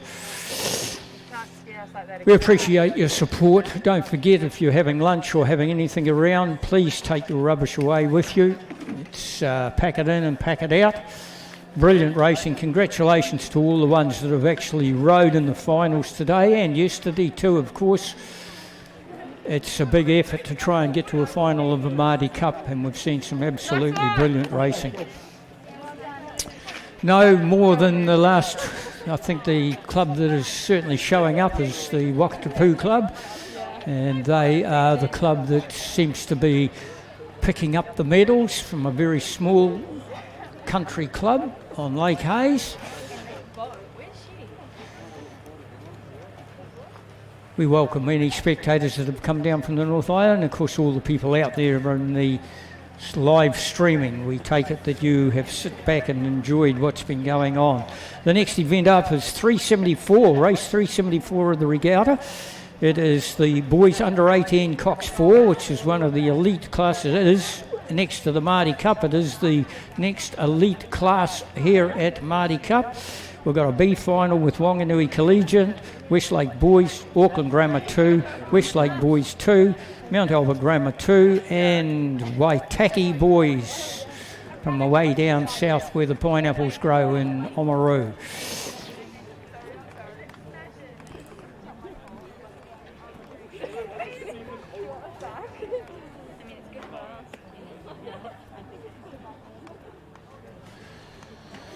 I know a lot of you rowers that are in your bubble, and you're not allowed out of your bubble unless you have got battery run computers. You won't see the live streaming, but the live streaming, the Sky live streaming that's on is absolutely brilliant.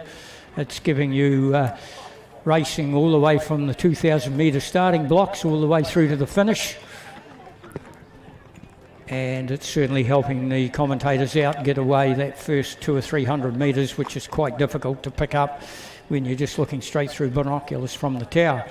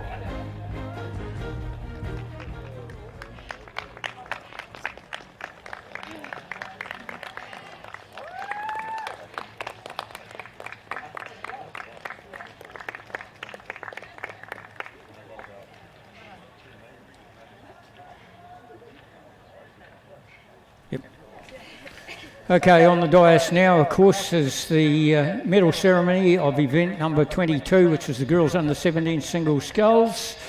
Great racing going on there. In third place in 8:32.05, Takapuna Grammar, Sky Lang, and coaches Katie Holliday and Jessica Hamlin.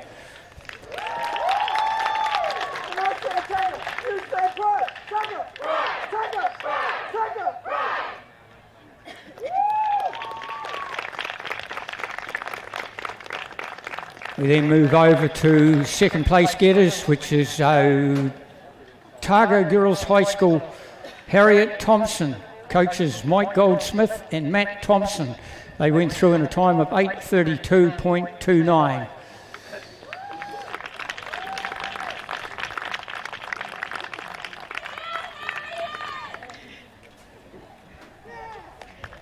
And over to the first place getter, which was Dunstan High School, Pippi Horan and coach Simon Smith in 8:30.18. Congratulations to all crews.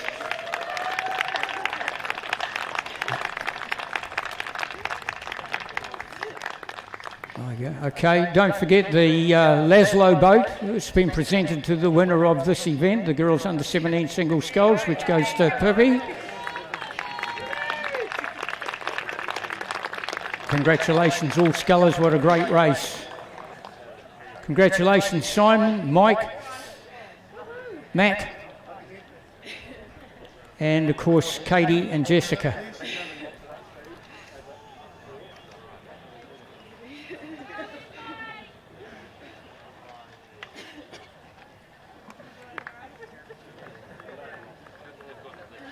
Right, that B final is on its way, race 374, the B final, and we'll take it through as far as we can for you. We went through the field for you, Wanganui Collegiate, Westlake Boys, Auckland Grammar 2, Westlake Boys 2, Mount Albert Grammar 2, and Waitaki Boys. We're getting better conditions now than we've seen. Oh, there's something gone wrong at the start by the look of it. Boys under 18, Cox 4, don't tell me it's another false start.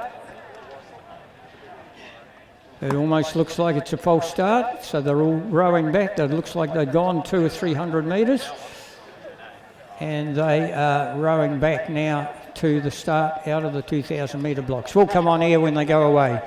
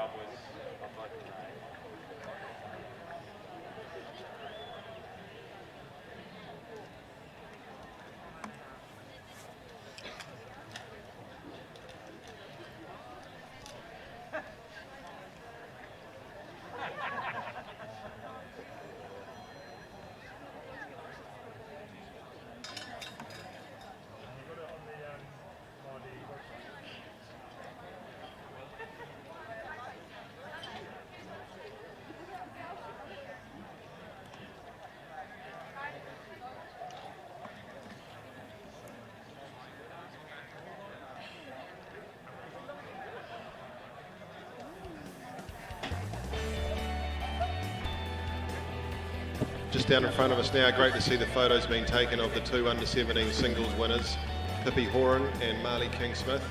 I'm sure their respective schools are delighted to be the owners of those brand new, lovely-looking Laszlo single skiffs. So one there, of course, for Dunstan High School and one for Wakatipu High School.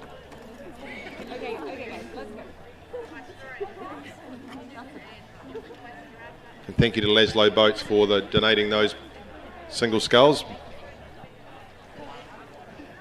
Fantastic looking single sculls there. So congratulations to Pippi Horan and Marley King-Smith.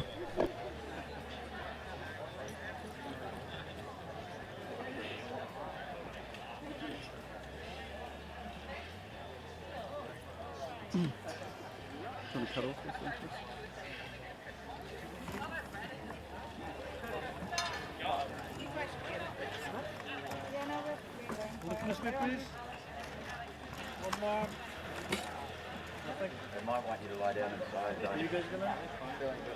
I'm gonna go. The sponsor.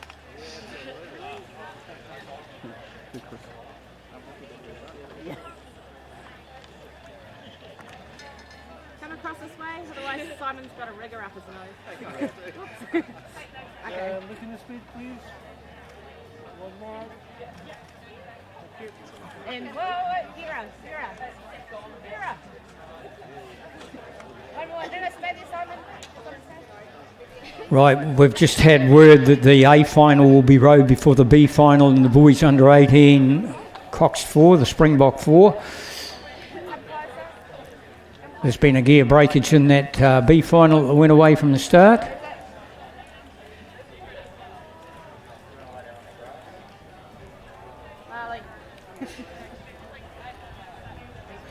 So the line-up there is Christ College's number 2 crew in lane 1, Auckland Grammar 1 and 2, Christchurch Boys 1 and 3, Hamilton Boys 1 and 4, Mount Albert Grammar number 1 and 5, Kashmir 1 and 6, St Andrews 1 and 7, Christ College's number 1 and 8, with Christ College getting lanes 1 and 8, having 2 crews. Also, that's it. Good line up there.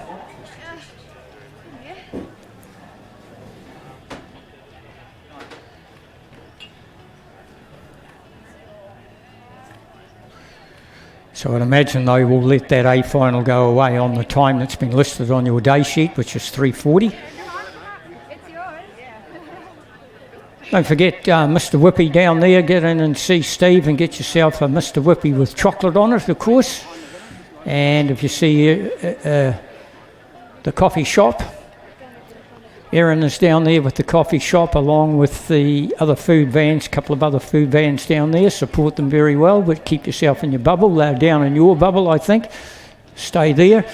We shouldn't see any of the rowers popping up over the ropes to go to them. Just a little bit of useless information. Of course, there's 1,400 competitors here at Aon Maadi Cup 2022. And we've got 97 schools competing.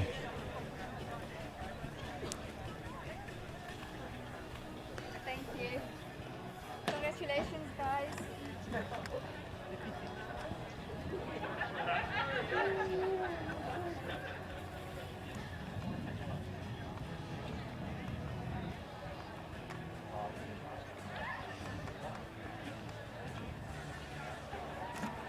Okay, they've let them go out of the box. Now, this should be pretty interesting sort of a shot. The Hamilton boys will be the ones to watch, smack bang in the middle of the course in the fast lane. Mount Albert Grammar, number 1, will be right there as well. They've gone out from the start, and we're getting a really good shot of them here. The crew on the outside was Christ College. That's Christ College, number 1 on the outside. They've gone out just slightly ahead of them is St Andrews. They're out in lane number 7. These crews gone away to a very good start. And then 5, that's Mount Albert Grammar. That's the crew that's going to put their nose out in front by about 2 feet through this first 250 metres. It's Mount Albert Grammar that's gone out to a 2 foot, maybe 3 foot lead. Pressure going on them from the crew out of lane 7, St Andrews. All these crews have just got about a half a length advantage on everything. Hamilton boys, Christchurch boys, Auckland Grammar 1 and Christ College 2. Nothing absolutely separating them inside the fast lanes, that's for sure. Out to a half length goes St Andrews. Out to a half length over the rest of the field goes the crew from Mount Albert Grammar. It is Mount Albert Grammar gone out, or they've opened it up to about a half a length over then the St Andrews crew. St Andrews trying to hang on to them inside the first 300 metres. Then we come back down, slammed up between them is Cashmere. Don't leave Cashmere out. They're just about through 500 metre already. Whoa, whoop-dee-doo, 500 gone already. This is going to be a sizzling time. You can just see the power that's being used from this crew that's in front out of Mount Albert Grammar. That's their number one crew. Let's see who's in there. We've got James, Nicholas, Cam, Theo, and of course we have got Kill in the coxswain seat.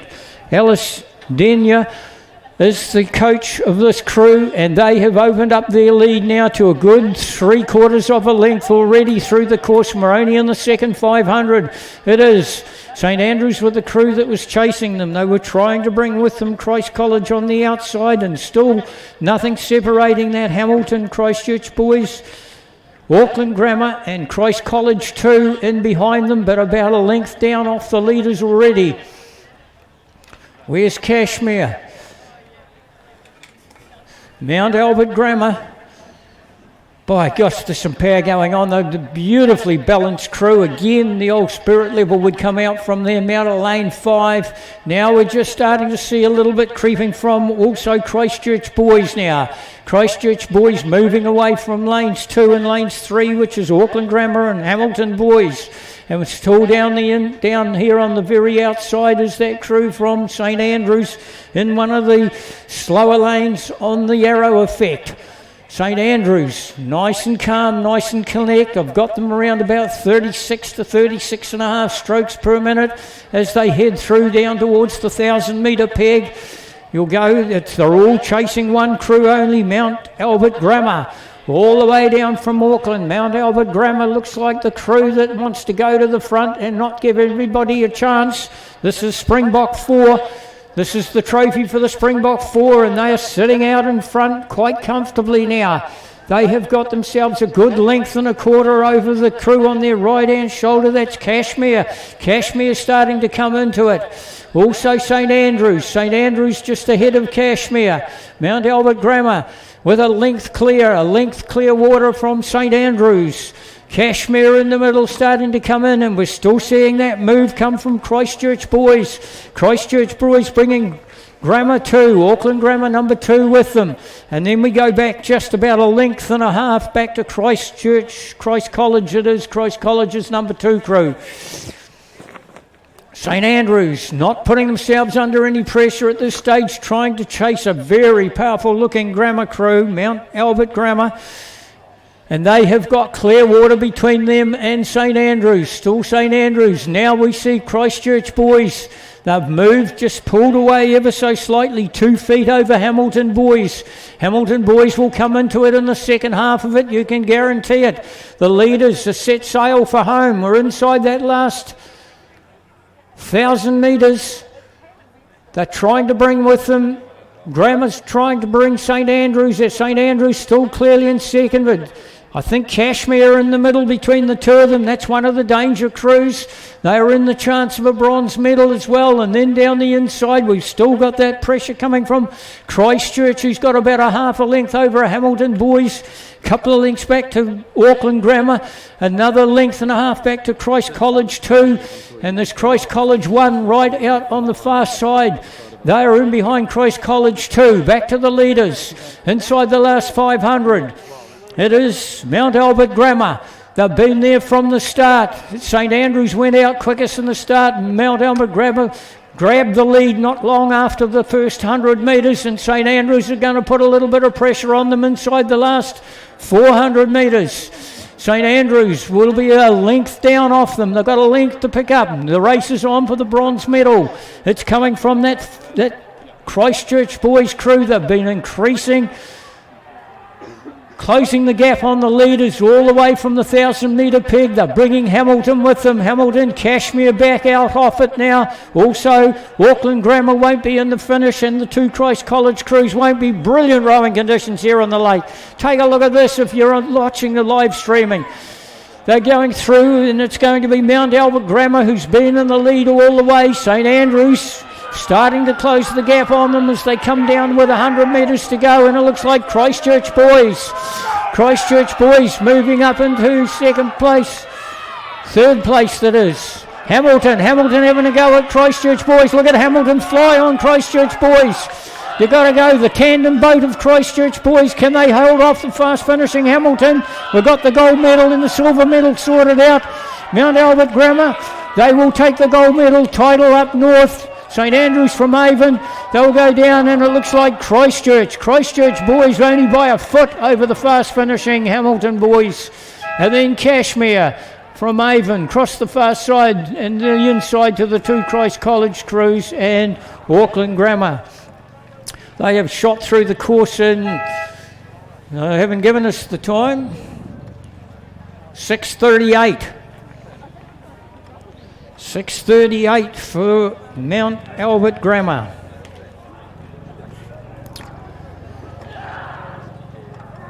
And the body language and the noise tells you that they worked as hard as they could to hold off the challengers. St Andrews the first. The big improver was Christchurch Boys from the 1,000-metre peg, and then inside the last 500 it was Hamilton Boys.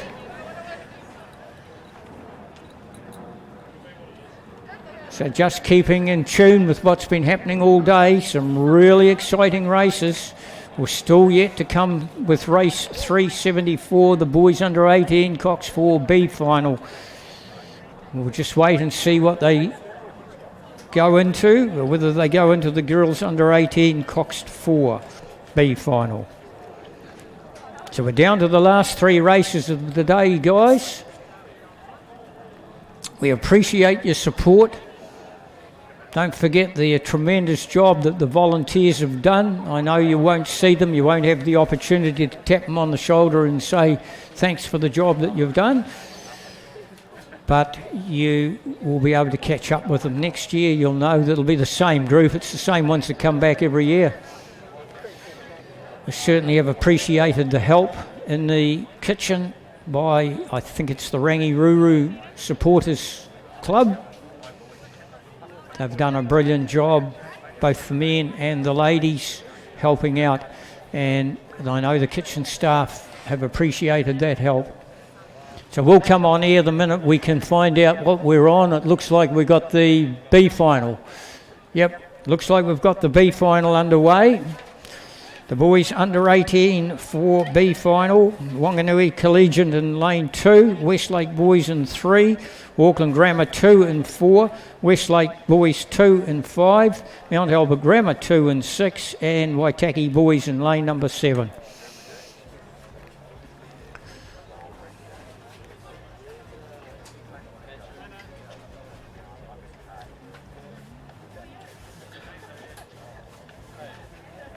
Right, the crew that's gone to the front by the look of it is Westlake. We'll just see if we can identify that for you. We've got nothing up on our screen, but it's 1, 2, 3 in, 4. Westlake. So it looks like Westlake, and then the crew on the inside of them, which is the crew from Auckland Grammar. That's Auckland Grammar number 2 crew. And then we should see one other crew in there, which we haven't. We can only see the 4 crews. We'll just check for scratchings.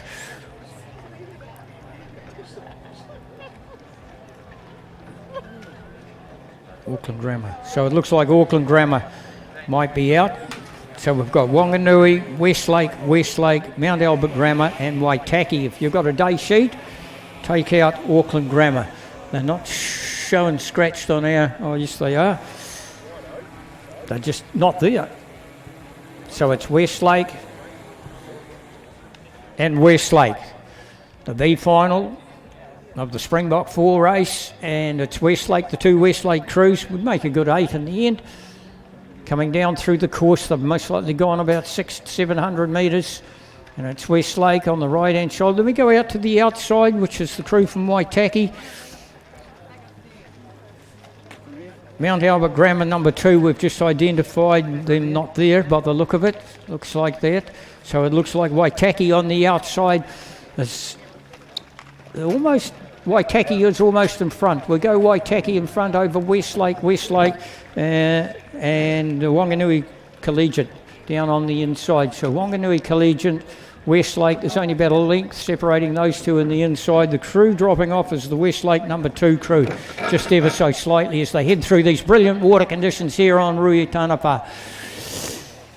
And as we've seen, and as we've been saying, both Kirsty and Ian and Millsy have been calling the races for you on the first final day here at Aon Maadi Cup Rowing Championships for 2022, and we've been saying it all day how close the racing's been and on the brilliant water that there's been here in the Mackenzie country.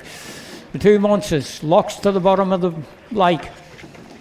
So we're still looking at Westlake. It's Westlake number 1 over Waitaki. Those two crews, there's very little between the two of them. We'll get an idea of what it's like very shortly. We'll see it looks like Westlake.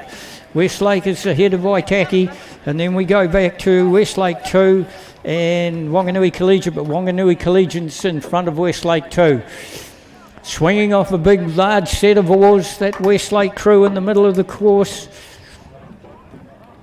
Westlake, I'll just let you know who's in that crew. We've got Oliver, Clark, Austin, Nicholas, and it's Nicholas in the coxswain seat, and it's Tangyung that's out there as well. And they are down on rating in about 33, 33 and a half, 34 we would have them on. So they're doing this quite easily. The coxswain knows that he's in front. The rowers, the stroke man can just gaze from side to side. He can give the calls as well. Well, most likely that's what will happen. So it's Westlake over Waitaki. Westlake from Auckland, Waitaki from North Otago, Oamaru. And then we go back to Westlake 2 and Wanganui's ahead of them. Wanganui Collegiate out of Wanganui, just ahead of them. Brilliant rowing conditions as you can see, and as we've been telling you as they head down through this, the B final of the under-18 4. With 2 more races to go after this, and then the day's finished. Don't forget, pack it in, pack it out. So Westlake always bring down a strong squad from Westlake, bring it down to Maadi Cup. It's great to have you down here again. It's great to have all the North Islanders down here. I'm sure you've had a lot of the crews here for the New Zealand Rowing Championships. You had a lot of crews down for the Canterbury Junior Championships or the South Island Junior Championships. And you had crews, I'm sure, down here for the South Island schools as well. So you've got your rowing in there, and now you've got them back again for Maadi Cup. And here we go with Westlake. Commanding lead over Waitaki. Waitako with a length and maybe 2.5 lengths over the crew from Wanganui Collegiate. And then we go back to that Westlake number 2 crew.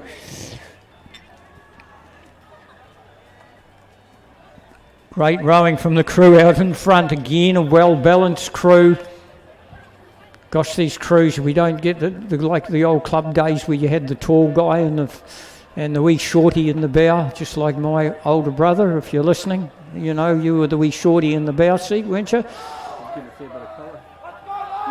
You can put a spirit level across the top of all these crews. A well-balanced, it's a tandem rig boat that Westlake is rowing. You can hear the calling from the coxswains as they come down inside the yellow buoys, and they're quite clear from Waitaki. Waitaki that do an awful lot of their kilometres here on Lake Ruatanapa. They've got sheds over the back here. They come up each weekend from training camps, or they come up for their training. Unfortunately lost their one of their top men there a wee while back, and it's good that we see a couple of young fellas taking over the coaching of the crews out of the Oamaru rowing sheds. And here they go with one of the Waitaki crews out competing in the B final. Down towards the buzzer they go. Strong looking crew, almost look good enough to be in the Springbok Field final. They'll get the buzzer. Good 3.5 lengths clear of Waitaki, and another 3.5 lengths clear of Wanganui, and you distance back to the Westlake number 2 crew.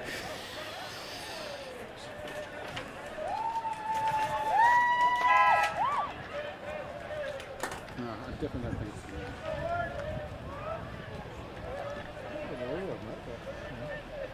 No, I don't think it is.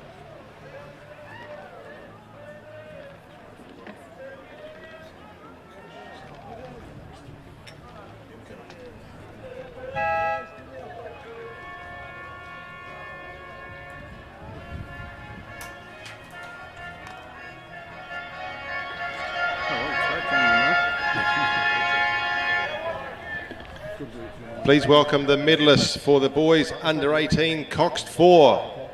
Someone gives me a shovel. Get you a lot, oh, it's a longer reach.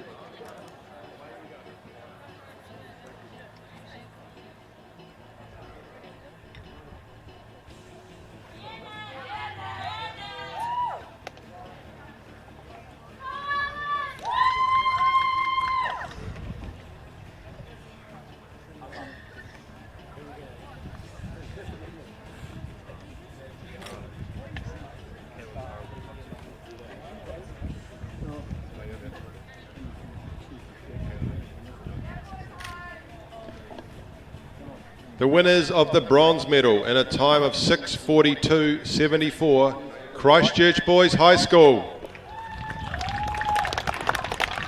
Ted Main, Tom Penberthy, Hugo Westphal, Sean Templeton, Cox is Sebastian Kuhn, coaches Josh Dolan, Tim Osmers and Scott Shackleton.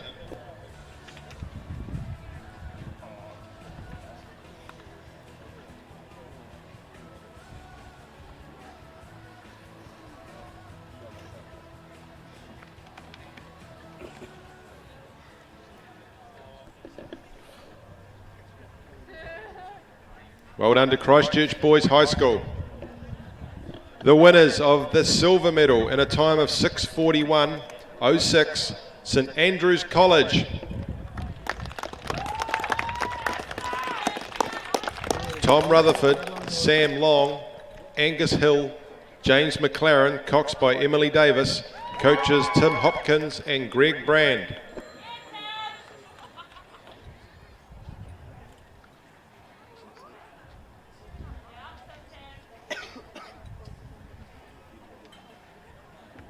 Congratulations to St Andrews College. And the winners of the boys under 18 Cox 4 and the Springbok Shield, Mount Albert Grammar.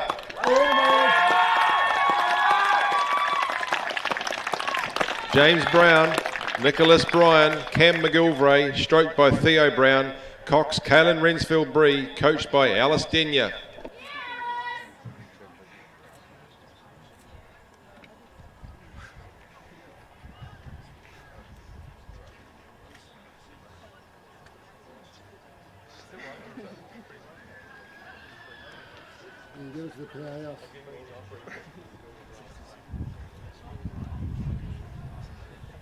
Congratulations again to the national champions in a fantastic row, the winners of that Springbok Shield, Mount Albert Grammar.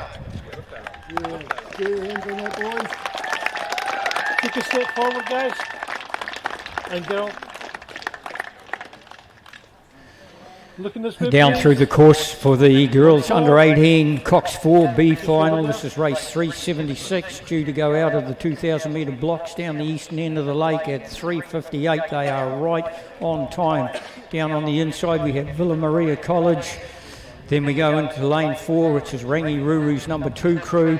Mount Albert Grammar in 5, and Epsom Girls Grammar, first call for you this morning. Their number 2 crew's in lane number 6. And as they go down through that second 500, the next is the 1,000 metre peg they get. It looks like the crew from Epsom. Epsom Girls on the far side look like the crew that's in front in the B final of the under 18 4. They have a lead of about 2, maybe 3/4 of a length over the crew on their left shoulder, which is Mount Albert Grammar, and they are locked up with Rangi. There's absolutely nothing separating those two, with Villa Maria back off the pace by a couple and a half lengths at this stage of the race. They would be very surprised if they can get themselves into it from there. They're out there anyway, but still Epsom Girls strong in the North Island, over Rangi in the middle of the course and jammed up between the two of them. Still nothing is Mount Albert Grammar. Rangi Ruru, of course, is Gemma, Primrose, Arabelle, Lucy, and the coxswain is Gabriella. And of course, Mount Albert Grammar has got Carrie, Zani, Ava, Kate, and it's got Megan, the coxswain seat, and the crew out in front's got Georgia, Madeline, Molly, and Brooke, with Jasmine sitting in the coxswain seat for the Epsom Girls Grammar number 2 crew. Tell you what, I don't think they're going to have it their own way though, because Rangi Ruru looks as if they want to go to the front. They just sat back for that first 1,000 metres. They've now just gone through that 1,000 metre peg, and they've almost gone and put their nose in front now. They've actually brought Mount Albert with them as well. Epsom Girls now just starting to slift off. They were very fast in that first 1,000 metres. Rangi Ruru looks as if they've got the lead only by about 3/4 of a length. So it's Rangi Ruru's. It's their number 2 crew as well. So they must have one in that number A race, that's for sure. Rangi, yes, got the 5 lane in the final. So it's Rangi's 2 crew. Mate, good for an under 18-8, that's for sure. So it's Rangi, we'll see that tomorrow, I would imagine. This is Rangi Ruru's number 2 crew. Mount Albert Grammar trying to hang on to them, 3/4 of a length down. Now they've opened up about 1.25 to Epsom Girls, who went out very hard in that first 1,000 metres. And in turn, Epsom Girls has got 3.5 to 4 lengths over Villa Maria College down on the inside of the course. So Rangi Ruru, the multicoloured boat, the gold caps, Rangi Ruru they call them. I think they do all their training on the Avon. I think one of those, I think it's St Margaret's that go out to the Waimak River. So Rangi might be on the Avon in Christchurch. Under the guidance, of course, of head coach Gary Hay and, of course, Sophie Strawn, that helps out with them as well from the Rangi Ruru squad. And they've opened up that gap to about 1.25 now as they head towards the yellow boys out in front. And clearly now they've opened up quite a big gap. Both these 2 crews now, anything up to 2.5 to almost 3 lengths now over the fast beginners. Epsom Girls Grammar, they went out pretty quickly, and then we go back to Villa Maria. This is the top class at school rowing. This is the B final, puts you in the top 10. I think they used to give badges out for the top 10 in the under 18s. I'm not too sure if that still happens. Yep, I've just had the word that it still does happen. So they'll go through and get the badge. They won't get the gold medal and they won't get the title, but they will be in that top 10, that's for sure. So Rangi Ruru just too strong for Mount Albert Grammar, and Mount Albert Grammar too strong for Epsom Girls, and Epsom Girls too strong for the crew from Villa Maria. Down towards the line they go. They're inside the last 100 metres. Rangi Ruru can always pick them up from the commentary tower with the gold caps and the multicoloured boat. Great support they get from the parents there in Christchurch, and they go down and get the buzzer. Mount Albert Grammar hung on to them pretty well, Mount Albert. And then we go back to Epsom Girls, about 3 to 3.5 lengths back, the same back again to Villa Maria. The last of the day, guys, coming up, which is the A final of the same grade, the girls under 18 Cox 4. This is the next best thing to the Maadi Cup 8 rowing. We don't. They're on their way, they've let them go. Again, out of the blocks they go, and I think Ian's told you before, Millsy's always told you, nice and upright with the body, nice and short on the line. Oh, they are ripping out there in lane number 7, Westlake Girls. I tell you what, I think they're on about 41, 42 by the look of it, Westlake.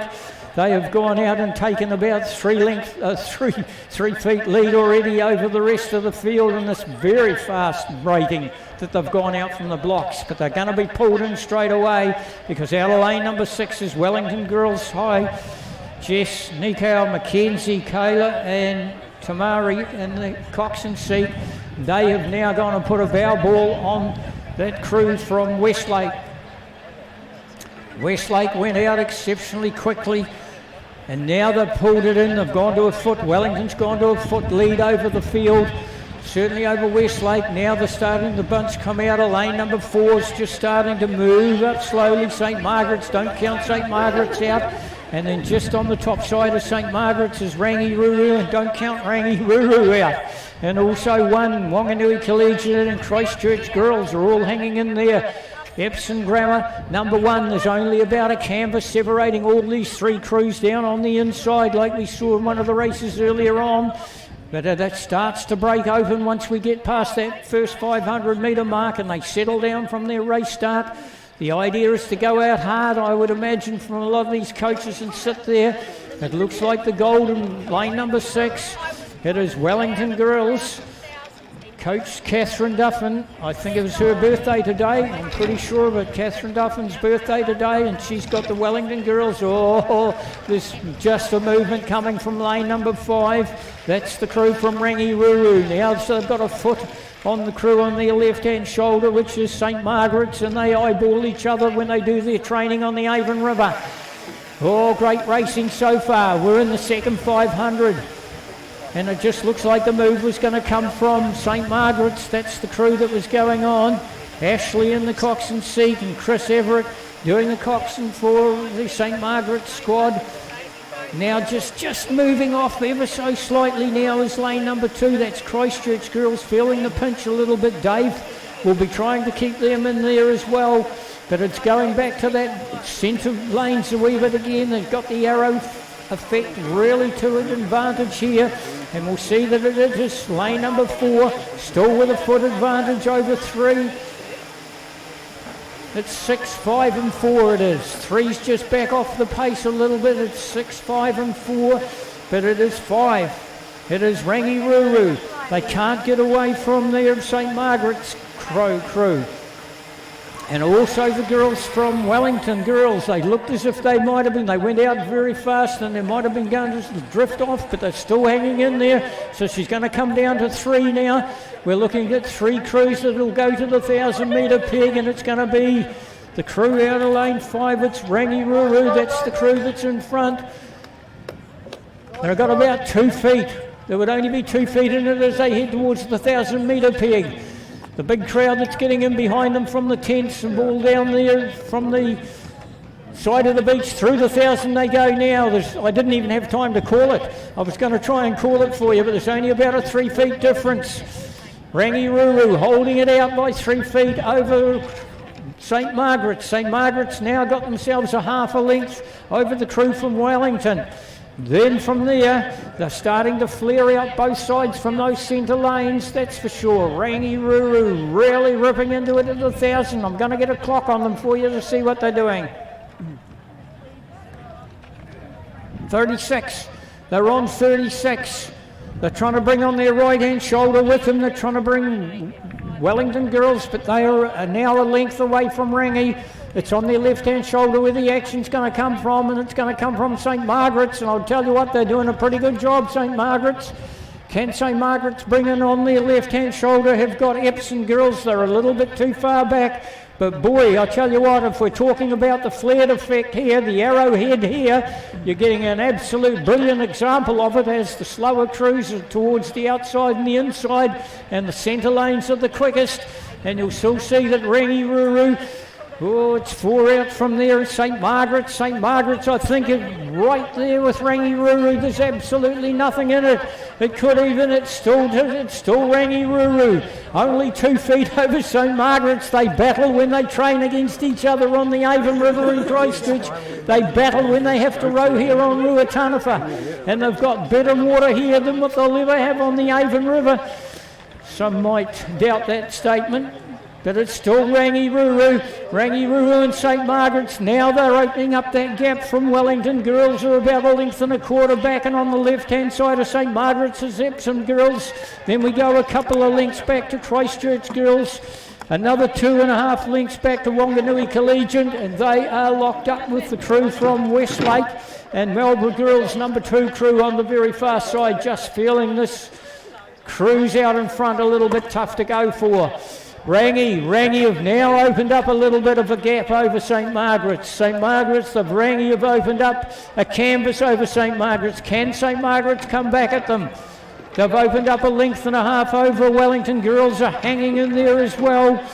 Catherine will be happy with them girls if they can pull off the bronze medal. They'll know that their competition is the two Christchurch crews in front. It's Rangi Ruru.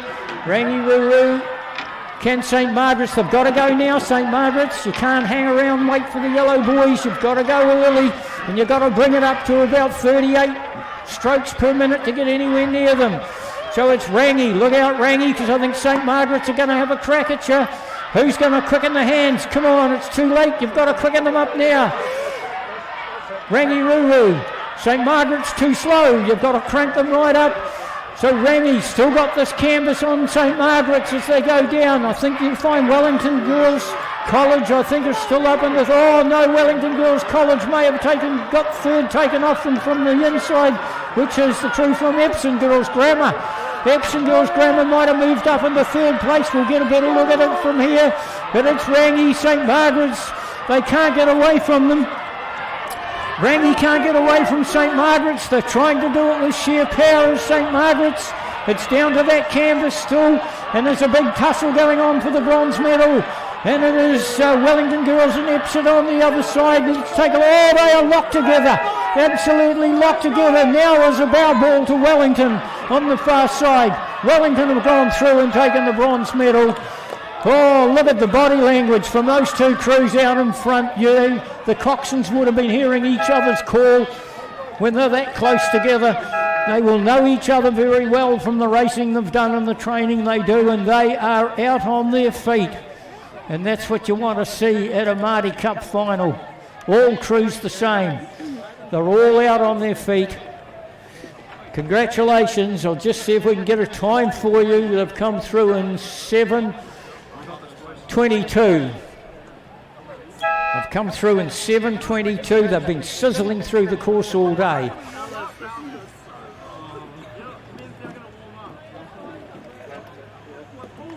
Well, Ian, what did you think of that? That's the way to go through. That's the way to row a race. It's impressive for Rangi Ruru. They're under pressure from St Margaret's the whole way through. They keep hanging tough. Looked like St Margaret's going to come back in that last 500, but Rangi just went again, winning by probably a canvas or half a canvas as they went over the line at the end there to St Margaret's. But no, great close racing and very valiant. And third too were Epsom Girls Grammar. No, they weren't. Yes, they were. Epsom Girls Grammar just over the top of Wellington Girls at the end there. So great way to finish the day. And of course we'll wait for the ceremony of the medals, and that is the Dawn Cup. The Dawn Cup heading to Rangi Ruru and some very happy supporters down there in the main complex.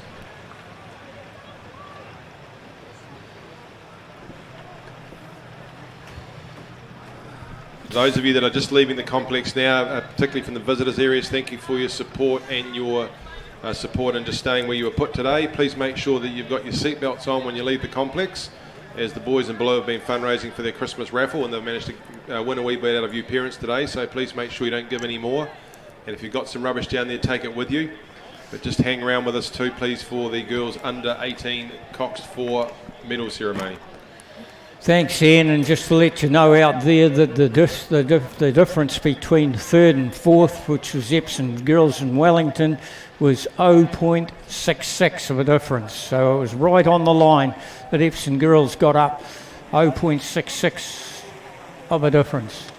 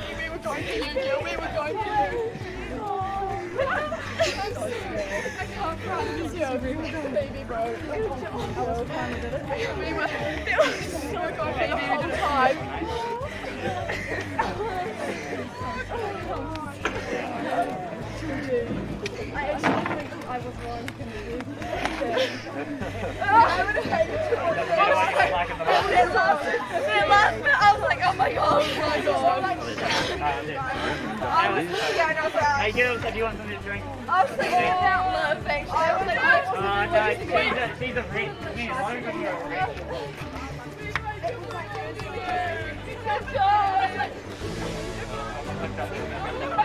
Again. Oh, you thought it now.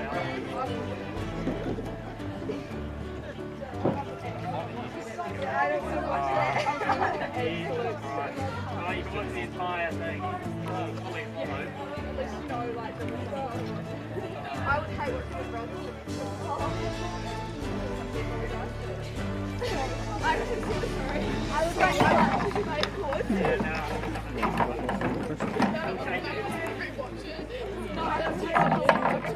I have my spandex on.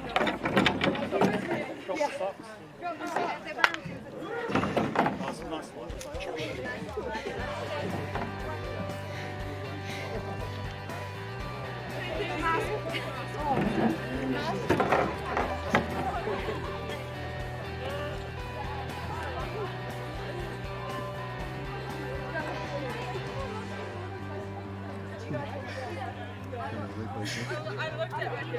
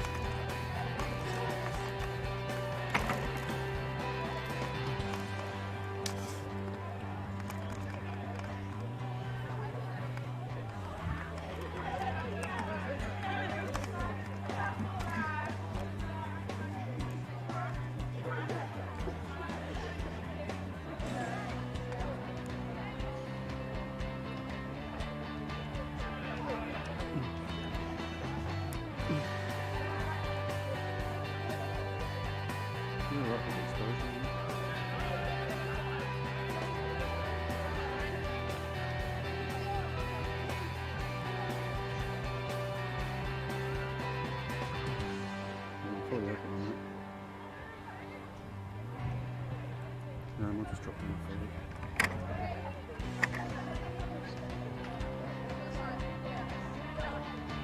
You right there?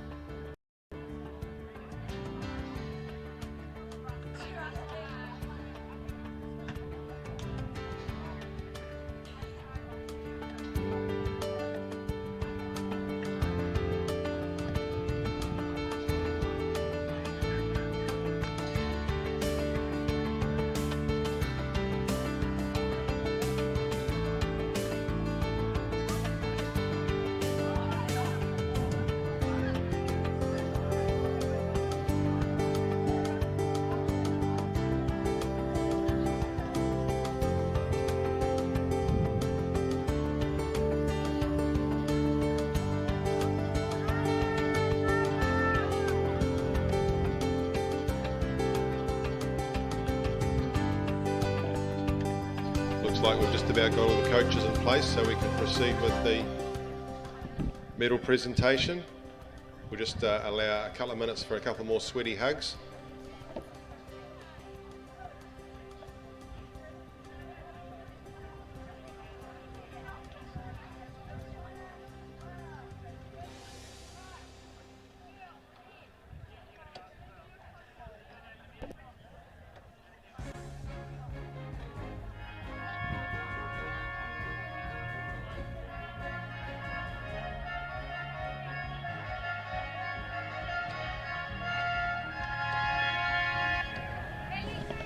Please welcome the medalists for the presentation of medals for the girls under 18 Coxed 4.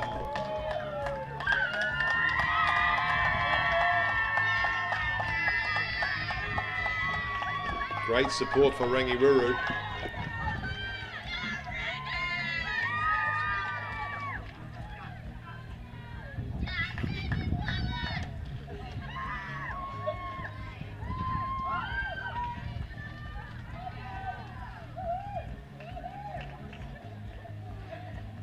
The winners of the bronze medal in a time of 7:28.65, Epsom Girls Grammar.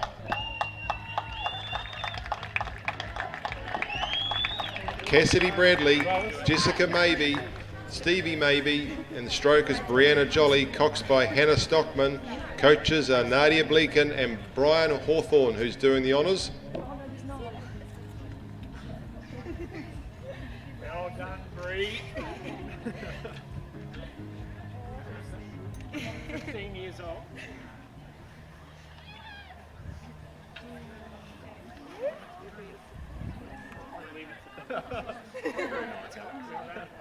You got to exploit it somewhere.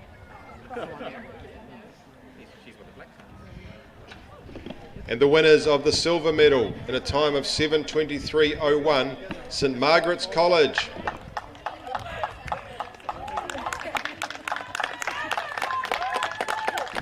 Grace Farrell, Hannah Wiley, Olivia Studham, Gemma Burrows, coxed by Ashley Tarkon. Coaches Chris Everett.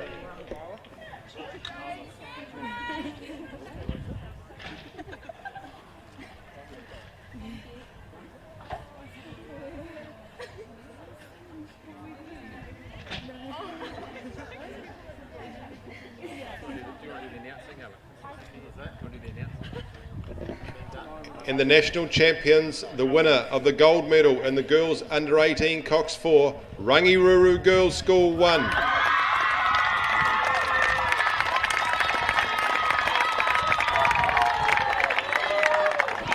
Holly Lill, Alice Wallace, Nicole Vance, Georgie Bethel, Cox Sienna O'Shaughnessy, coached by Logan Keys and Adam Ling. Not only do they win the gold medal, they also are now the holders of the Dawn Cup.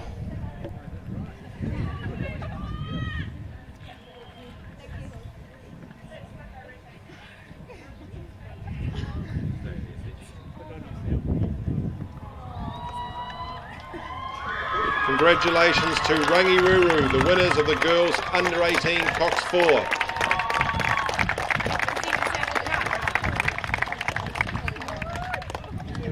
And the Dawn Cup. Come forward, guys. Take a step forward. Take a step forward. Thank you, everybody. That concludes festivities on day one of finals day here at Maadi Cup 2022. We look forward to seeing you all here tomorrow morning at 8:23. Okay, hold it up, girls. Woohoo! Heel split. Nice one. Yeah, come on. Nice. Hold it up so many times. Yeah, okay, well done. Thank you. T-shirt.